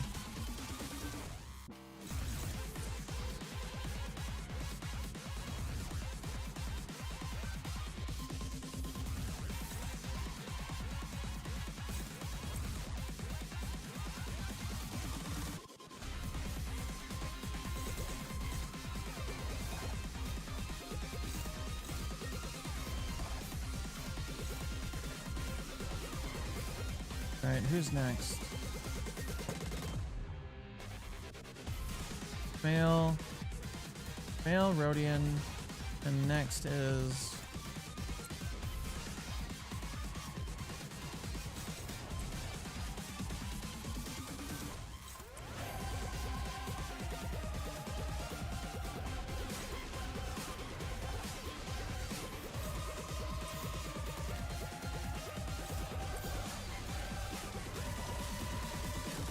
really kill that one guy, one at a time. 점 찍었네. 따뜻한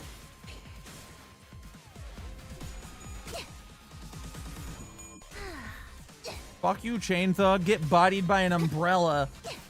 You bitch. Of all the things I could have expected to happen for a boss fight for this shit, it was not Ricardo showing up again in the slightest.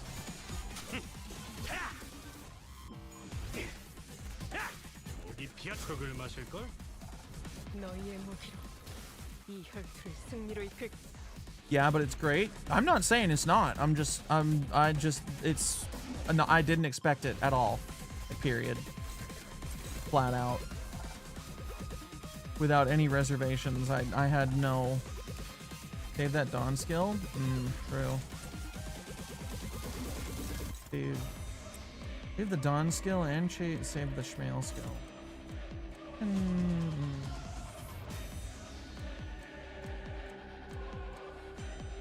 Actually, I think Shmael can just kill this guy. We don't have to worry about it beyond that. Wait, no. Shmael needs clashing still.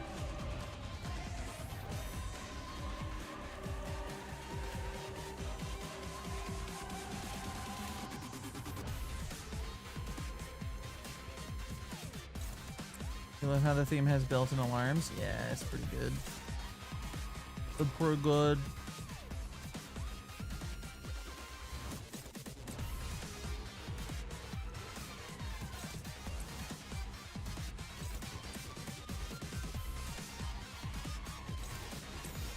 To make sure.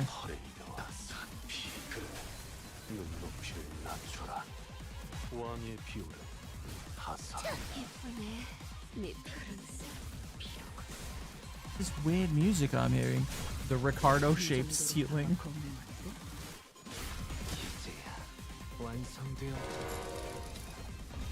There was an explosive noise from a distance, and moments later, Ricardo landed before us with a boom. I heard that the Heisho of the East were a tough bunch, but that lady was something else. It wasn't even revealed like 3 minutes away! Why'd a woman like that suddenly split from a fight? Not my problem, I guess. He's getting written down in the book, too. Time to take care of what I really came here for. Get ready for a beatdown, coupon thieves. This guy, it's such a petty fucking grudge to run halfway across the continent for. And like, I respect it, but also, it's so stupid. Were they even hiding that she was a woman? I don't think so. There's Werner. Who the fuck is Werner? Passives. Middle's vendetta mark against the tank. Okay, when I hit him, I get a mark on me. Hello, Werner.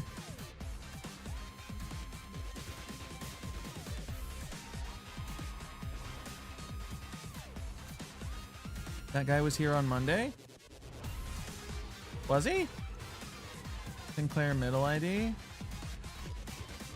Target has clicked.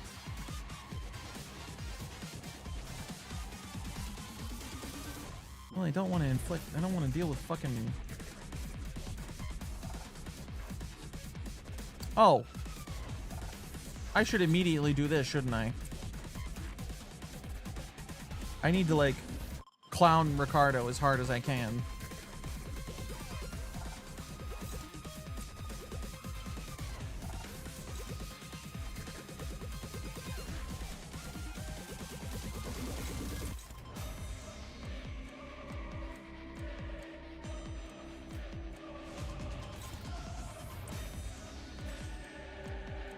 That's a rough matchup, Heathcliff.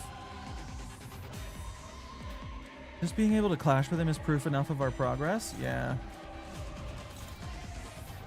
Yeah, it is, isn't it?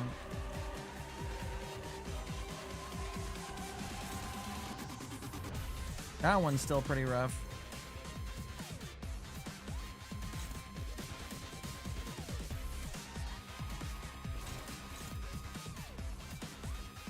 Got egos, use them. Fair point.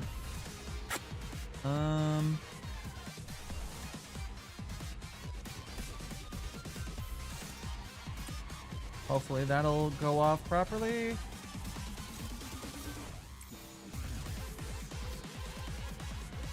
Not like this is a dungeon. That's true.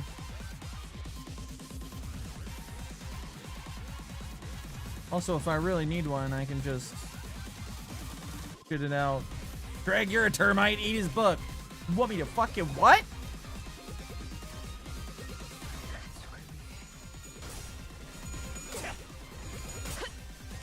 산초류 경을 온 라샹.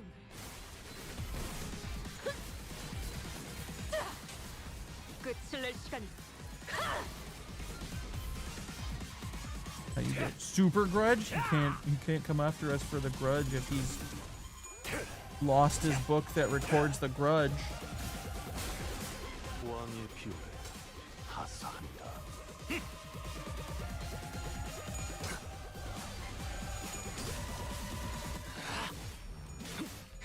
Getting fucking clowned on over here.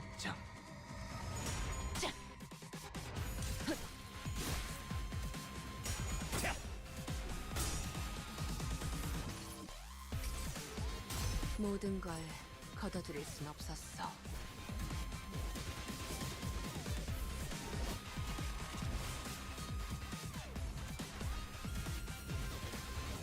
폭죽 소리가 들리는 것 같군. 때가 왔다. Gain 3 blunt damage up next. Turn all coins to unbreakable. 식사는 Don, do you have that one thing on you? 식사는 즐기고 있나?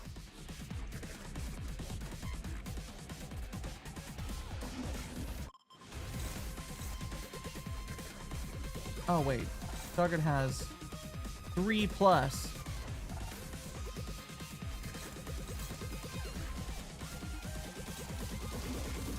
Struggling still. The books are linked, so every middle in the city probably turns in your direction if you eat the book. Oh. Here.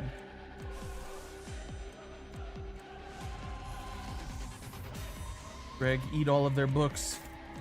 Don't let a single book go uneaten.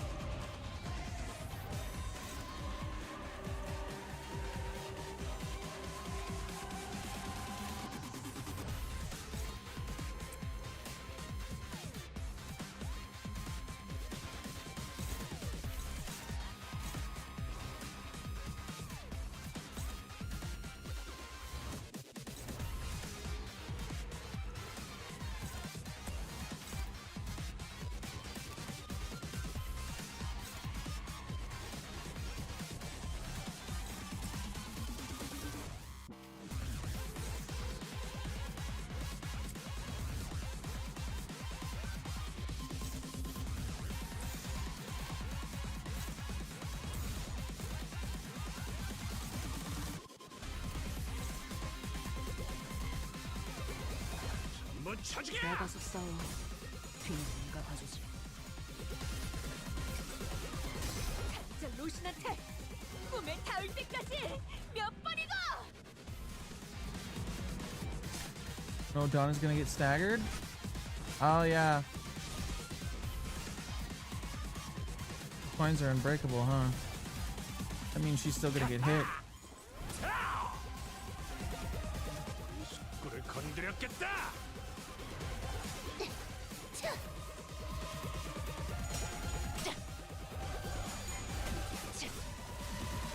It's an AoE? It is. It had 3 attack weight. 먹지.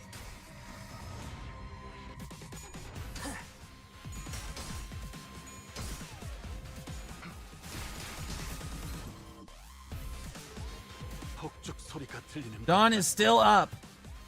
때가 왔다. Oh, shit.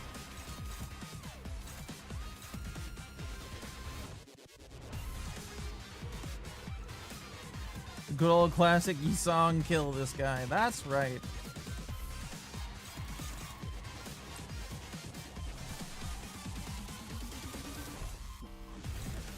Struggling on that. Fuck.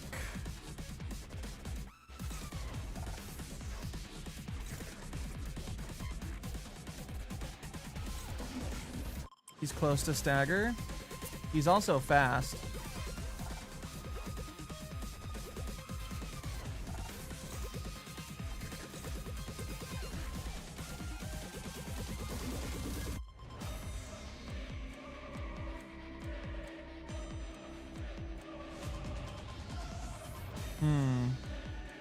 Murray is faster. He is, but he's clashing with the skill because it's can clash with anything.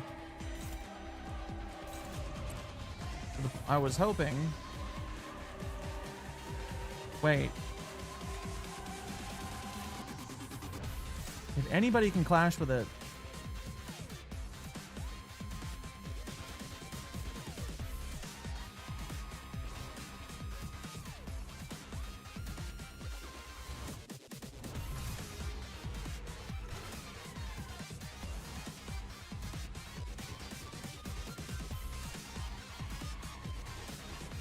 If I have his speed and then have everybody dogpile in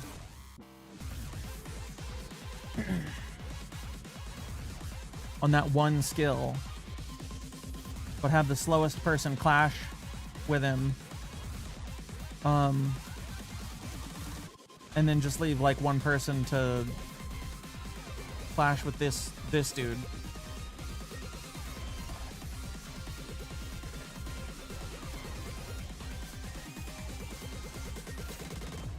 Well, one a day.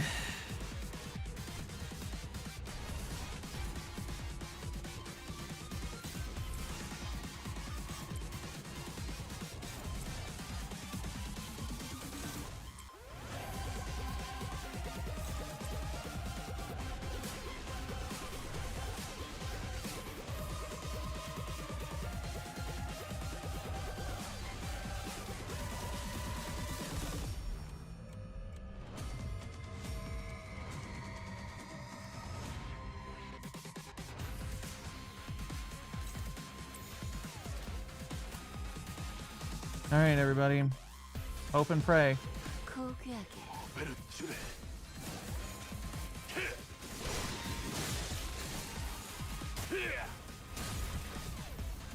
왕의 비호를 하사한다. Oh, that's right. He has his counters.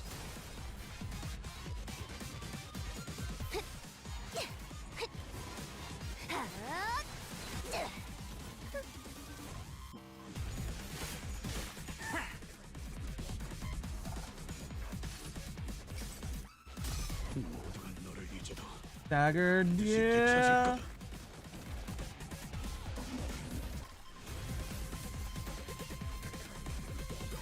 All right. Kick his ass.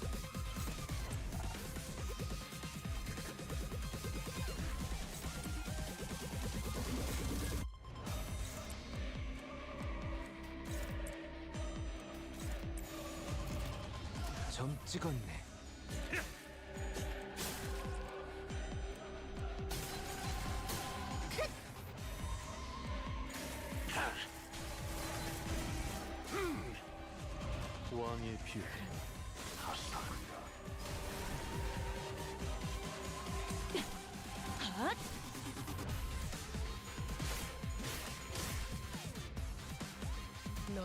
I could just get 이 혈투의 an 승리를 Ishmael orange off on him. Ishmael S3 would go hard on his ass right now.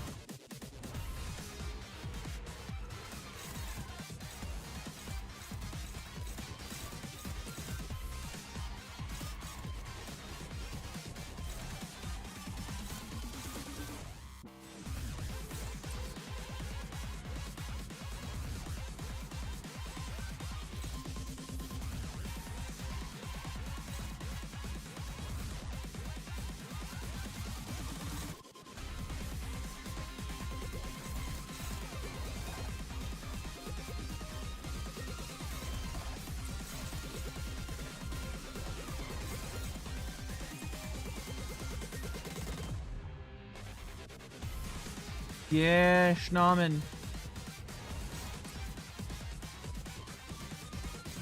Wait, hold on. This is going after Marcel again.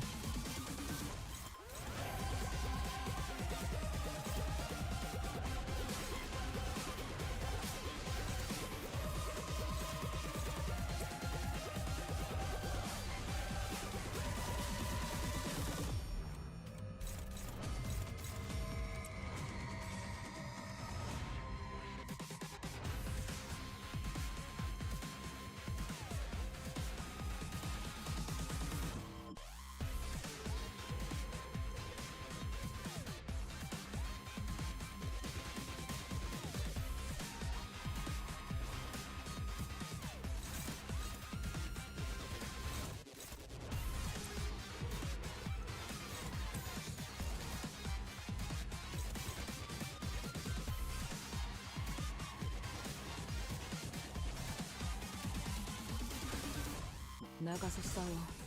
뒤는 내가 더 He song does it again.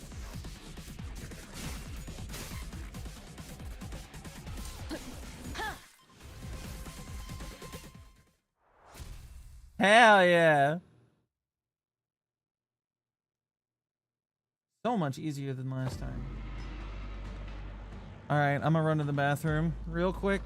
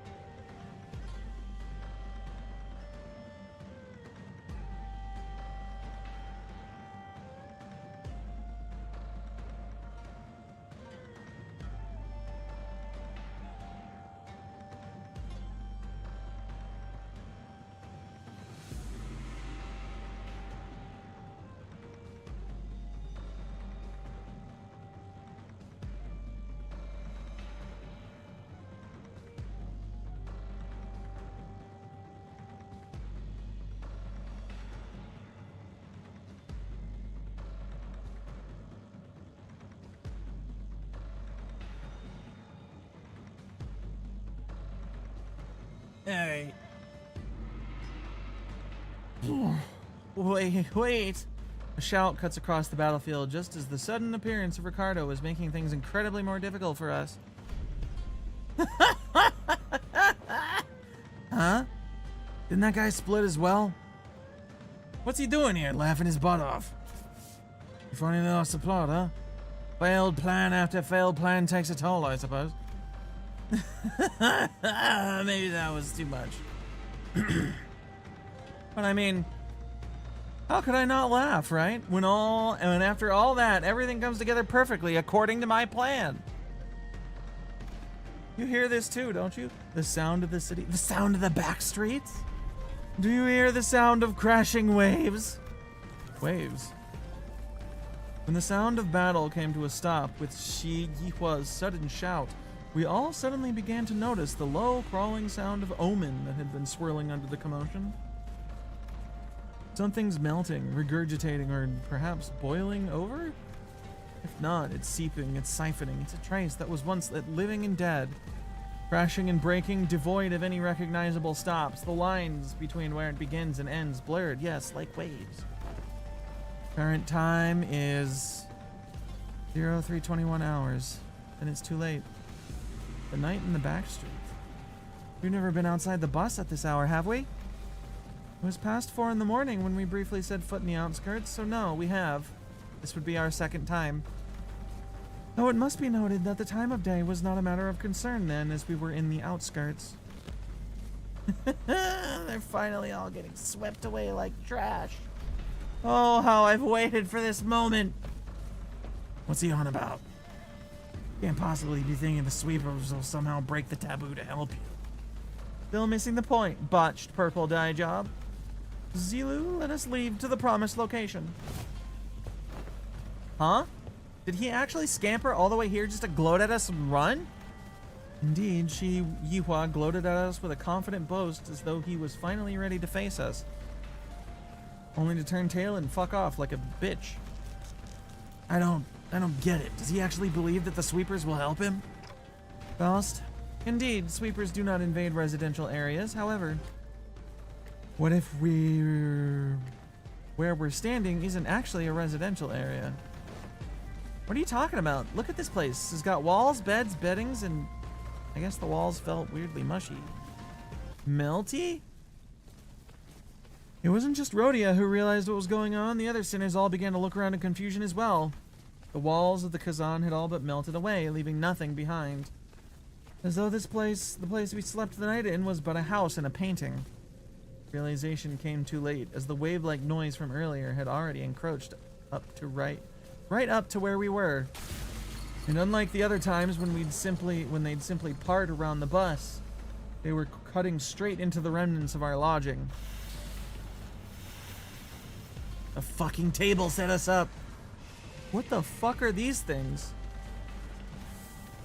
333511494954173 Sweepers? What's going on? Why? This is ridiculous. How dare they break the taboo so brazenly? Looks like we'll be facing the waves tonight. Why do you sound so excited about this? I mean, we got it. Let's make some things clear. It's clear that if we do nothing but stand around, they'll sweep us away. Damn it, we have to make our stand here.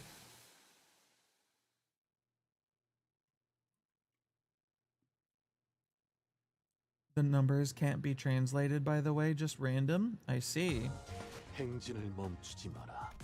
이 좁디 좁은 왕국을 넘어 멸망한 그 땅으로 Wait, 돌아갈 whoop. 때까지 보아라. Return to me, Kurocliff. 우러러 보는 것을. 어떤 조직 놈들인지 면면 좀 받을까?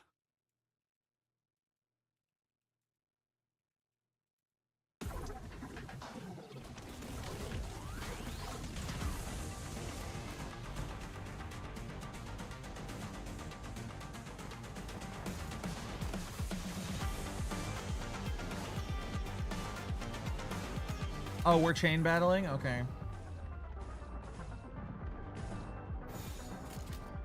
갑니다.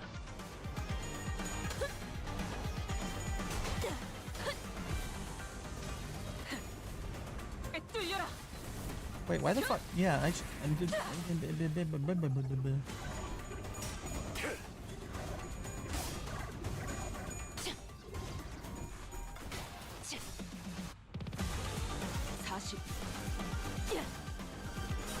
먹지.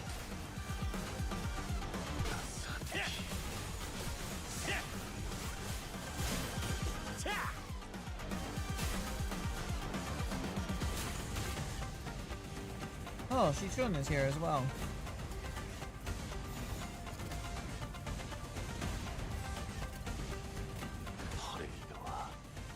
조심할래.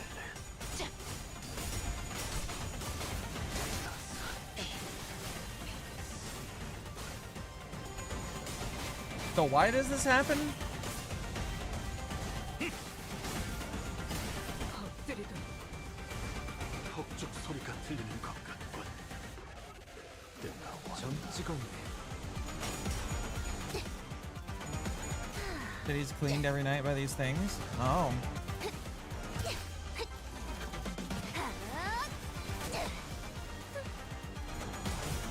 Somebody threw a cup on the ground. Ah, yeah.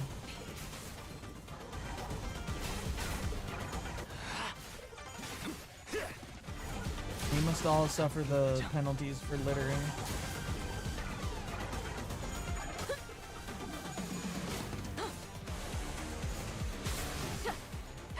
We don't seem to be having an issue currently, though. For now.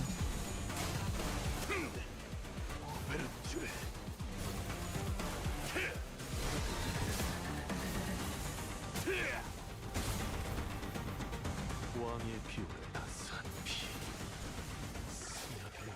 Caught up in it? Gonna get cleaned along with all the other garbage? 너희의 무기로 이 혈투를 Unless you're us, I guess, because we're us.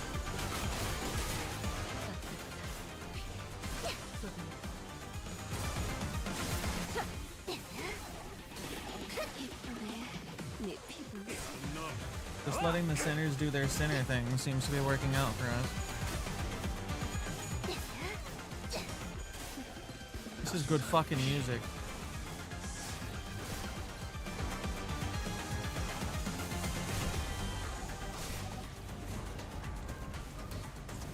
너희의 무기로 이 혈투를 승리로 이끌겠다.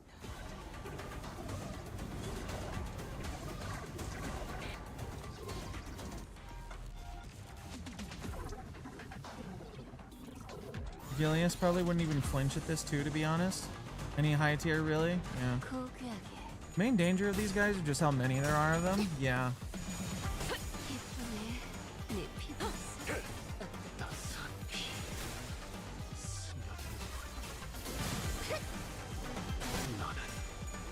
가족이 되게 약하고. I think, you know who would be fine? And this is complete bullshit, by the way. But the Vermintide and Darktide squads. They'd handle this. This is their normal job.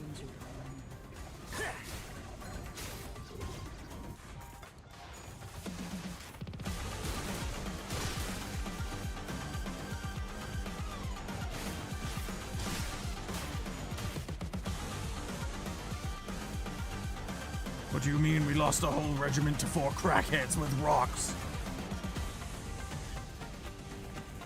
Fortunately, they don't stop for anything, including whatever trash they take with them. 승리로 이끌겠다. Enemies seem a bit less covered in feces today, don't they, sir? In fact, these things are legally humans? Huh, interesting. Does that mean we're gonna get charged for murder?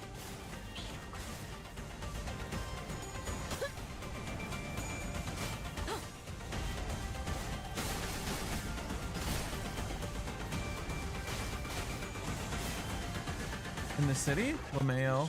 I mean, isn't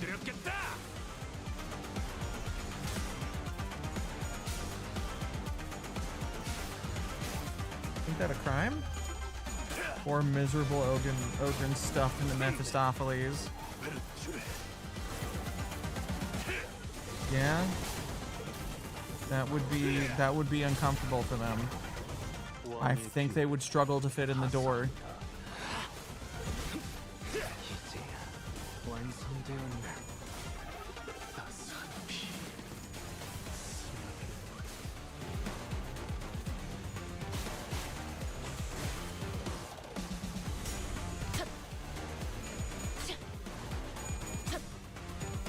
Violence is unfortunately encouraged in the city. You know, you say that, and I agree with you. You can't really dispute that. It seems to be the solution to a lot of our problems, and we haven't gotten in trouble for it yet. Like, the violence specifically. It's usually what we get in trouble for who the target was, as opposed to just actually fighting someone.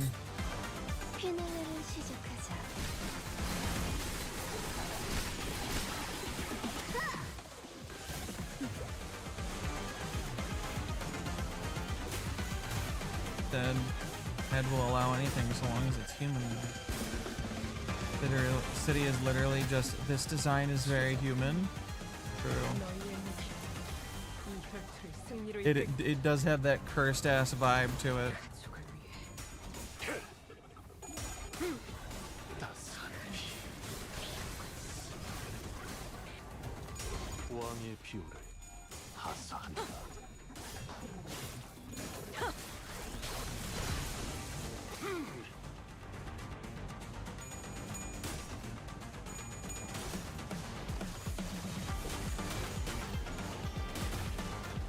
My melee combat is like strictly preferred in forest. Oh. Wait, but we have there are motherfuckers out here with guns.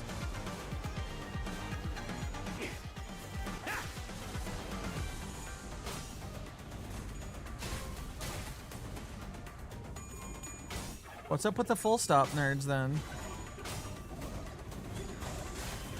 Guns fire tiny fists. That wouldn't even be the weirdest thing going on in the city, so I'd believe it, but I'm pretty sure it's not true. Guns are expensive. Okay. That's it? Just not cheap?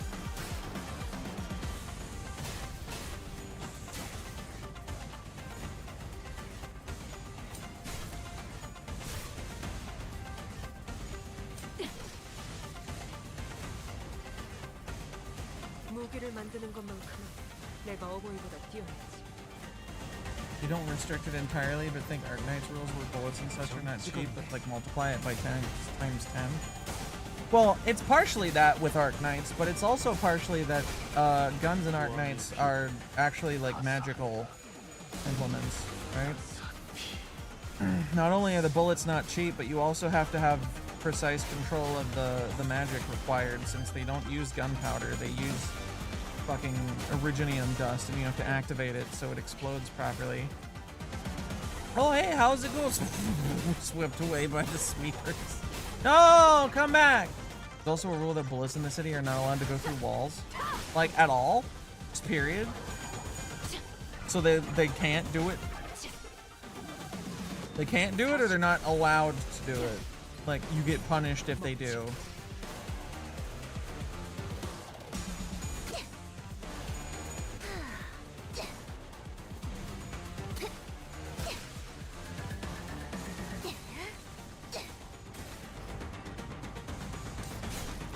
이 정도로 나와 겁나.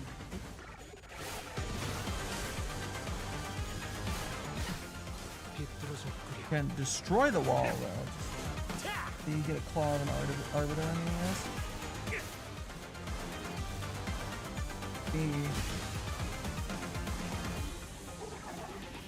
Are human. Wave 2 complete. Wave 3 incoming. The battle was long and grueling. Even Ricardo and his henchmen appeared visibly exhausted after the second wave. Hey, big bro, we messed up. We never should have put you through this trouble in the first place. Don't worry about it, kid. You've taken a brother who came all the way from the south and guided him safely through the labyrinth that is each corp. I'd say you've done more than enough. No one could have expected that we'd be fighting the sweepers of all things. If we're able to withstand the sweepers, enemies that could give even the middle trouble, practice makes perfect and perfection makes an expert, huh? I guess Hong Lu wasn't too off the mark. You can do as the thumb does and incorporate it like bullet-propelled guns and melee as a loophole. Yeah, but what the fuck are the full stop shitheads doing?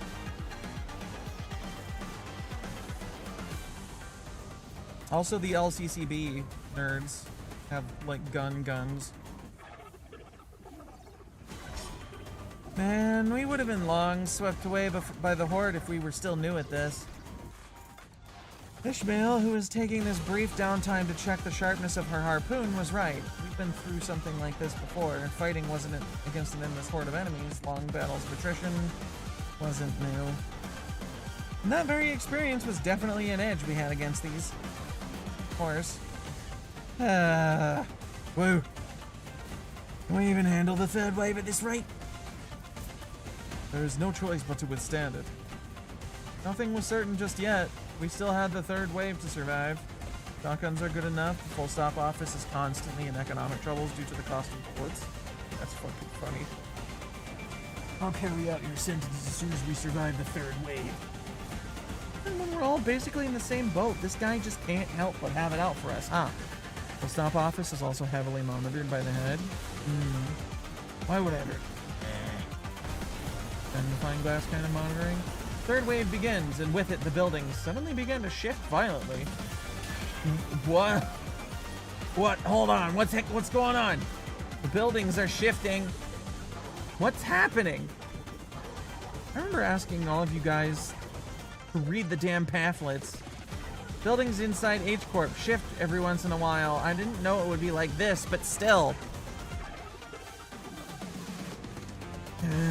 Fortunately, it doesn't seem that the building we're in is shifting by much, Executive Manager. As soon as Otis finished, an errant building suddenly jutted violently from the ground, rising in a diagonal burst, and struck Ricardo square in the chest, sending him blasting off into the skyline.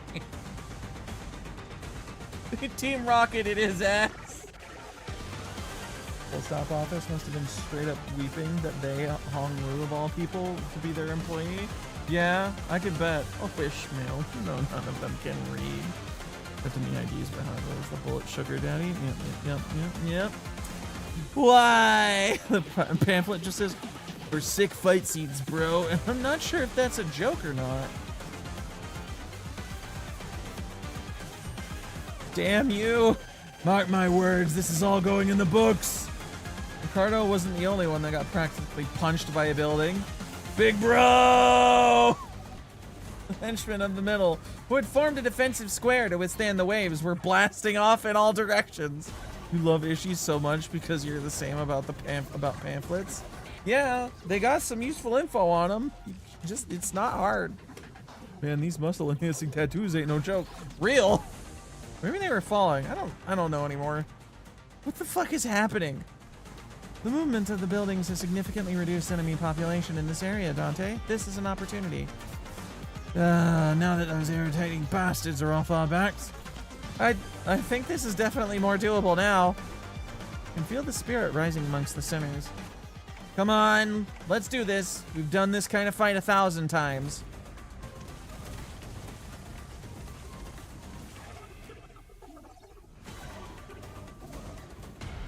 Wave 3. Imagine getting inked up and that's more than enough for you to just punch a borged out idiot in the dick. It's pretty great.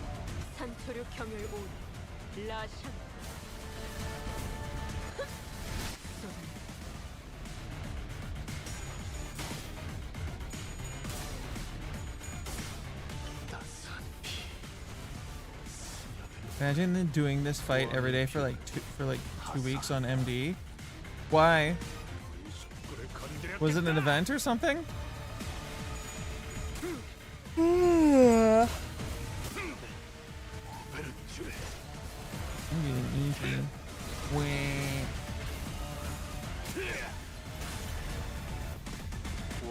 This is the event farming stage? Is it? Oh. Ricardo got sent flying by a high velocity building and was still able to shout at you for revenge. Ricardo's just Ricardo. I feel like you can't. Werner was.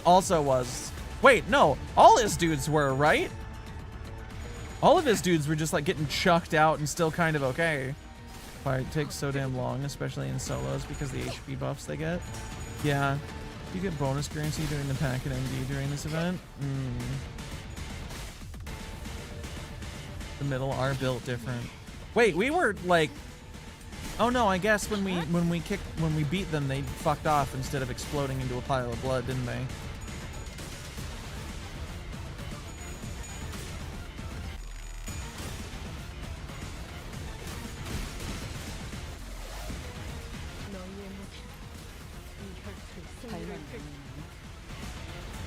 You know who goes crazy on this fight? Fang Hunt Hongler.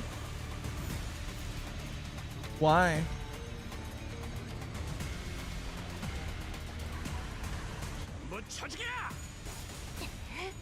I've not looked at that ID. 왕의 비밀 하사한다. These guys are bleed. Fang Hunt is anti-bleed. 꿰뚫려라.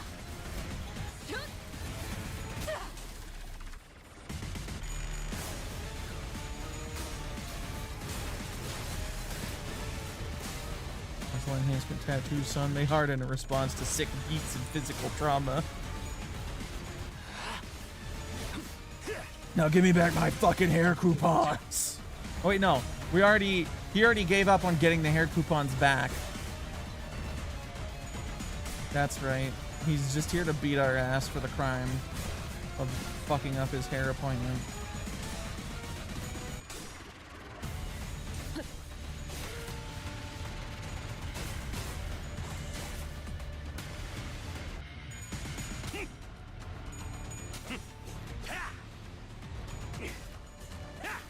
목이 비었잖아.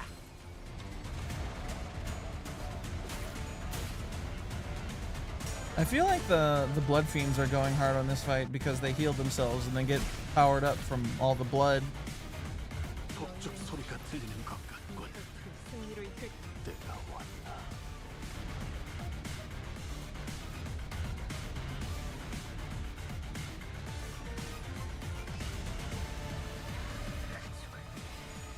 I mean, it's not going fast, but all the blood fiends are hanging in there pretty easy.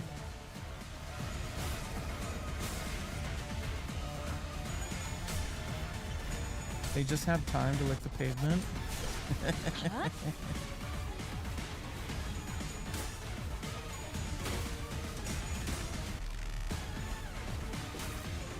Ichun has pretty dope animations.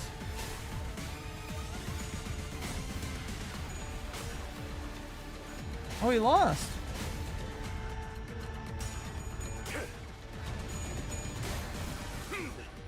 어머시여, 이렇게 다시 함께 행진하길 고대하고 있었나이다. 왕의 비밀 하사한다. 이제야 완성되었나? 이 정도로 나와 겁나는데?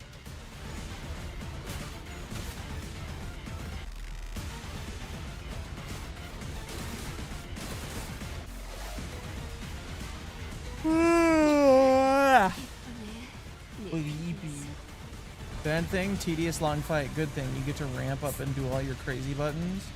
First MD to fight because of how fucking long everything takes. I can well imagine, yeah. Survived.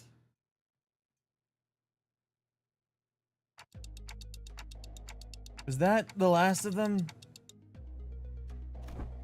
Current time is 0424 hours, about 10 minutes until the night in the back streets ends.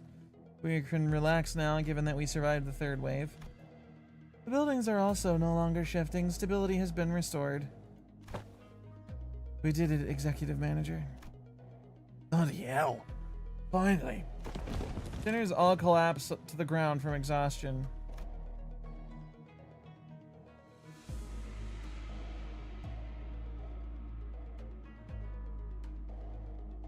Shame. Because this fight is mandatory for you when you're using Heisho due to the exclusive gifts. There was a Kazan here, but it's gone now, despite the fact that we haven't moved at all from our initial positions. There wasn't even a trace of it having been here. We realized that we've been relocated on top of a roof, though we had all just awakened from the dream of sleeping in a building that never existed. That was one hell of a battle, man. I thought I was done for. It was fucking killing me. My bones won't stop cracking. I don't know if we could have survived that if that hair-obsessed loon wasn't here to draw some of them away. I guess we got something to thank him for. So that's all they've got in a head-on battle. Art thou acquainted with these foes, young Ryoshu? OFC, I've heard of them. Is that of course, or some stupid shit? Their scent of blood 'twas faint, but it cannot be, no. Would be best to not linger over long on this thought. Why not? Dig deeper. Letting ephemeral inspiration slip through your fingers is the death of creativity. I said I won't linger on it. Don't rush me. Whatever. How uninspiring. Guys, now's not the time to bicker. Yoshu, in Don Quixote's words, were indeed unnerving, but we had plenty of time to discuss that once we returned to the bus. Yoshu wanting to see the Blood Fiend special? Yep, she always do. If we can return in one piece, that is. Yihua? I'll be frank, that was impressive. I thought for sure you'd have long been swept away by now. Yihua must have been waiting somewhere nearby to watch us die, because it did not take long for him to reappear. Perhaps they agreed upon a new deal while we were fending off the waves of sweepers. The Mal branch and Zilu were both approaching us in an intimidating gait. It contrasted with their earlier passivity.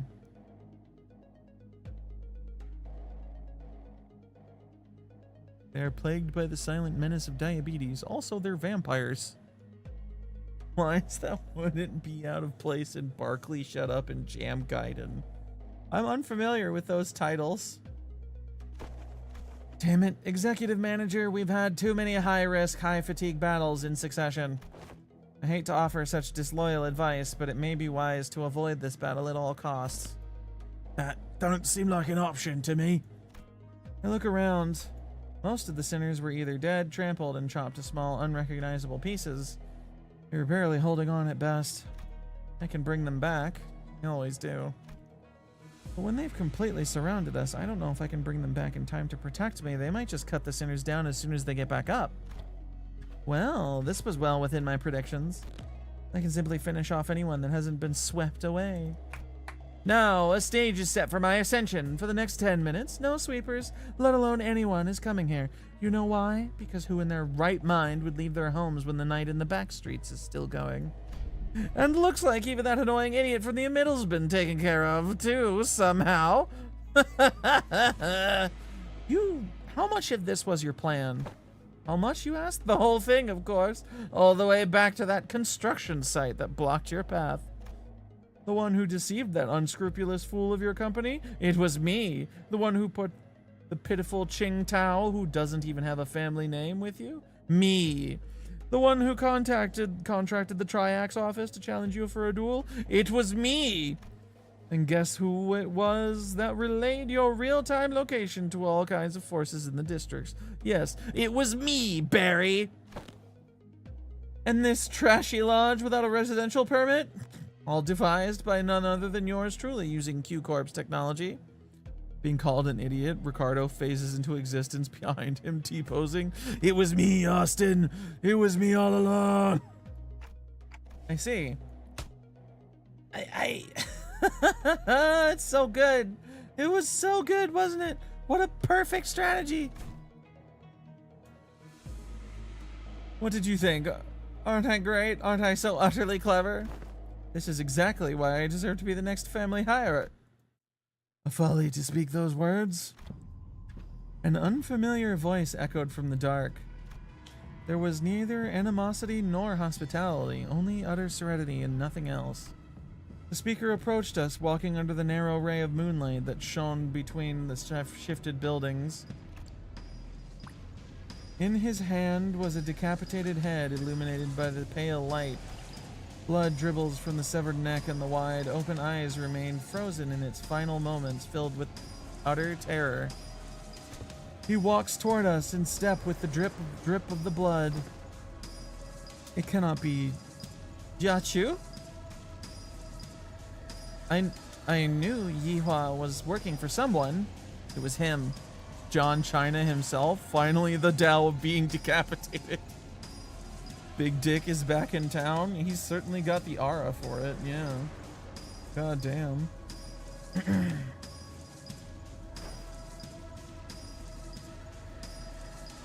Why do you have Ching Tao's head? I have brought back the wayward pet to his master, that it may once again be leashed. There is a serpent, my lord. Leave it. We needn't shoo it away. What? You were loaned the Heisho pack so that you may simply get in their way. No more. Fucking yaoi hands. I see. Was there a sudden change of heart once you held the leash in your hands? That to return to the Shi family's side would be to your benefit? No, you knew everything all along. What? I must ask, is everything to you? His hands could crush a skull with enough force. I mean, every hand can crush a skull with enough force. Your vision is too limited for my lord's wisdom to comprehend. God damn it. The wise fails to peer through the narrow-sighted eyes of the fool. God, But, if by everything you refer to how you feigned abandonment from the Shi family to secure my lord's trust, what if it was like a really small hand? I mean, a bullet is really small.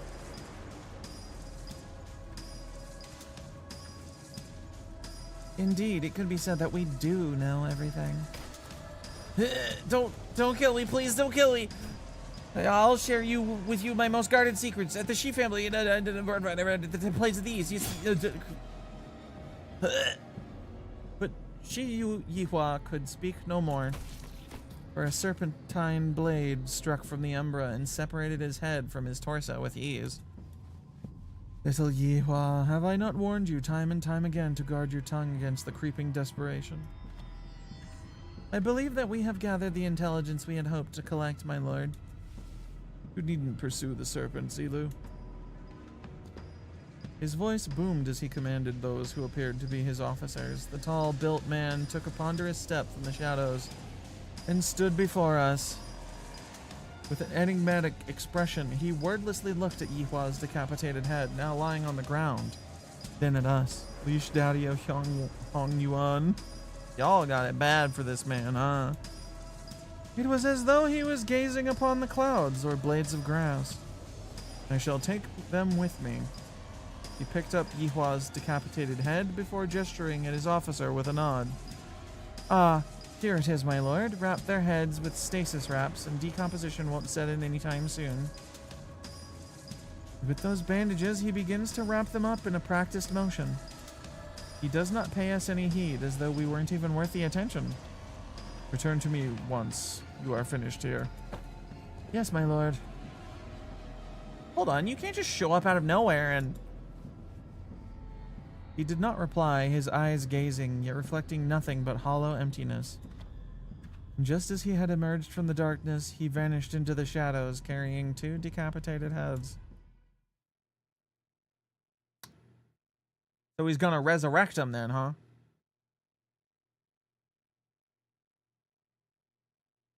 Do not talk to the man who can pick you up like a pack of grapes. Probably unwise. Yes. 그러니 가릴 것 없이 마음껏 마셔. 그게 Things weren't looking any better. I could instinctively tell that they were different from anyone or anything we'd faced in Hongyuan so far. I don't suppose our lord left them alive only for us to slay them. Then perhaps it would be apt that I introduce myself, as it is common courtesy to do so. Call me Jigong. I am but a humble student of my lord, Master Chu's teaching. My lord, Master Chu. Somehow I was reminded of the discussion and King Tao refused to finish. Or when the far one comes betwixt the burnt doors, shall a star fall astray. As for the song, it's a song that's become rather popular in the backstreets in recent months. This is not the place to discuss such matters. I will share the tale in more appropriate setting later, should we come across it. Name's Dante. I'm their manager. Decided to speak up, struggling through the pressure. I instinctively knew that we had to find out as much as I could about that man from earlier. They introduced themselves as Manager Dante. I see. Your candidness is appreciated. Ilu, withdraw the mail. It seems that we need not contend with them at the moment. Very well. It seemed that they had the very same thought about us. Now, is that sufficient proof of our intent to engage in a brief discourse? To discuss some matters with you to mark a courtly ending to this encounter should be of benefit to us for the prospects of our future. So ask away, as they say. So, that's when Jia Shichun stepped forward. After having retreated from the domineering presence. So that's what those suspicious songs I heard in the back streets were about. It's about you guys, wasn't it? Were those lyrics true? Ah, so that is what you wish to know. Shichun of the Jia family, it is said that you possess talent in rhetoric, yet walk a path beclouded by concern and anxiety. Truly, your insignificance precludes your part in greatness. Wei, don't speak for me. I would have been the first to say anything if I thought she was wrong. Yes, my lady. Yi Yihua, you're the one who sent him after us, right? Close, yet not exact. He was an agent of the Shi family, sent to spy on my lord's doings. We had bestowed him control of the Heisho pack, for we had found his conduct shallow, and saw a means of learning more of the Shi family's machinations. Yet it seems that once granted power, the boy mistook himself for a man with the wherewithal to represent the Shi family. So you used him, just as he sought to use us. Kinda want a Xingong ID for the Bakgak. That could be cool.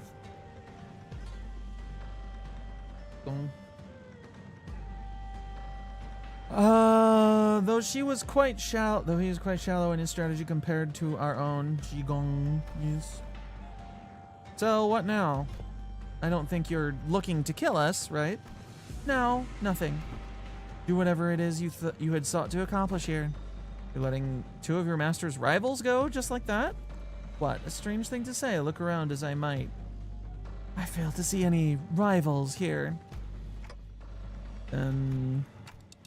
Why did you order Yihua to attack us? You said it yourself. We're not even your rivals. Manager inquires why you commanded Yihua to carry out this assault against Limbus Company. They fear, yet they seek to gain understanding through that fear. Yet they remain wanting in a certain perspicacity. My lord has always said that if one learns not from a plight, then no discourse with them shall bear fruit.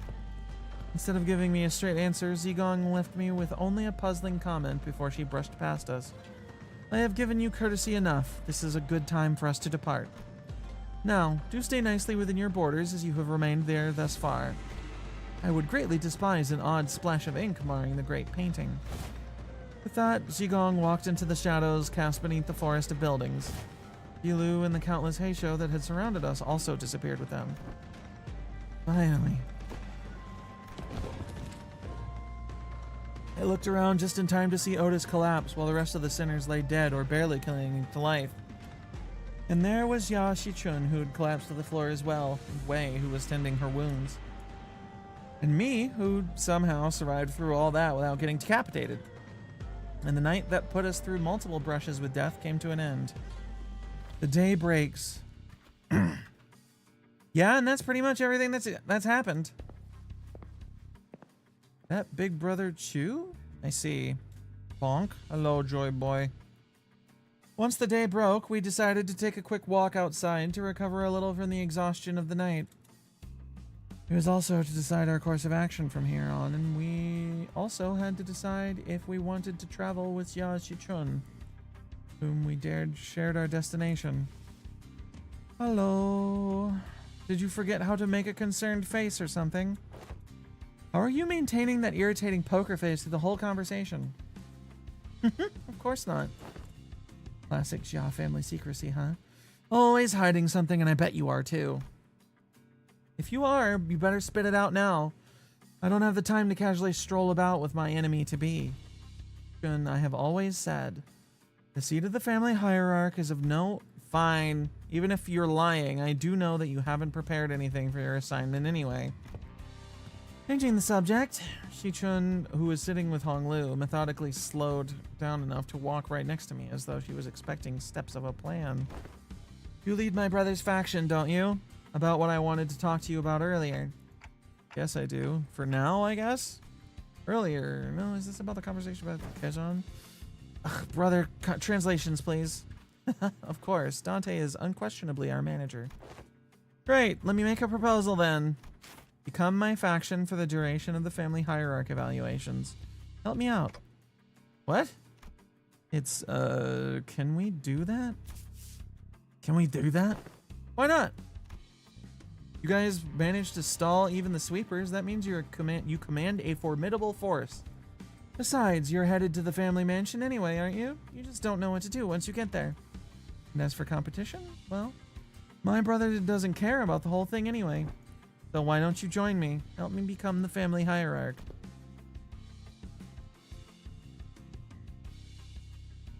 I'm not like our other siblings. I always pay my debts, whether that's for a favor or for a grudge. Can't trust me? I'm happy to make a written... Can we do that, Faust? Faust deems Ya Shichun's plan, her explanation of it at least, rather flawless. Having such an ally at the apex of a wing will be a great boon to Limbus Company as well. I guess so. Then I don't see any reason to refuse her offer. Hong Lu, who's been listening in on our conversation, boiled the discussion down to a clear explanation and related to Jia Shichun. Perfect. It is said that formation of such alliances should come with a grand banquet to mark the occasion, and to cement the upcoming coalition. The banquet's on me. Once we get closer to the central zone, let's find a nice Kazan to discuss our future ventures together. You're Dante, right? Let's make this thing work. Let's. We're still bewildered by the turn of events. But Shichun reached out for a handshake with such earnestness that I found myself almost drawn to shake her hand in return. Now that I think about it, this is the first time we ever made ourselves an ally that wasn't specifically selected by the company, huh? Well, if that's the case, I really hope we can have at least one ally who doesn't meet a terrible end. Oh, Dante, why did you plant the death flag? We walked out of the Kazan to find the Mephistopheles waiting for us in the middle of the road. Wow, man. I never thought about it, but now that it's just standing like this in the middle of the street, it really stands out, doesn't it? Is this your usual ride? Glad to see that you're all safe. Dowd and Pilot walked out from inside the bus. Uh-huh. So did you guys take care of the business? I have some more pressing things to talk about. Listen well. Do you have any idea how much trouble your subordinate's little connection? Yes, Miss Faust already gave me a report. Pilot? Oh boy. Yes, ma'am. By the way, he's awkwardly stepping forward. He probably already got a hell of a talking to from Saud. Real mighty sorry about that, y'all. I've only ever been part of eradication missions, never in this espionage business shit. So, Pilot, what did I say about mixing excuses into an apology? Forget what I said. Real mighty sorry, for real. This Ching Tao guy approached me and sweet-talked me into going along with that plan of his. So I got too cocky and assuming I knew better than my seniors. I'm sorry, too. I forgot that he's still a new guy in the business. Of course, he'd be prone to making these fuck-ups. Looks like we'll both be writing letters to explain our failure together, huh? You're both getting disciplined for this? The disciplinary action is unlikely to be anything of significance. LCB team came out unscathed, all things considered. However, it is likely that they may have to work for half a year without pay. That feels like a pretty serious thing to me, but I guess this is the city, so I'd consider it a win if all we were getting is docked pay. Next time, I do promise. Next time I'm gonna get real good at this job. Gonna become someone who can actually provide good assistance to y'all. Of course, Pilot. You really should. In fact, you will have no choice but to become a contributing member of the team when I'm done with you. Really get into it, huh? No one's dying or getting fired under my watch as long as I'm their manager. I'll make sure of that. Yeah. Oh, right. Almost forgot to tell you, Saud. It's really important business stuff going forward. We're gonna... Oh yeah, I was gonna bring that up sooner or later. We just got orders from the LCA.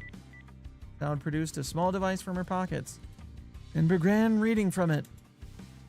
Upon arrival at the central zone of H-Corp, the LCB will participate in the family hierarch evaluation with a candidate.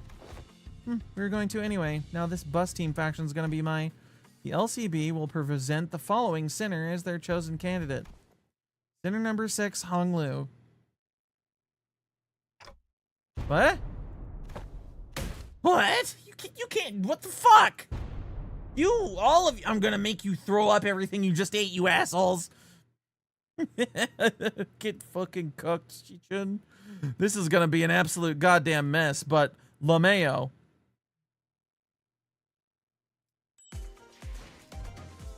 Oh, and that's that done. Murder begins indeed. All right, everyone. That's us done for the night. I have no fucking idea what we're doing tomorrow because Limbus may be on the schedule, but I'm not starting a goddamn whole conto before I'm like have to not find out where anything goes for a whole fucking month. Oh, but at least I don't have to read as much.